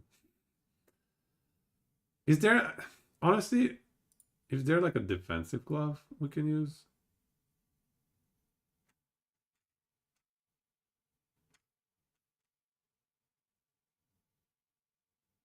Yeah, Rob Void. If you get a 1 LP Rob Void, that's probably best. That's a solid option. Get like 1 LP Rob Void. This is insane.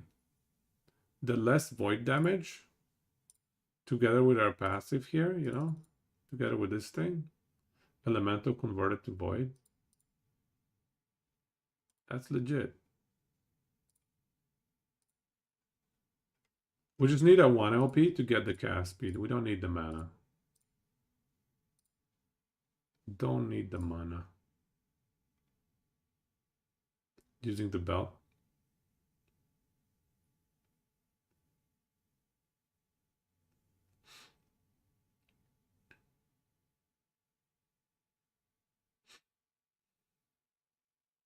Yeah, that's quite tanky.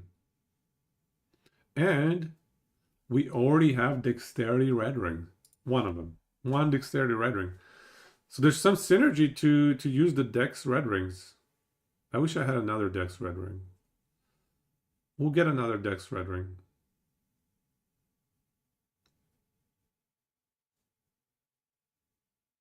We don't even need the mana. Like, we can have a budget build with just tier 7 Time Rot with Void skills on a new portent. That's super budget, man.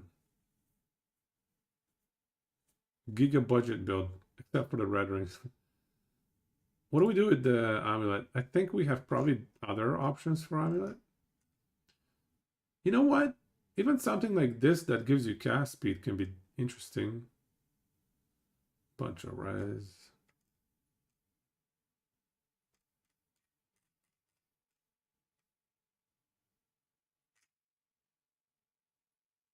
Healing hands to fear undead enemies. I mean, I would be scared of healing hands as well. That is a scary skill. Here's a good option. Aurora Time Glass. Attack and cast speed. That's a more multiplier for us. Pretty decent one too. So watch this. So the damage right now, 30k.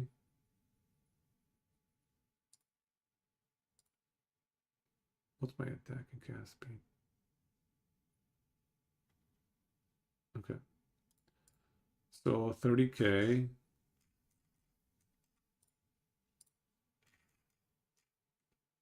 $33k. So like 10% more damage. That's solid.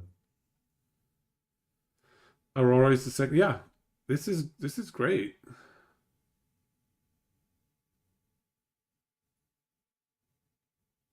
Endurance gets almost maxed out. We don't need the mana. We can go for health.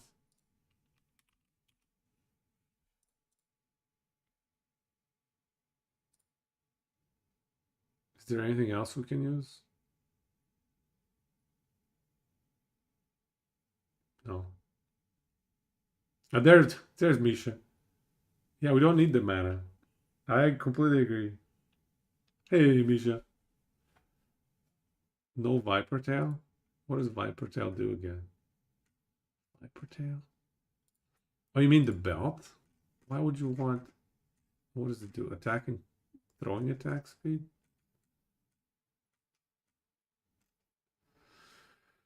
Melee attack speed, slow on hit. Oh, slow on hit. Slow on hit. That's a lot of slow on hit. That is a lot of slow on hit. Let's check the damage. 33.7. 33.7.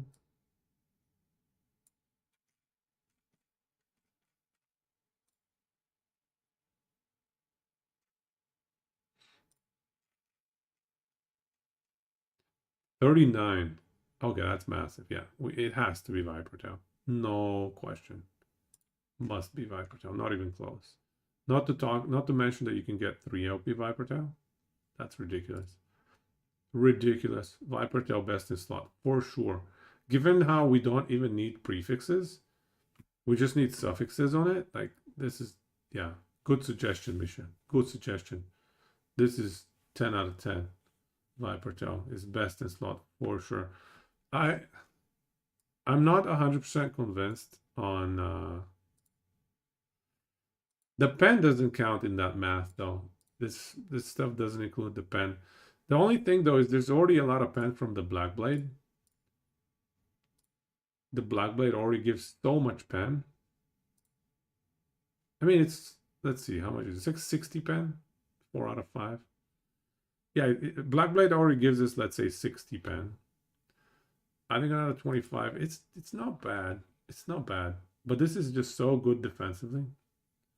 The duration is okay. Can we not sustain without the duration? Because the cooldown is too problematic.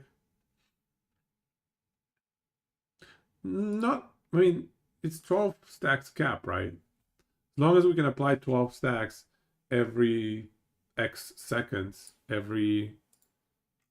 What is the duration by default?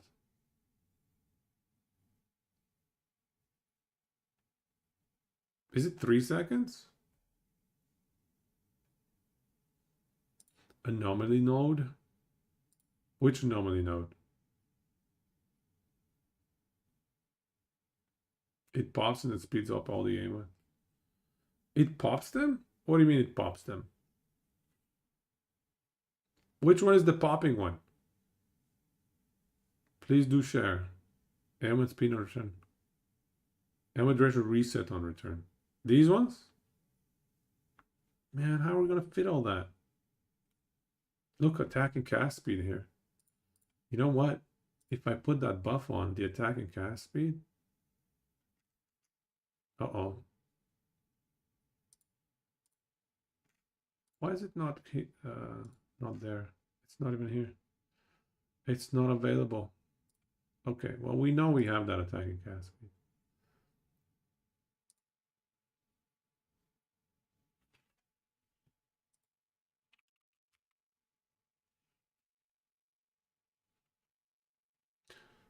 This is time rot inflicted by anomaly, though.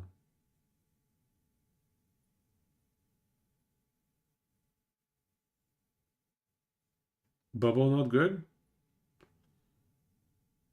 20 attack and cast speed is decent. Cooldown recovery for more pops. Would that not synergize with the pops?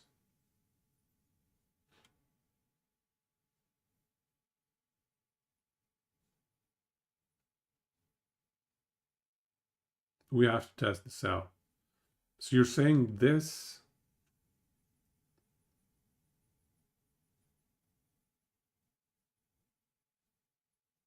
All 3 of these here? Okay, this is pretty good as well, Mark of Rot. This is actually insane. I think this looks insane to me. Like 50% more damage taken? That's stupid. That is ridiculous. I don't know about Dietze, man. This is crazy. This is a 50% more multiplier.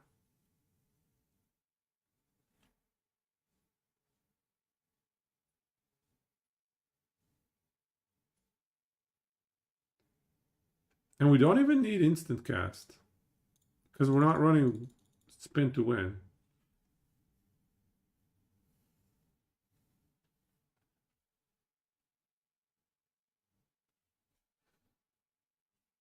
Yeah, with Jab, we don't need the instant cast. We were thinking about doing Warpath, which is why we ended up with spin with instant cast. All 3 of these?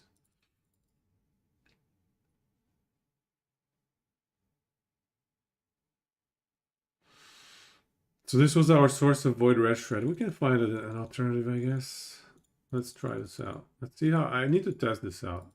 I think I'm going to test it in my little offline character. So something like this. Warpath, War Slash is not bug. I mean, these two don't combine. These two don't work together.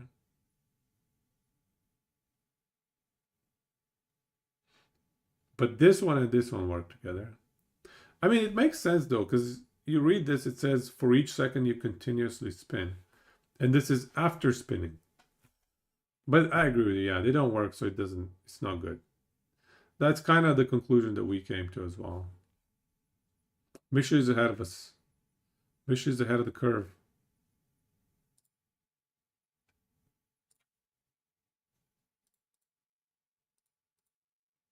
So if we drop Warpath,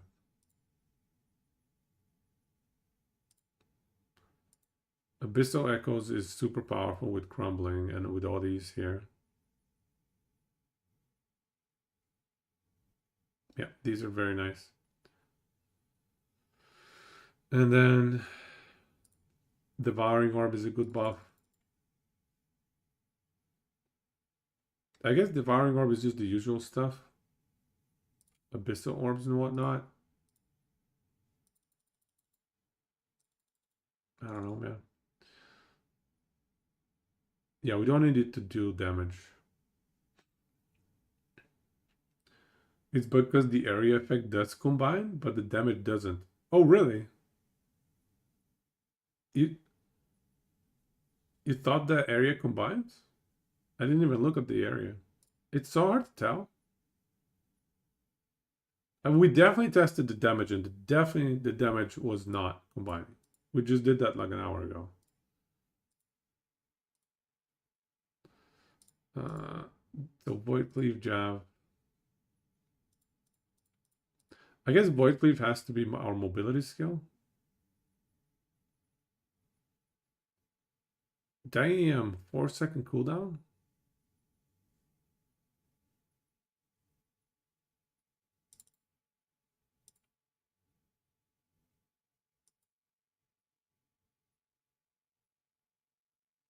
No, no way. We need to grab the stuff on the right. We need this stuff, man. Okay, something like that.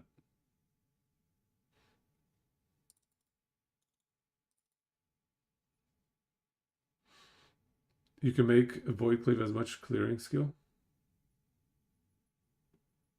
as main clearing skill. It has some multipliers. It's okay, yeah. I think I need more cooldown though. How do you work around the cooldown?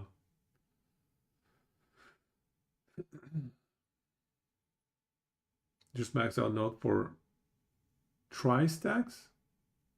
Oh, you mean this one, yeah. Time rod stacks. Charges with boots. Could run the boots. Do we have enough stats? I mean, these are so nice for the dexterity though. CDR would be strong, yeah.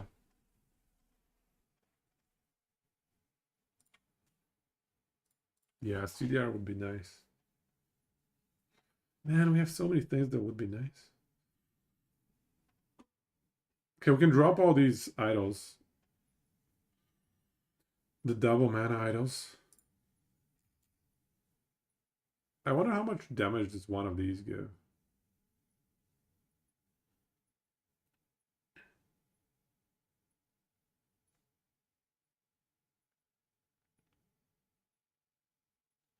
So 39, roughly.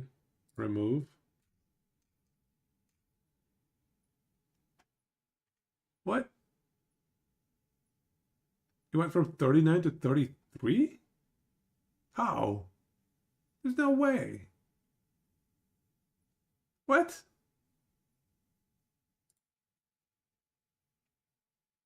From 39 to 33 though?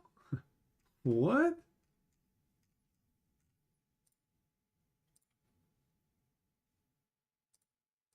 Oh my god, dude. 37 without adding the last one?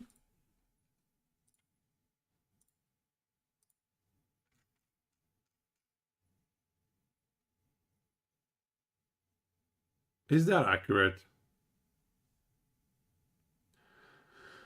Here's one thing I want to test actually. So this is 39 damage, 39,000. If we drop the time rod and replace with slow. Oh, it's higher. Slow is higher. Slow is higher. Idols are half to build nowadays. Slow gives us more.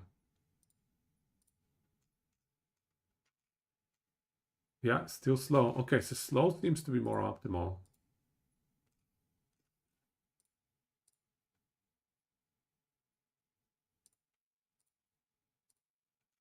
Let me just check what we're at. 42.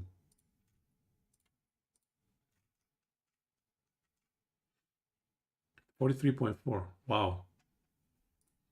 What other sources do we have for slow? I think we checked these already. Yeah, we checked these already.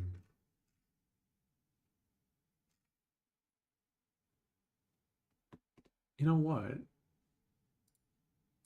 Could we run a 4x1? A 4x1?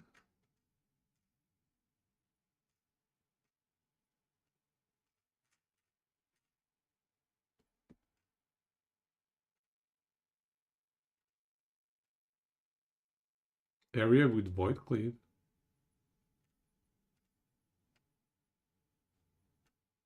Echo damage, that's pretty high. 7 vitality is not bad either. A bunch of good options. Either this or this could be interesting. Chance to slow. Chance to time rot. Slow's probably better.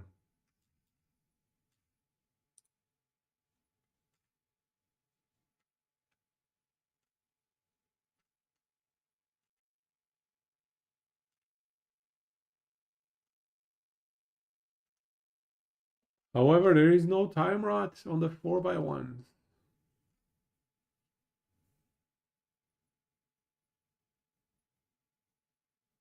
No time rot here. Damage is going to go down. Yeah, damage went down. Interesting. Yeah, this is just better.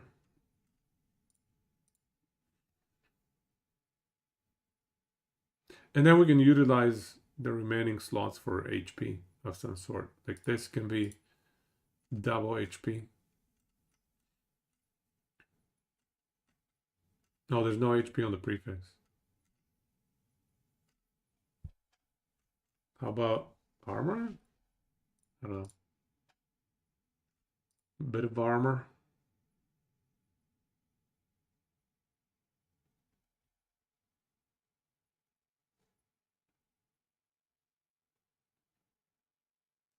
Void pen, void damage. I think I'd like the HP.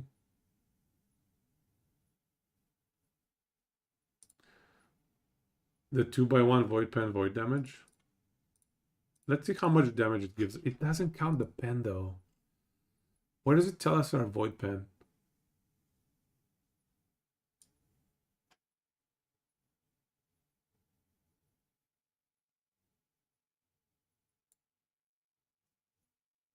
Maybe we do need increased time rod duration. I guess atrophy. We'll have to test atrophy. At least test it. Vice. Media attack speed.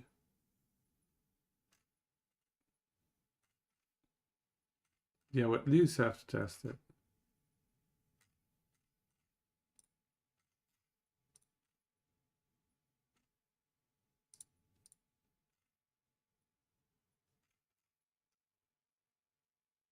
Yeah, the pen is not included in here.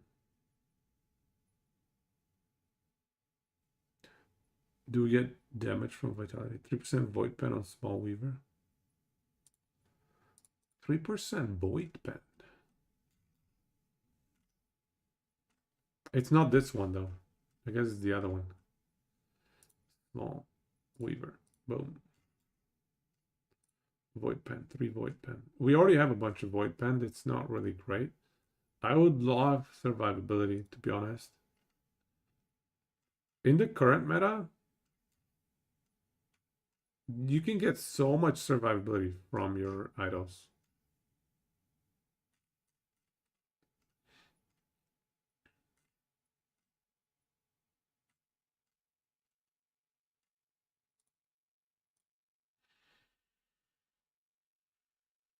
Yeah, it's not great. Was there like a void damage? Greater void damage? Like an upgraded one? No, there isn't. Hmm.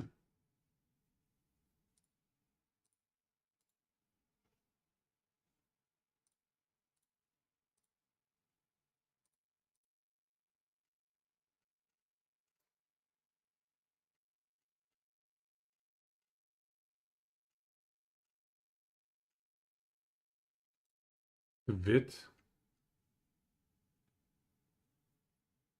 6 void pen. I don't think we want the 6 void pen over the Vit. This can be void damage though. Oh, there's no void damage. Void res.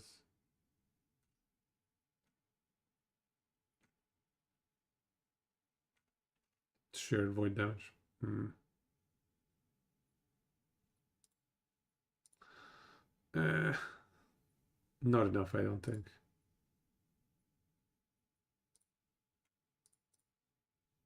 $3.6K.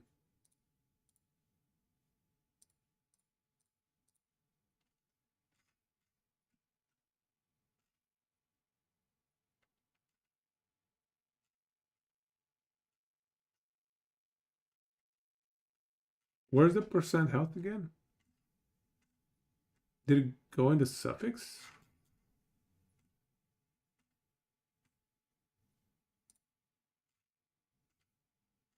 Wasn't there like a 4 to 6% health? Oh, there it is. Okay. Health, and then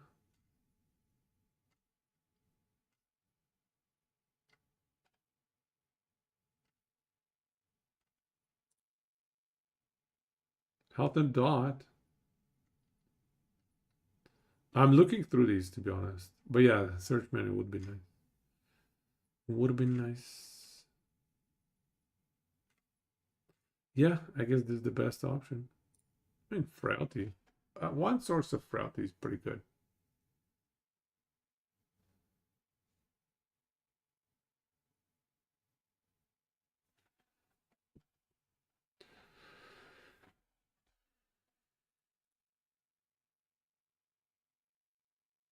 This has to go.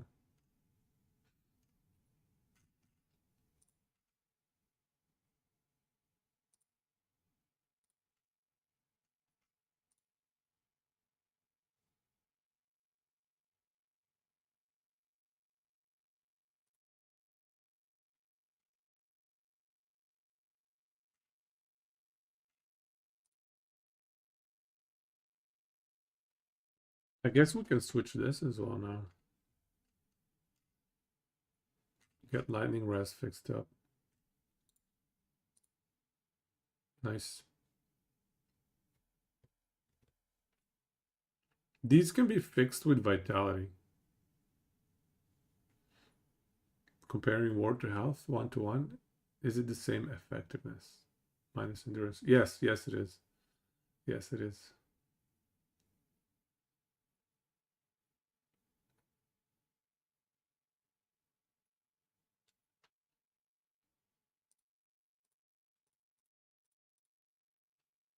Yeah, so if we get a little bit of extra vitality, these can be fixed up.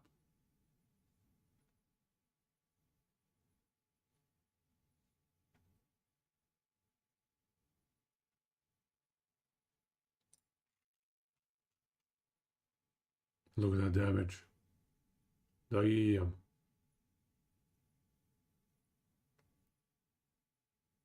I must have a few atrophies in my stash. It's worth checking what we have.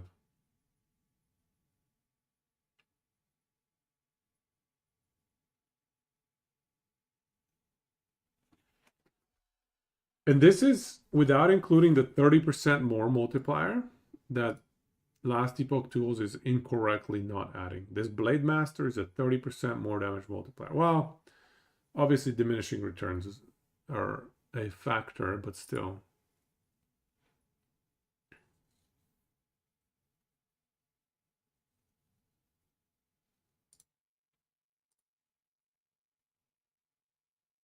Do we care about echoes?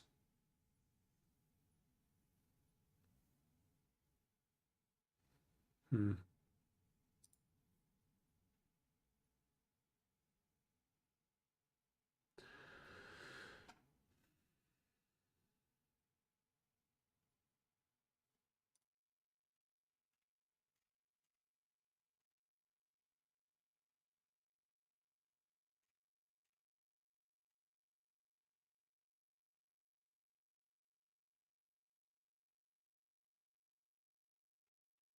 Is there any other thing that gives us slow chance?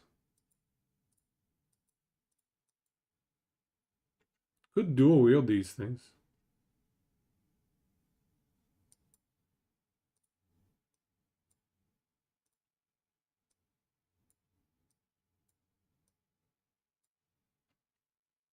If we can get tier 7 slow on a Weaver's Gift and like tier 5 attack speed. Hey, coconuts. Nengjin Itsu. No, I haven't listened to that. What is that? Share. Share the goodness.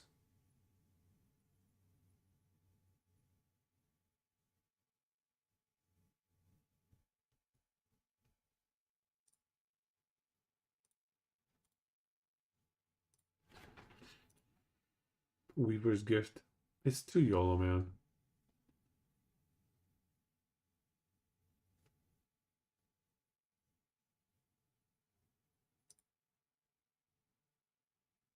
Japanese metal band, super fun to listen. Yeah, I don't know enough Japanese metal bands. I only know baby metal. Just baby metal. Someone linked Nevermore on the request music. Check out Sanctuary. Same guys before they founded Nevermore. Oh, that's like from the 90s or something. I thought Nevermore were around for a while. Sanctuary.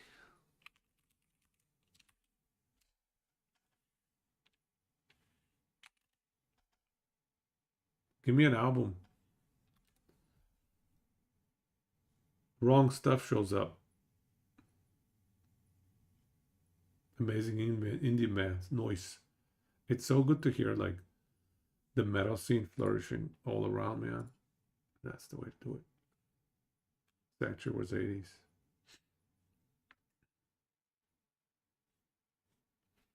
You watched Sanctuary and Nevermore the same day at Wacken. There was very few people for Sanctuary. I guess people had no idea who they were. After reviving the band. That's hilarious. That's hilarious.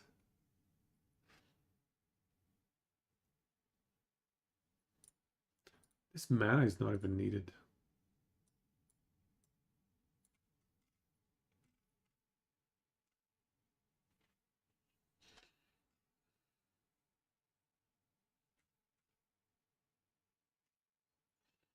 Void damage taken as physical? Why?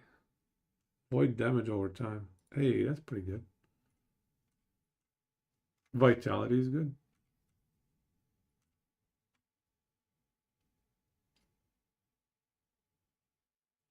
Fits pen with bleed.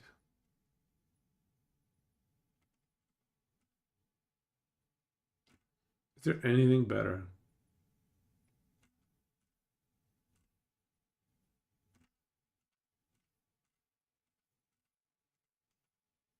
Void damage. Damn, that's pretty close. 60% void damage at tier 5. Given that I get 75 void damage at tier 5 and it's just void dot. This seems like a pretty good choice. Even if we don't really need the 2+2 or +2 to anomaly. Yeah, these are all good void damage. I'm gonna pop that actually. Void damage again, 60. Damn.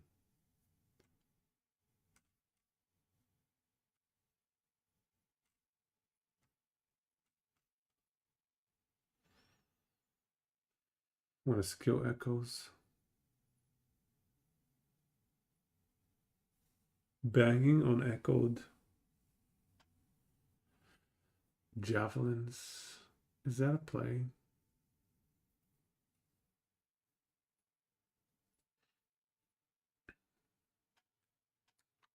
Okay, let me copy that on YouTube. Coconuts. I'll have to do my research.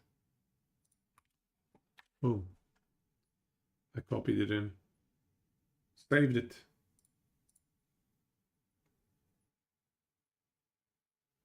Yeah, we grabbed the 1x3 idle stuff. Or do you mean the tall one? This is solid. Even the exterior is a good option.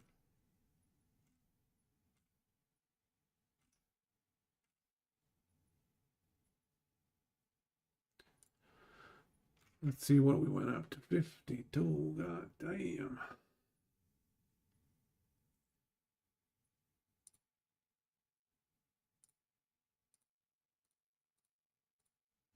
One by three. Dot stuff and enchanted rot.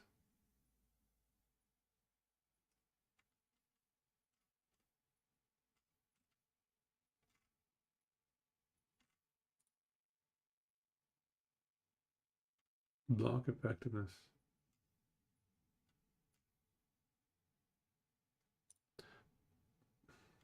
One sec, I need to put something here. None of these are good though. None of these do anything. What the hell is a void rift? Yeah, sure. Inspiration. Whatever. And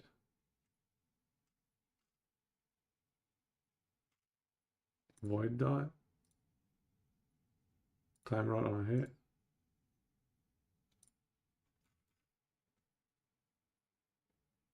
It did bump it.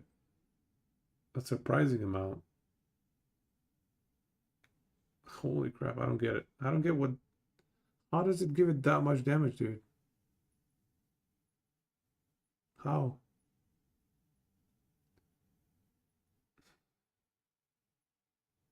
Is the math correct in here? That doesn't make sense. There's no way. There's no way, dude. It's impossible to go that high. I think the math is wrong in this sheet. 59.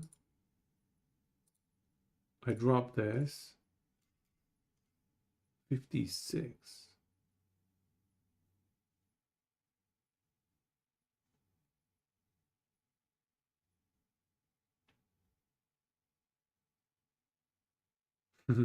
Verify LE tools. 56, 59, 56. So it's like, it's not that crazy. So 56.5.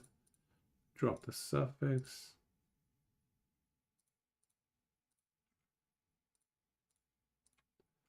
$56.5 goes down to 52. 10% damage from 60% increased void? That doesn't make sense. There's no way. There's no way. I have 300. Where's my increased void damage? Does it tell me somewhere?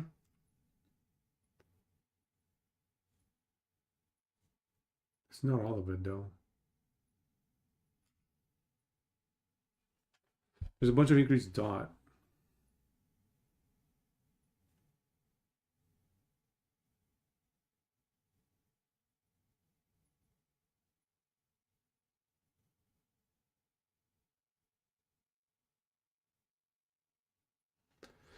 So let's say we have 600. Maybe it is 10%. Maybe it is about 10%. Damn.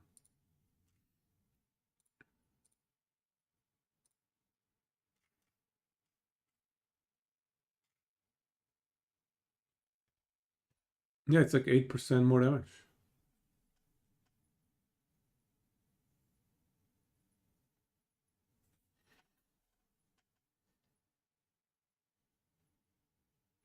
Yeah, the dex and the void pen and the slow, sorry, that time rod chance, the 120 time rod chance is a massive multiplier for the build.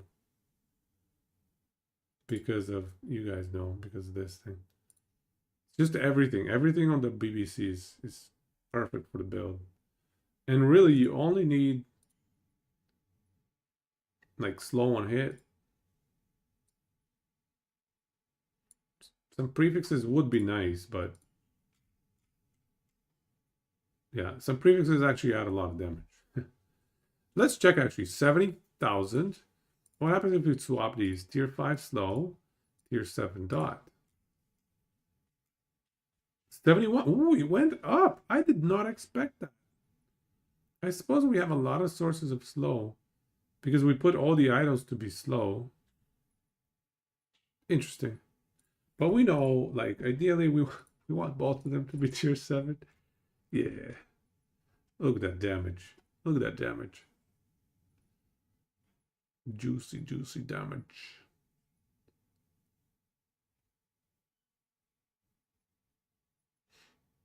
That's not counting the pen either.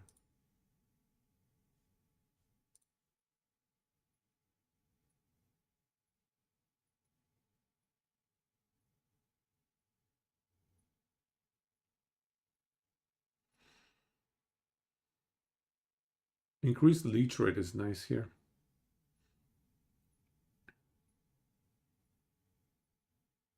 Test the dual wield sword. Let's test it. Now remember, this number here does not include the pen. We have like, yeah, we have a bunch of pen coming from this sword. 60% pen just from the sword. So let's keep that in mind and let's try the dual wielding option. I just need this. So let's try it. One-handed sword. Whoa. Why did that take forever? What the hell's going on? Why is my computer being laggy? Slow. Dot and slow. Okay, good.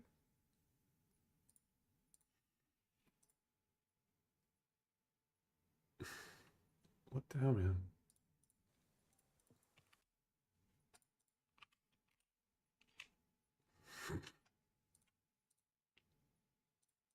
Slow on hit. Tier 7. And damage. Tier 7. It's lower. BBC. It's the number is lower, right? What was the number before? I forgot. Let me close some windows here.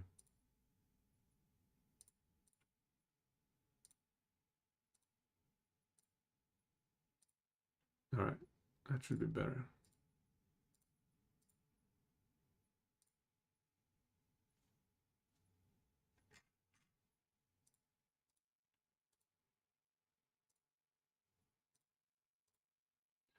So yeah. Oh, this has pen as well, which is not. So it's actually the pen is the same. It's 60 pen on both sides. But this number is lower, I do believe.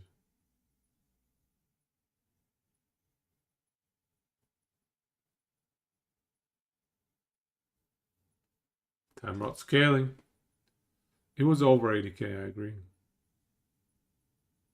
Also, getting a good Weaver's Gift, let's face it, it's never gonna happen. Give you a ton. It's true, 6% leech.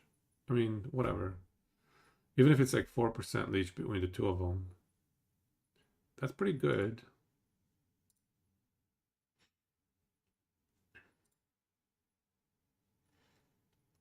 Imprint them. No, you can't imprint them. They drop from a boss, no? Oh no, it's a random drop. Never mind. It isn't a random drop. They are a random drop. Do I have good ones? Let me check. The scissors, yeah, the scissors is what I was thinking. unique swords and then reroll thingy, the Weaver reroll.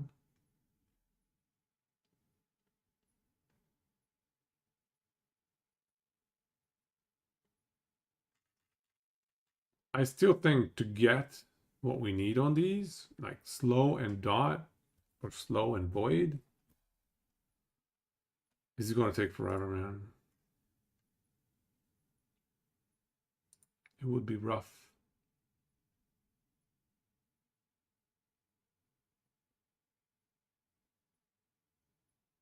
Some Giga RNG. Yeah. And even the 30 to 60 reroll,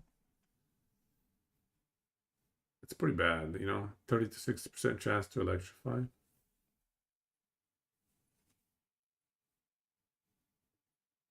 Can you sacrifice Weaver's Will items to reroll them?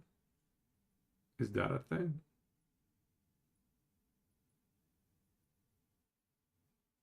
I don't know. I feel like it's easier to just slap a BBC on, you know. Slap that BBC. Come on. Oh, here we go.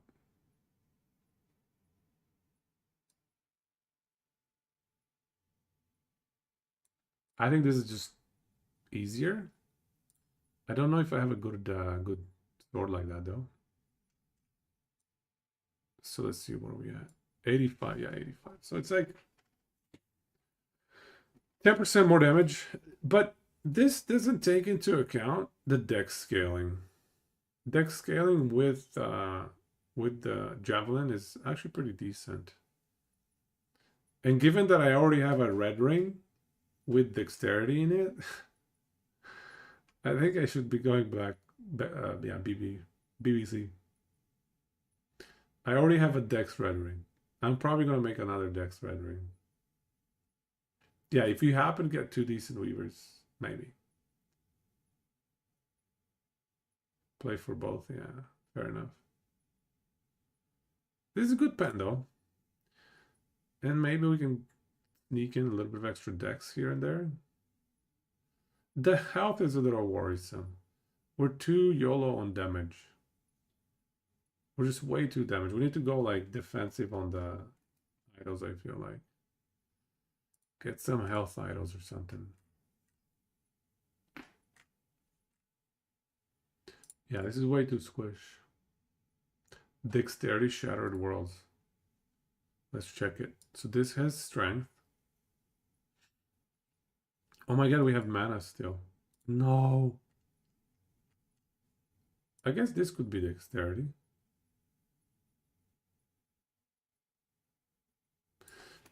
Is dexterity better or just dot? Tier 7 dot. Or even tier 7 health?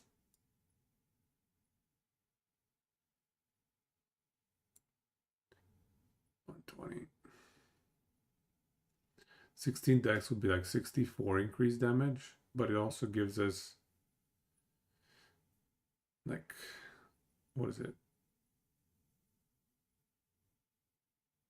12, 13 pen. I hate the dodge. Dexterity is like the worst defensive affix or attribute.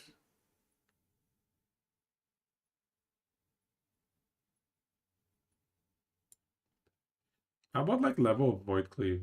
That gives, oh no, that's melee damage. Never mind. It's melee damage. Sucks. I was hoping it was void damage.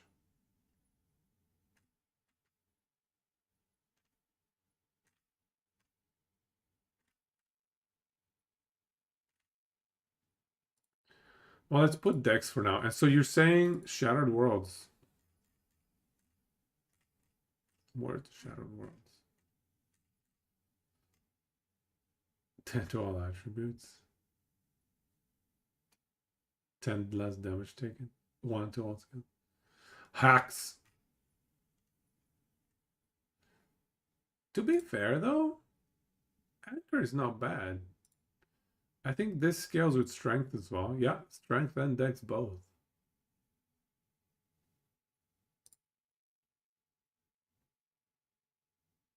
Dex better off the offensive stats alone. Ignore the dot. Yeah, you're probably right. Dex is probably better.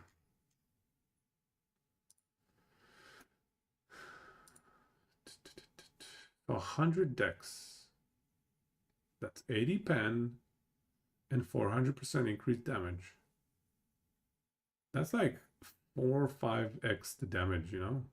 3x, maybe 3 to 4x the damage. Yeah.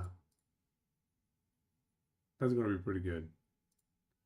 It's gonna be pretty good. And then we have the multipliers from the javelin itself.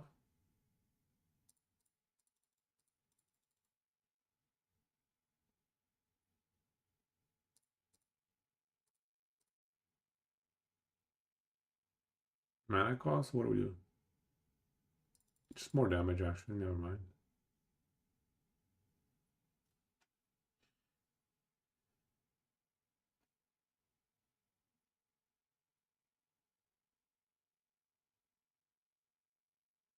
How much attunement? Nope, doesn't do much. Yeah, I guess we can make the mana cost here. I don't even know. Does it matter? I think the last 4 points don't matter too much.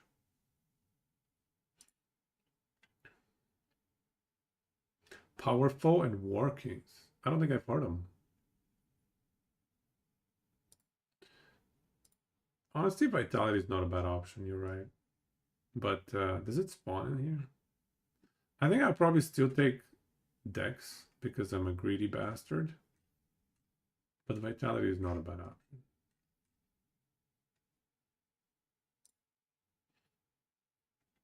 Powerful and Workings. Those do sound like power metal bands. If you're going Shadow Worlds, you can also just go Advent for -35. Yeah, that's not bad either. The Blood Boots gives us Dex though. Dex is great. And I already happen to have Blood Boots. So I can just transfer them over. Yeah, so really the bottleneck for the build is a 1 red ring. I have to check what kind of atrophy I have. But like tier 7 cast speed atrophy is easy to do. Oh, you know what? Cast speed. Cast speed is the play in the relic. Yes. Cast speed is the play in the relic. We just need to keep up the throwing and melee attack speed. So if we can get a little bit of throwing attack speed. You know what? This is going to be throwing attack speed. Here we go. Tier 5 throwing attack speed. Hell yeah. We just need a little bit of attack speed, I guess.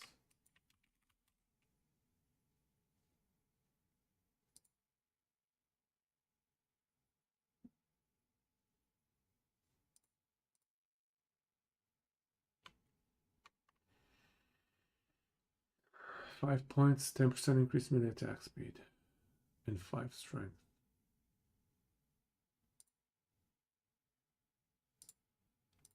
Maybe. Maybe. This is a maybe. If we can scrounge 5 points somewhere. Oh, and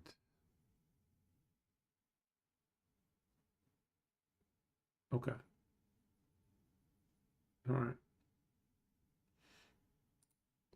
So if this is tier 5 throwing, we still need a little bit of attack speed though. Yeah. Attack speed in the weapon would solve everything.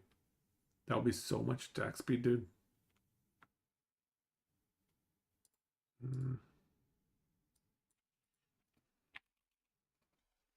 Only damage. There's throwing attack speed in rings, but we can't really fit that. Doesn't really fit. Although maybe that's... If we can hit the 180 without the 16 dex in the red ring, maybe we can put extra throwing attack speed in the red ring. Well, not really worth it though. No, I don't think it's worth it. Never mind. Don't think it's worth it. Are we hitting the requirements? Yes, we are.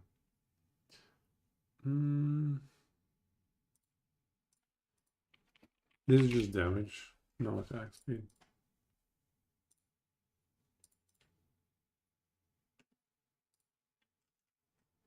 Gloves and ring, yeah, that's what I thought. But still, we can go tier 7 dex, let's say. And let's go to the numbers, 84.5. So even if it's like a tier 5 cast speed,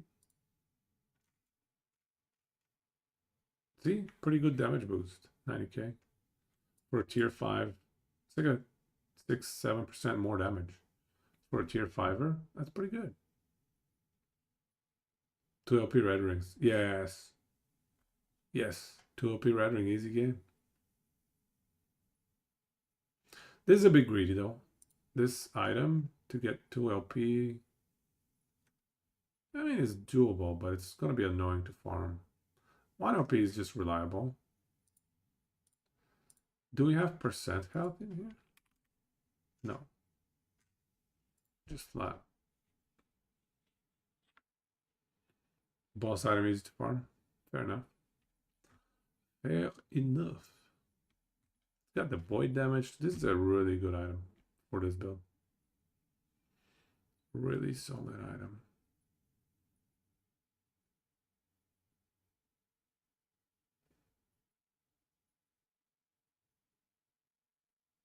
Okay. All right. So I think we have a pretty good idea. I think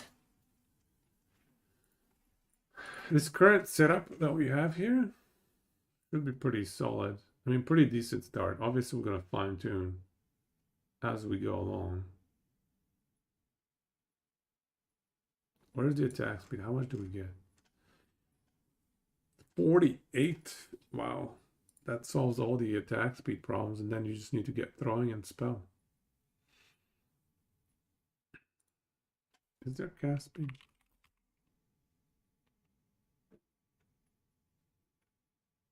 Oh, there's a little bit of cast speed. This can be a decent way to bump up the damage a little bit and fine tune it. For example, here, right now, the melee attack speed is the bottleneck.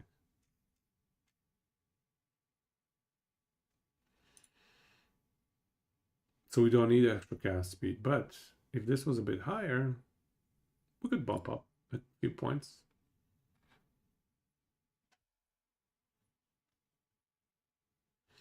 Familiar with the playstyle? Sometimes we have to mess around with it and see what works best.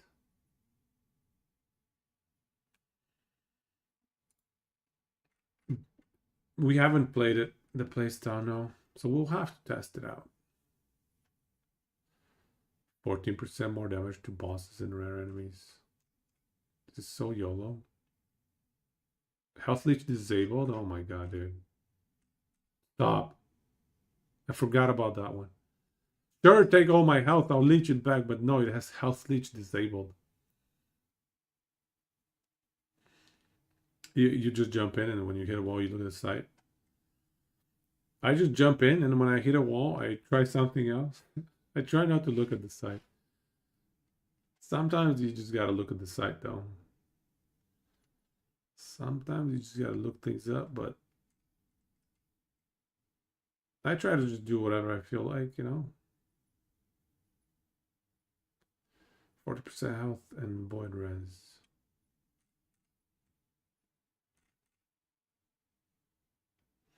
See, this is not bad either. Melee and throwing attack speed. And I don't mean this item particularly, but the implicit.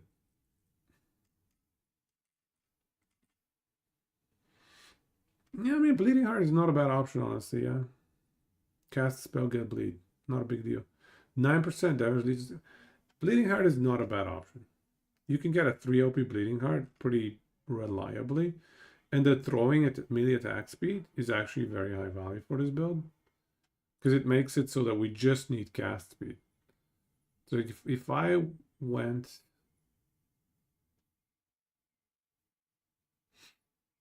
Yeah, if I went Bleeding Heart, I would have 2 extra affixes probably.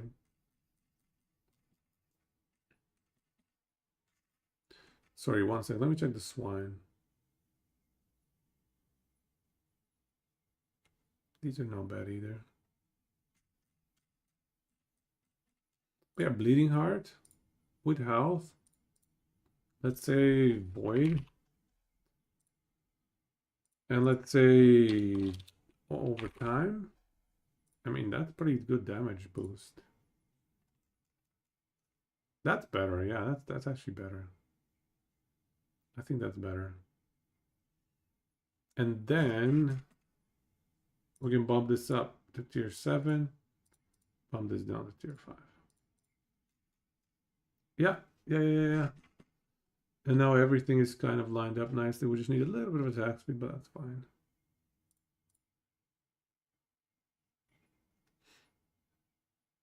You like the unique system because we can guaranteed slam nowadays. Yeah.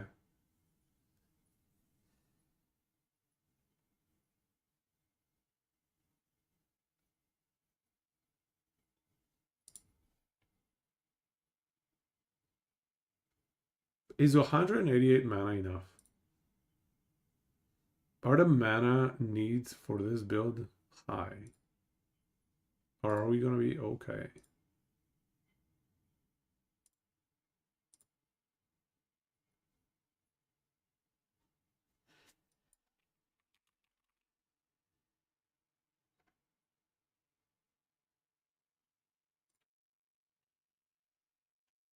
The cooldown, the only scary thing for me is the cooldown of Void Cleave.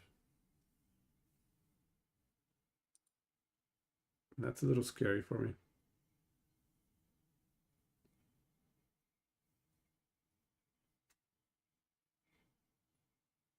All right, we'll need to think about that a bit. I don't think the passive tree is fully optimized. This, for example, I think we can take these 3 points, like 3 pen. 3 pen is not that much.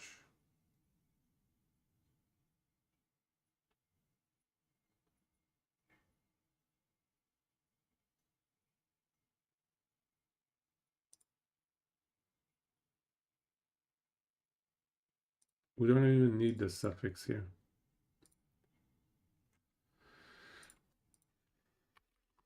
Go full damage YOLO.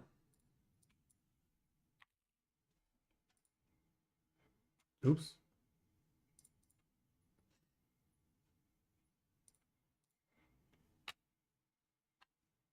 Just go hybrid health or something.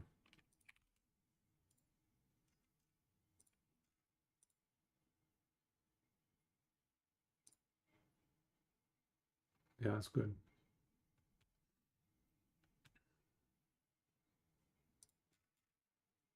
Nuts. Nuts. The damage is absolutely insane with this setup. I'm just curious one thing here. Does this cast speed actually give us as much as we think it does? 104k. What if we replace it with void damage? Tier 7. 104k becomes 94. So it does go down. So the cast speed multiplier is superior. Interesting. Good. Good. Science prevails.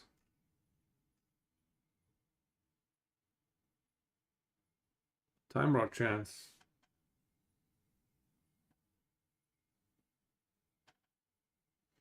Technically, these slow chance are better than the time rod chance. But I think because we're using Javelin, I would probably still prefer the time rod chance. 20.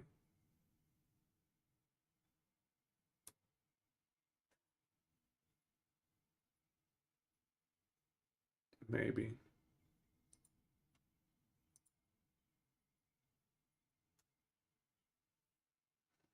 80% time rod chance. Pretty good. How do we get to Void Cleave twice though? I guess we need to run like an extra charge of Void Cleave. Because Void Cleave has like a 5-second cooldown.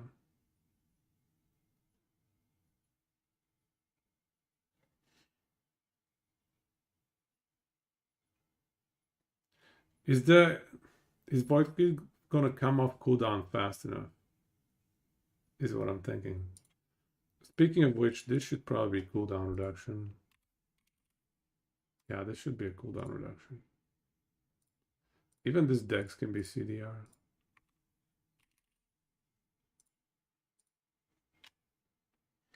Extra charge if I want to use the boots for 3 charges. You actually want to spec into the extra charge for 10 extra mana cost?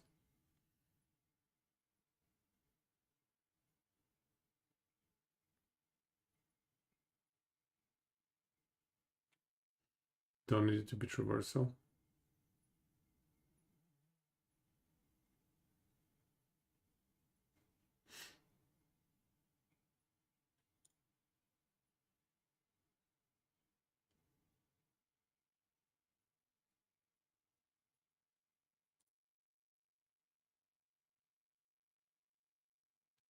Oh yeah, that would help. That would help quite a bit, I guess.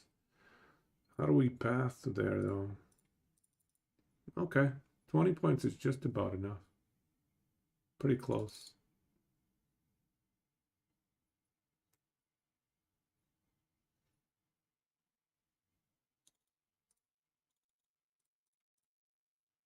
There we go. Just slightly more optimized pathing. Hey, Yagan. Welcome, man. What's happening? Finally trying Heartseeker with Dragon Song. It is cool, but the damage is lackluster.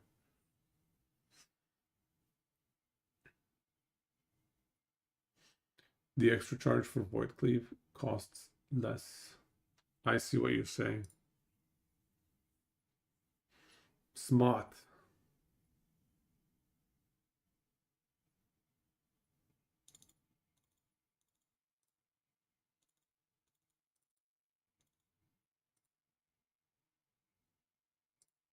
Oh my god. I need 3 points in this garbage? Wow. Alright. I am worried about clear though. Are we gonna have enough clear?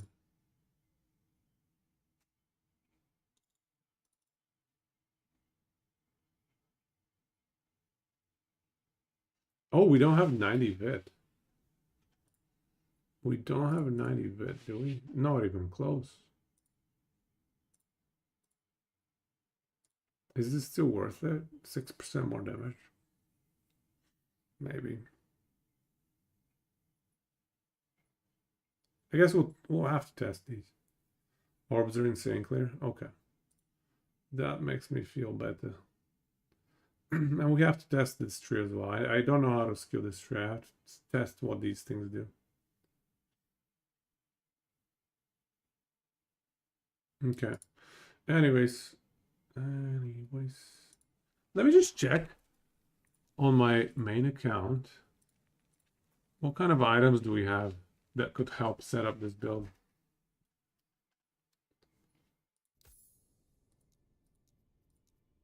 What do we have? What do we have here?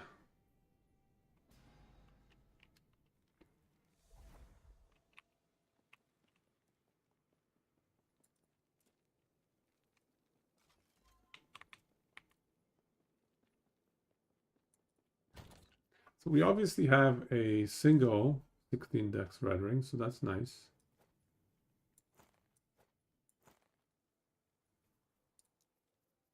How about the gloves? Oh, I have a Weaver's Gift. Let's see. Let's see what it's going to give us. The Weaver's Gift. Boom.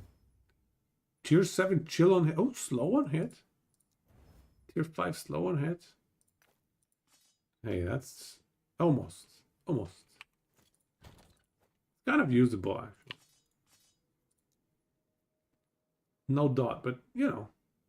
Mediocre, yeah, mediocre. Oh, I have another one. Slow on hit? And void? What? What? Please max them. Please max them. You have 10 Weaver's Will. Oh. Oh, we have 5 more? Tier 5, tier 4. So close yet so far. So close. Oh my, that would have been nice though. Tier 7 void, tier 7 slow would have been pretty good. Anyways, how about the gloves? How about the two-hander? Okay, so I have Oh, I haven't been picking these up, dude. I have a 1LP one. And I can, oh, 14 time rods? 73 time rod? 107 time rod, okay. But it doesn't have an LP. Ooh. Okay, okay. These are not great. These are not great.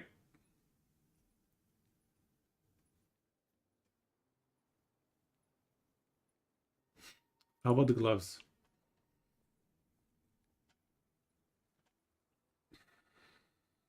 You're telling me I didn't pick up a single pair? Yeah, that sounds like something I would do. God damn, dude. This is not ideal. I must say, this is not ideal. We have a lot of Blood of the Exiles, though. Did I get a 2LP? No. No 2LP. No. All right. Well, we do have this one. Okay. Do I have any chess piece with like the time rod chance stuff? No. Okay. I didn't expect. That's fine.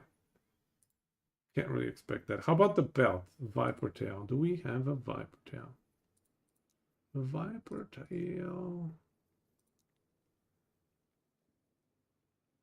Really? Oh, I have one. Oh, it's a 12p. The slow is 58. Okay, whatever. All right, all right. Really bad mid attack speed, but what can you do?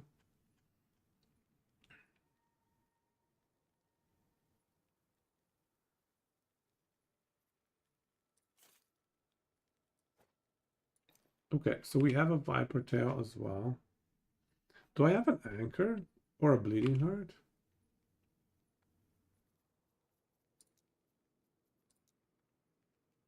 I have an anchor. For some reason it's 0LP, but it's an anchor. A really crappy one, I must say. I guess this boss, nobody really farms. Have a bunch of hearts. How about bleeding heart? I don't think I have a bleeding heart. Can't believe I didn't pick an atrophy, man. Bleedy heart. No bleeding heart. All right. That's easy to farm, no bleeding heart. A lot of these are easy to farm. That's why I'm kind of liking the setup we're going for, because I feel like it shouldn't be too bad to farm up.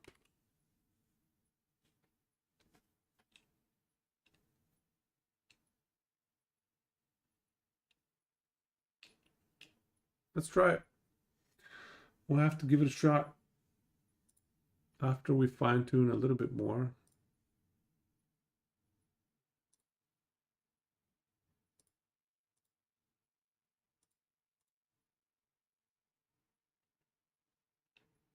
What do you guys think?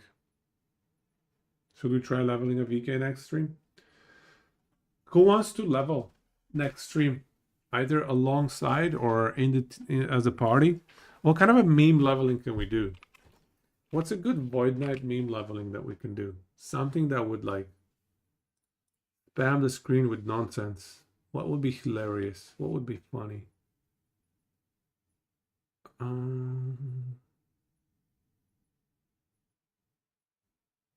What would be some good memes? Orbs? Orbs would be pretty funny.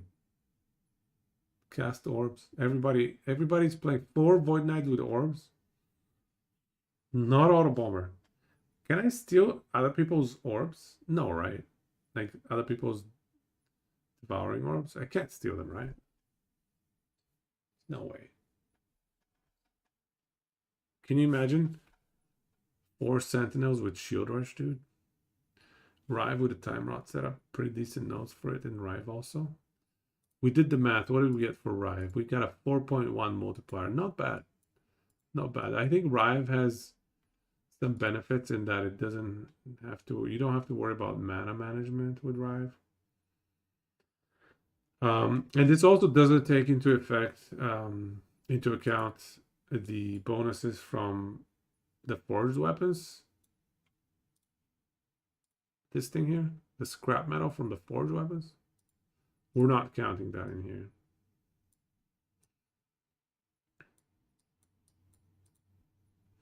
Three LP morning frost casually lying in your chest. Ooh. Shield rush with there's a beam on shield rush. I don't know about rebuke. I'm gonna draw the line at rebuke. I can't do rebuke. Hammers. How about like 4 hammers? 4, spiral hammers, hammered-ins. Stashed up with 4 LP items. I mean, I only have 1 4 LP item so far, so I don't know what you're talking about, Stubbs. Delete rebuke.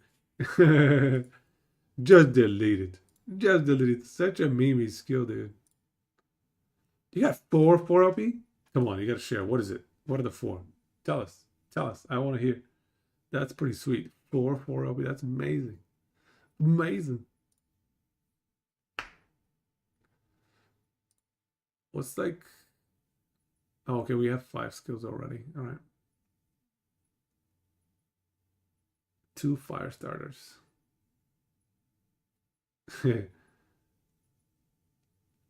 2 fire starters.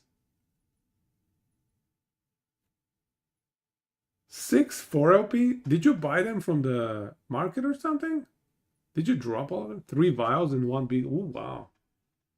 Javelin with spear diving into more spears. Ooh. Spear diving. Surprise initiative. COF and 6 4 LP. Well done. 8 4 LP. Oh my god, you guys. I need to play more, apparently. Maybe I have more than 1. I think I have 1, though. I think I have 1. The left notes. One of the vials doesn't even have the COF tag, so it dropped naturally. Wow. Oh, the Divine Fury. Does Rive doubling the ailment chance? No, I don't think that's gonna work in Charion. No way. There's no way. There's no way. Okay, we're testing that. Okay, we're testing that. There's no way that should work, dude. There's no way, bro. How could it possibly work? The wording, there's no way. Go to offline. Our brave level 78 Void Knight.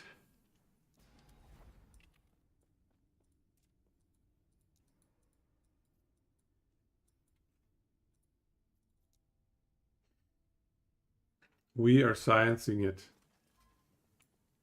Can it really work?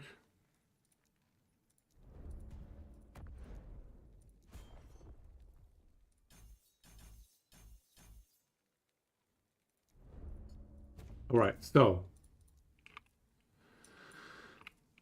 Right. Okay, so we need a lot of slow chance. Not this. Not this. Slow chance.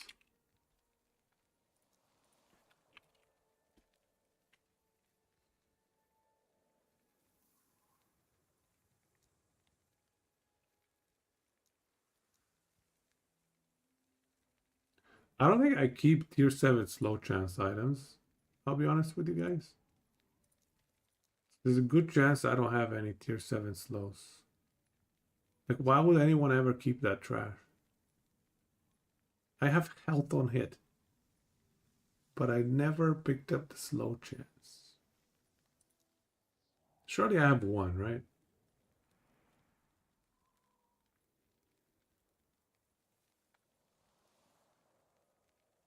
Here, oh, I got one. I got one. Tier 7 slow. Alrighty. So, passives, check. We have 5 points in rod grip. Excellent. Okay, are you guys ready? Oh, wait.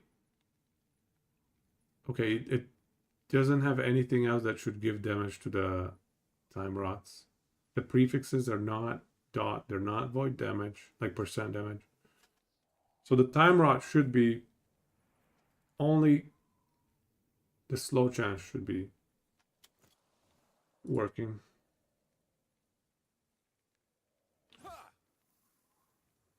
$4.24 time rot.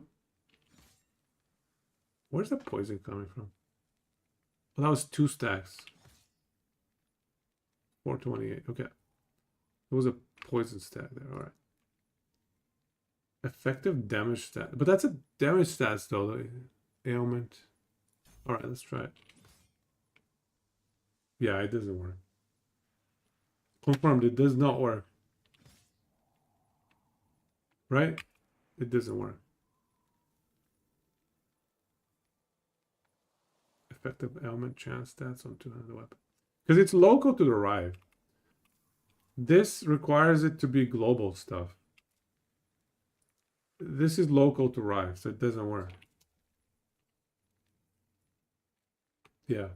We had to check it. We had to check it. Always check, better safe than sorry. Because you never know. Shock from skills. Yeah. Local shock. Yeah, local things should not apply to passive nodes that require global stuff.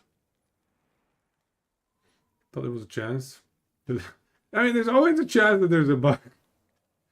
There's always a chance that the game is bugged. That's always a possibility. So we have to test it, right? Anyway, it's way late. I think it's bedtime. Who should we raid? Frozen, who should we raid?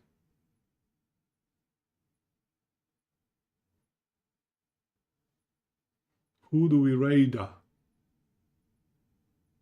don't know anybody other than Aaron. Oh, there's MP, EMP. EMP. Don't know anyone. You know Aaron, right? I'm sure you know Aaron. Rate someone we don't know. All right, we'll rate someone we don't know.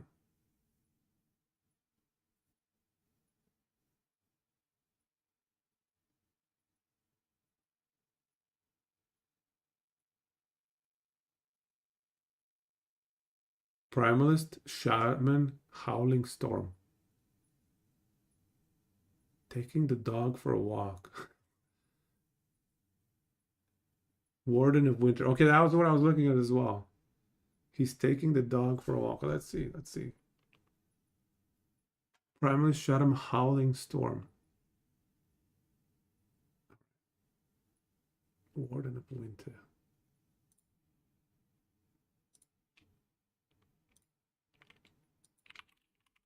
I've rated Aaron so many times already. I rated him last, I don't know, 1 or 2 times. Warden of Winter. Because there's nobody awake by the time I'm going to bed. Everybody else is already sleeping. Aaron is up because he's doing the, what do you call it? The subathon.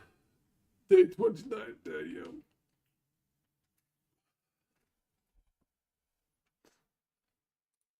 Oh, I forgot to tell you guys what happened to me on Sunday. So I'm here, right? And I hear this loud thud noise on the window. Just go, poof, something hits the window. And I'm like, oh no, are we under attack? Are there kids throwing rocks at my window or something? What the hell is going on? I go and I look, and there's this bird that's like flew into the window and it's just passed out on the grass. Poor little bird, man. And it's my friendly robins. I've told you guys before. I think those of you that have frequented the channel, I may have talked about the friendly robins that live nearby and they always sing here for me. Well, one of them for some reason flew right into my window, man. So I go out and I'm looking at it. I'm like, is it alive? It's breathing. So that was good news. But it's not moving. It's like it's in shock or pain or something. And I sat there with it just to make sure that it's okay. Eventually, 5 or 10 minutes later, it was like 5 minutes later, it got up and flew off. It started doing its thing. But damn, man, I need to change my windows or put something on them so that they recognize them.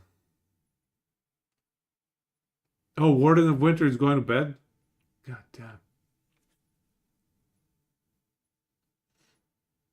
damn. Poor was probably just embarrassed, right? Poor little birdie. Okay, we need to find somebody else to raid. But yeah, these birds, they're always around my house. There's like a pair of them. 2 of them, they're my neighbors. Oh, he just died on hardcore? Okay. Yeah, that's a good time to call it a day. It's a good time to call it a night. Who should we raid instead? Sentinel Healing Hands? Healing Hands? Is that still a thing?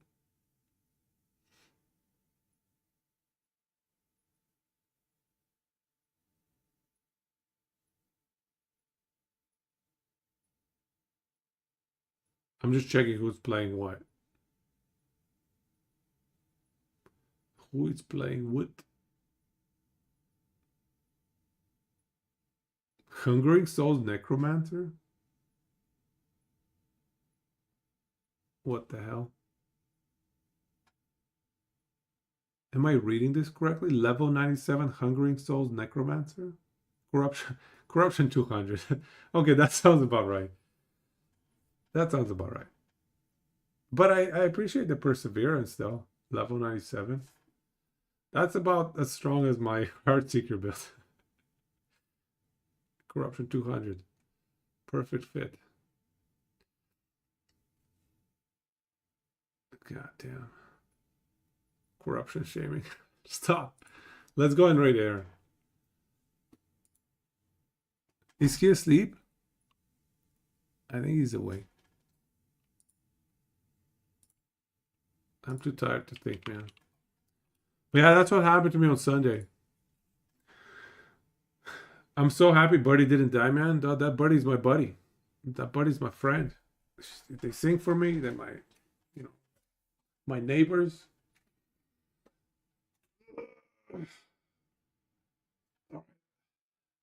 Okay, Sunday, let's think about, or sorry, what is it today? Wednesday? No, Friday. Yeah, Friday we're thinking about starting up the VK and leveling up some more. Coconuts, the album. You're talking about Brahmastrika, right? I pronounced it correctly. 10 out of 10, right? Sign up for next stream. Thanks, man. Yeah. Okay, let's see what Aaron's up to. You guys are the best. Thank you so much. Hope you guys have a good night. Frozen, you gotta stream late one of these nights so I can raid you, man. What is this early night bedtime? You're not even bedtime. You're still playing. Stream a long night so I can raid you. All right, let's go raid. Do raid. Let's do this. I'll see you guys on Friday, and we'll level up a VK. We'll level up some VK. Try this 6 a.m. Man, you gotta get some rest then. Yeah. That's a good plan. All right. Hope you guys have a good night. And go chiso, toma desta.